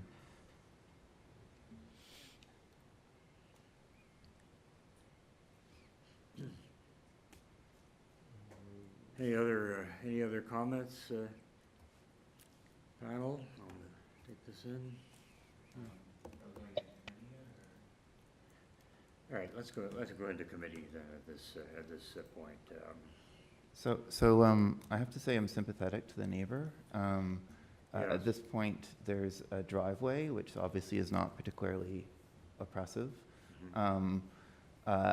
whereas the plan is to actually build an entire wall right where the driveway is, which is basically pretty much at the property line. For and it's a pretty wide lot. I feel like there's other options for redesigning this house. So I feel like either we should refuse variance 5 specifically, or we should just refuse the whole thing. Is my feeling. I just don't feel like it's a generous or appropriate way of expanding the house, and it really does impinge on the neighbor. Yes, for comment. Any other member wish to speak?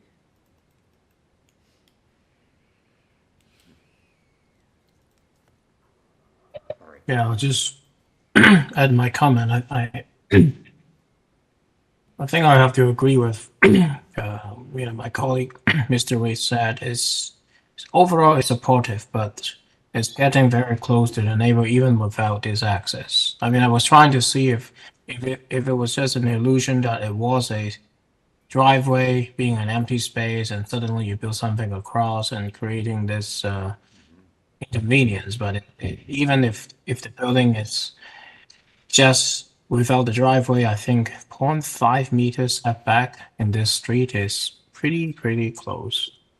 So what I guess is deserve to go back to ask the applicant, like, is it okay to remove this variance, or we just have to refuse it? Yeah, so applicant, you just quickly think about that. I think you've heard the tenor of the argument. I think if you don't make a change on that side yard, you might risk having your application being turned down today. What would you like to do? As a result, we have to comply with this variance, with this zoning requirement, side yard setback. Through the chair to the applicant. So applicant, are you stating that you will be removing variance number 5 regarding the west side lot line setback? Yeah. Yes. Okay, so this is an amended application. Yes. Thank you for doing so. I think it's great for yourself and your neighbor. Well, I would move then approval of the amended variance application, subject to urban forestry condition number 2. And, I think at that. Is there any seconder for that motion? Okay. All right, the motion fails. Through the chair, there were 2 seconders Oh, to right, pick 2 from on that one. We're all getting a little tired. All right, all in favor then, if it is seconded, all in favor of Sorry, we this need motion? the second, the person who's seconding, if you could Yes, say their of name. course. Thank you. We'll have to pick one of these gentlemen. Mr. Reed, you'll take it. All right. Mr. Reed seconds it. It's wonderful. All in favor then of that amended application? Thank you. All right. As amended, approved. Okay, we have 3 items, it looks like. Number 38.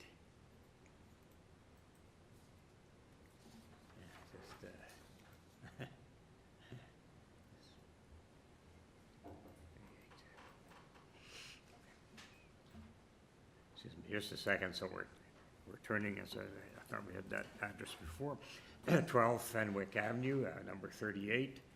The purpose is to construct a new one-story ancillary building, detached garage in the rear yard abutting the laneway. So I presume that's a garage and not becoming a garden suite, but in any event, application for that one-story addition. And in connection with that, committee also has copies of the minutes from a meeting of October 4th, from the public hearing. We have a copy of plan of survey, site plan, floor plans, and elevations. And finally, from commenting agencies, we have email correspondence from Transportation Services. So I'll look to see if those are there. And would the applicant or the agent acting on this matter then for 12 Fenwick Avenue? Mr. Chair, is this a matter that we may discuss, since there are only 2 variances, there's no opposition, perhaps we may not need to hear from the applicant, and we could just discuss. All right. I'm fine with that suggestion. Yes, I just want to take a quick look at the variances. Yeah, they're pretty slight. All right. If I can just ask staff, sorry, the transportation note, does that count as a condition? They have no objection to pose as long as the footings and roof eaves do not encroach on the rear property line. So let me take a quick look at that. Through the chair, that's just an advisory comment, so there's no objections Okay, from so there's no transportation. condition required. Okay. Correct. There's no Just wanted to be objection sure. to the encroach, as long as the footings and the eaves does not encroach into the rear property line. Okay, great. There's no urban forestry condition. Through the chair, there is an urban forestry condition number 2 from the deferred package. So you may wish to carry that urban forestry number 2 condition forward with this application. It's for condition 2, was it? Condition Yes. 2. Yeah, fine. All right, as an abundance of caution, then I'd be in favor. I'd put forth then a motion to approve approve the 2 variances as submitted, subject to the second condition of transportation services as set out in the previous report. Actually, I think that we're actually going away from that. I think that the whole point was to get away from the transportation condition. Am I going in the wrong direction? Right. Let me call it deferred package. It's the forestry condition, number 2. Number 2, right? From the previous package. Right. Sorry, I'm sorry, the deferred package. Yeah. Sorry, guys, I'm just, all right.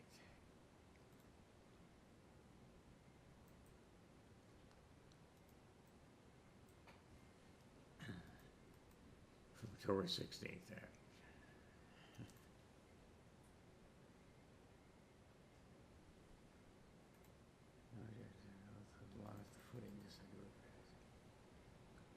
Through the Okay. chair, So now- Will, are you able to find the urban forestry, the previous report in the deferred package, and just put that up on the screen so the chair can see no, it? okay, Thank you. thanks. I was just looking at the transportation, okay, thank you. Yeah. So I think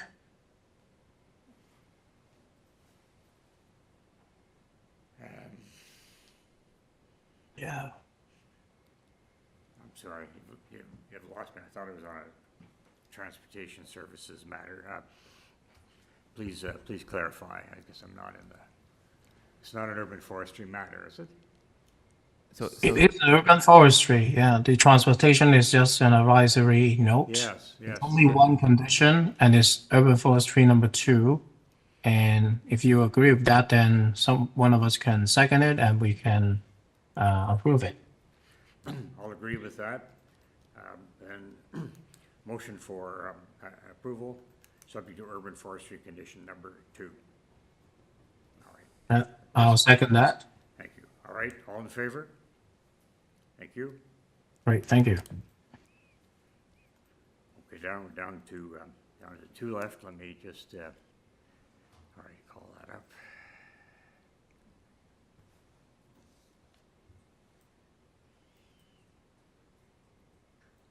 Okay, I'll try to move these. 357 Dovercourt Road. The purpose of the application then is to alter the existing 2-story semi-detached dwelling by constructing a complete 3rd-story addition, a covered front porch, a rear ground floor addition, a rear 2nd-story deck, side stairs, and a front basement walkout. This dwelling will be a 4-unit multiplex. And just in connection with that, we also have the following materials: copy of minutes from the August 9th public hearing, copy of plan of survey, site plan, floor plans, and elevations, 8 photographs of trees on the subject property received June 9th, covering letter from Tasmin, agent, and finally we have 4 form letters in support. All right, is Mr. or Ms. Tamin there, please, as the applicant agent, to bring us up to speed here on Dovercourt Road? Are there, and just to staff, are there any objectors? Through the chair, there is nobody registered to speak for this application. Oh, the applicant is not here? I'm here. No, the applicant is here. I mean, there's no other registered speakers. All right. Okay, that's, go ahead. It's sir. Richard De Oliveira here. I'm representing the owners of 357 Dovercourt Road.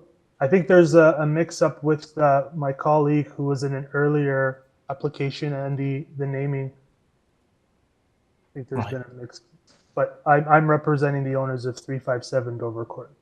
Right. Okay, and you've got 8 variances asking for, all right? Okay, do you mind if I just ask the applicant some questions instead of a presentation? Yes, just for 1 second. You said 12 variances. I may have been looking at the deferred report, so I apologize. You're right. 8 is correct. Yeah. Okay, so we're at 8. Okay, please, fine. Thank you. Chang, Thank you. Please proceed. Thank you. Yes, my question is related to the soft landscape Okay. variances that the applicant is looking for. And I just want to confirm that it is an existing condition. Correct. Okay, that's great. Thank you. So I have no more. So what is that existing condition, just for example, because, right, we're saying the rear yard's got 0% soft landscaping. Is it paved, or at least they're sort of permeable pavers? Just give me a quick. It's an existing paving. It's paving. Okay. Yeah, there's no alteration at the rear of the property. That's an existing condition. The footprint is the same, so there was no alteration to the landscaping. All right. Yeah, because when I look at the drawings, it looks like you're building from the 2nd floor above, and the variances some of them are triggered by existing footprint. Correct. 5 of the 8 variances are related to the existing footprint. The 2 related to landscaping are part of those 5. Okay. Okay, I am ready to support and bring it to committee if no other questions. Please do. Please go forward. Okay, yes, so now we're in committee, and my comment is to support this application. And I'm trying to see if there's any conditions. Can staff help? Don't think there's any conditions. I think in the previous one, there was a privacy fence condition. Right, the privacy fence condition, I think we can reenact it here. Yeah. On the east and the west, I believe. Yes, actually north and south, sorry. On the north and south side. And that will be my motion. Anyone here to second it? I'll second that. Right, we have Mr. Wilkins to second, and all in favor? Perfect. All right, that is passed and approved. Okay, you just have your approval, sir. All right, we're down to a single item. I think it just number 40. Let's try to get that that here. Okay.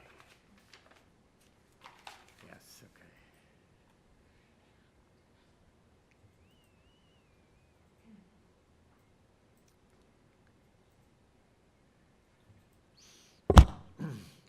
All right, last item on our agenda, 874, 878 Young, so Young Schollard area.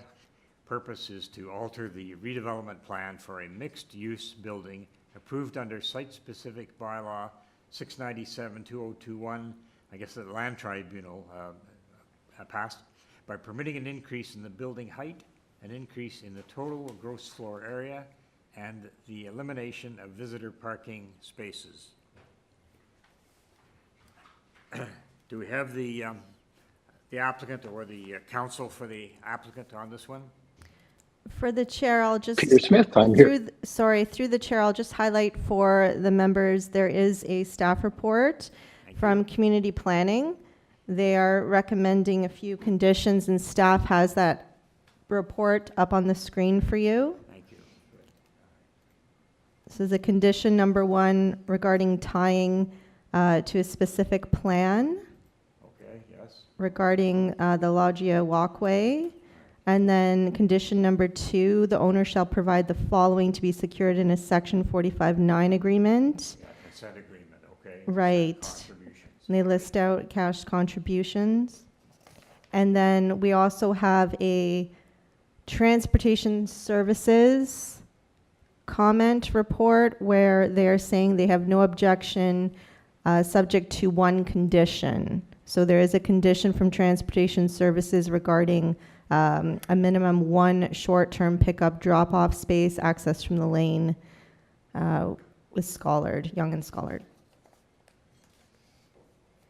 All right, thank you. It's helpful. Do we have the applicant or applicant's agent? Do we have someone on the line? Yes, you do. Okay, all right. So I guess I jumped in a little bit too early before, but my name is Peter Smith. Yes, I'm please. a partner and a planner with Bousfields, and we're the planners for the applicant. And we did file a presentation with the committee, so if that could be put up on the screen, that would be great. I'm very sorry to interrupt you. Can you repeat your name and your address for the record? Oh, okay. Sure. Yeah, Peter Smith. I'm a planner, partner with Bousfields, and the address is 3 Church Street, Suite 200, Toronto M5E 1M2. Thank you. And I don't think there's any oppositions today. And I think we have all read your presentation material. And my only question to you is, are you agreeing with the condition from the staff report? Yes, both conditions from planning and from transportation services are entirely appropriate and acceptable. Okay, so I'm ready to support your application. If we're in the committee, do you have anything to add? If anybody had any concerns or questions, I would certainly like to be able to speak to it. But if the inclination of the committee, especially at this late hour, is to approve it with conditions, I am happy to pass my time over to you. Thank you so much. I'll have one quick question, if I can, is how are the visitors going to visit? So the visitor parking spaces are being taken down to 0. I guess they'll come by subway or Uber? Yeah, and actually we filed through BA Group a parking report to address that. So they've looked also at precedents in the area, as well as, given the location, the proximity to both public parking facilities, but also even more important, proximity to the subway and to higher order transit. So under those circumstances, and I could get into it in a lot more detail, it makes more sense to allow for the ground floor to be actually turned over to this additional loggia, which a walkway to expand the public realm along SCOLLARD, and to replace the parking elevator, which would otherwise be necessary to get down to the below grade parking spaces. And so on that basis, that's why both transportation staff and planning staff are supportive. And Mr. Chair, the transportation report at the end of the paragraph does support this variance without visitor parking. So Mr. Chang? And the one condition, obviously, is to provide for that convenient space for the pickup and drop off function. That's right. Right. Mr. Cheng, would you formulate a motion to put that before us, please? Well, sure, happy to do that. So we're now in committee, and I am proposing to approve this application, subject to the planning staff report conditions. Through the chair, and there are transportation services. Oh, yes, the conditions. transportation as well. Yes, I thought they were together. Yes, so 2 reports, one from planning, one from transportation. I'll second that motion to approve. All right, all in favor on that? All right. Thank you, that's approved. Take it there's no other business, so how about a motion to adjourn? Yes, through the chair, so. I second that. We're adjourning at 8:19 PM. Thank you, Great. everybody. Thank you, everyone. Thank you, all the staff. everyone. Thanks, staff. Thank you. Have a great night. Have a good night. Bye-bye. Maybe the Raptors are still playing. Anybody think, you'll have a chance to